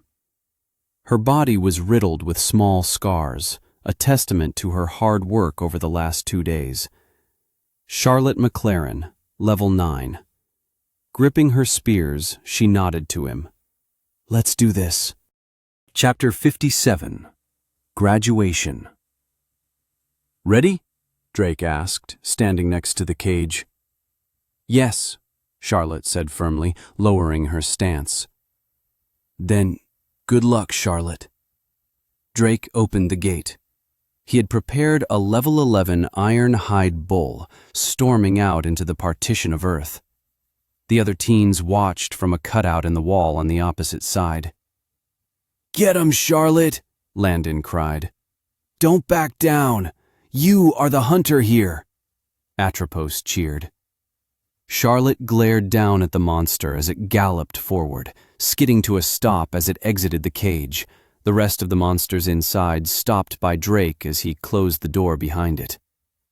The iron hide whipped its head side to side, grunting as it eyed its surroundings. First, it spotted Drake, but with a flex of his aura, the null noped out and trained its eyes on Charlotte. Charlotte frowned at being seen as weaker than Drake, but there was no room for debate as it rutted against the ground and bucked before charging forward at her. She wasn't sure of what the iron hide had for skills, having only fought against the non-rank cows and other monsters. Charlotte dodged, opting to gauge the creature as it careened past her, but not before using her shorter spear to try to tear into the side of the beast as it did. Charlotte clicked her tongue, looking at the state of her half-spear's tip. A weapon not infused with a skill can't compete with an F rank? Drake and the others watched with bated breath as the bull carved divots into the ground to stop itself, turning and ramping up to charge her once more. Charlotte pivoted nimbly on her back foot, ready to square off with the monster. Throughout her last 2 days of intense, life-or-death fighting, she had begun to develop her own unique fighting style, dumping a majority of her points into dexterity, and this was the fight where the culmination of that experience and stat increases came to fruition. The bull rushed forward again in the same movement, but this time Charlotte was ready for the attack, despite the bull's horns beginning to shine in a red light. Charlotte closed her eyes, taking a calming breath in, a white trail of smoke escaping her lips. "Power through force!" she shouted, rushing forward to meet the beast. Just inches away from meeting the monster, she dug her full-length spear into the ground, flipping her above the monster. "Heavy blow!" Charlotte's short spear in her remaining hand bloomed in a flash of red, and her arm blurred as the spear embedded itself into the monster's skull right between its eyes. The bull slumped forward in a messy crash, kicking up a plume of snow covering the surroundings in a brief snow screen. When the snow settled, there was only one standing. Charlotte McLaren, level 10. Drake clapped his hands as the rest of the group cheered for Charlotte's decisive victory against the F-rank monster. "Well done, Charlotte.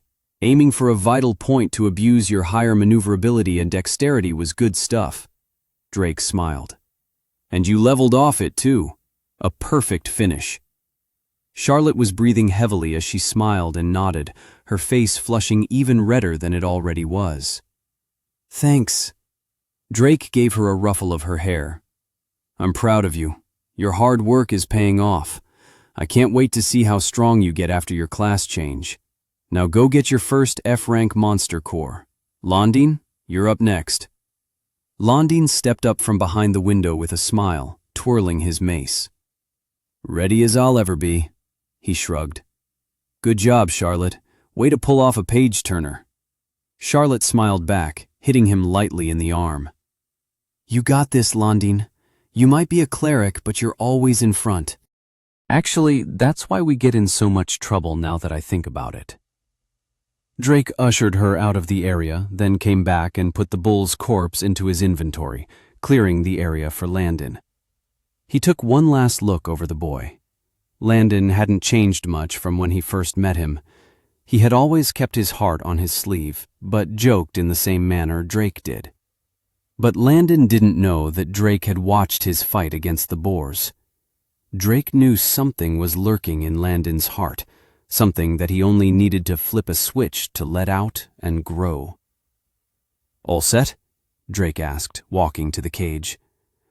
"Oh, you know I'm not. But discomfort is the crux of progress," Landon said, taking a stance. "When did you learn such flowery words?" Drake laughed. "Gotta act cool when you're shivering in your boots," Landon said back, gripping his mace tighter, his hand already glowing with an inky black light.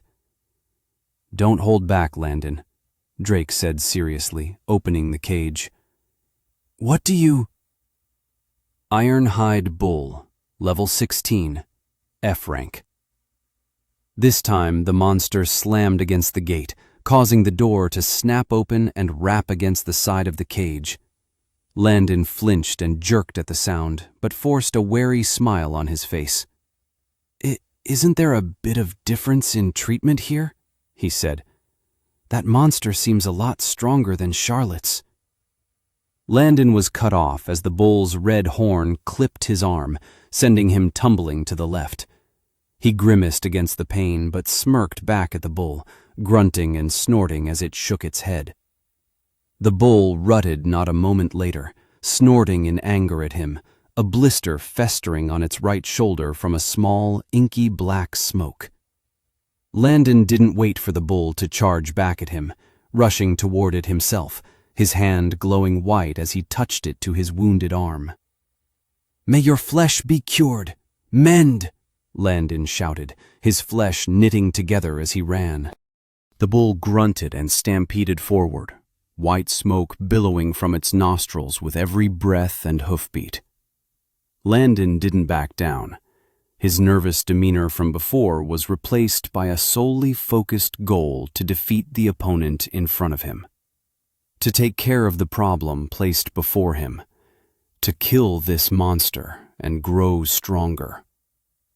"I am what ails you," Landon shouted, waiting until the very last second to drop low and slide beneath the monster.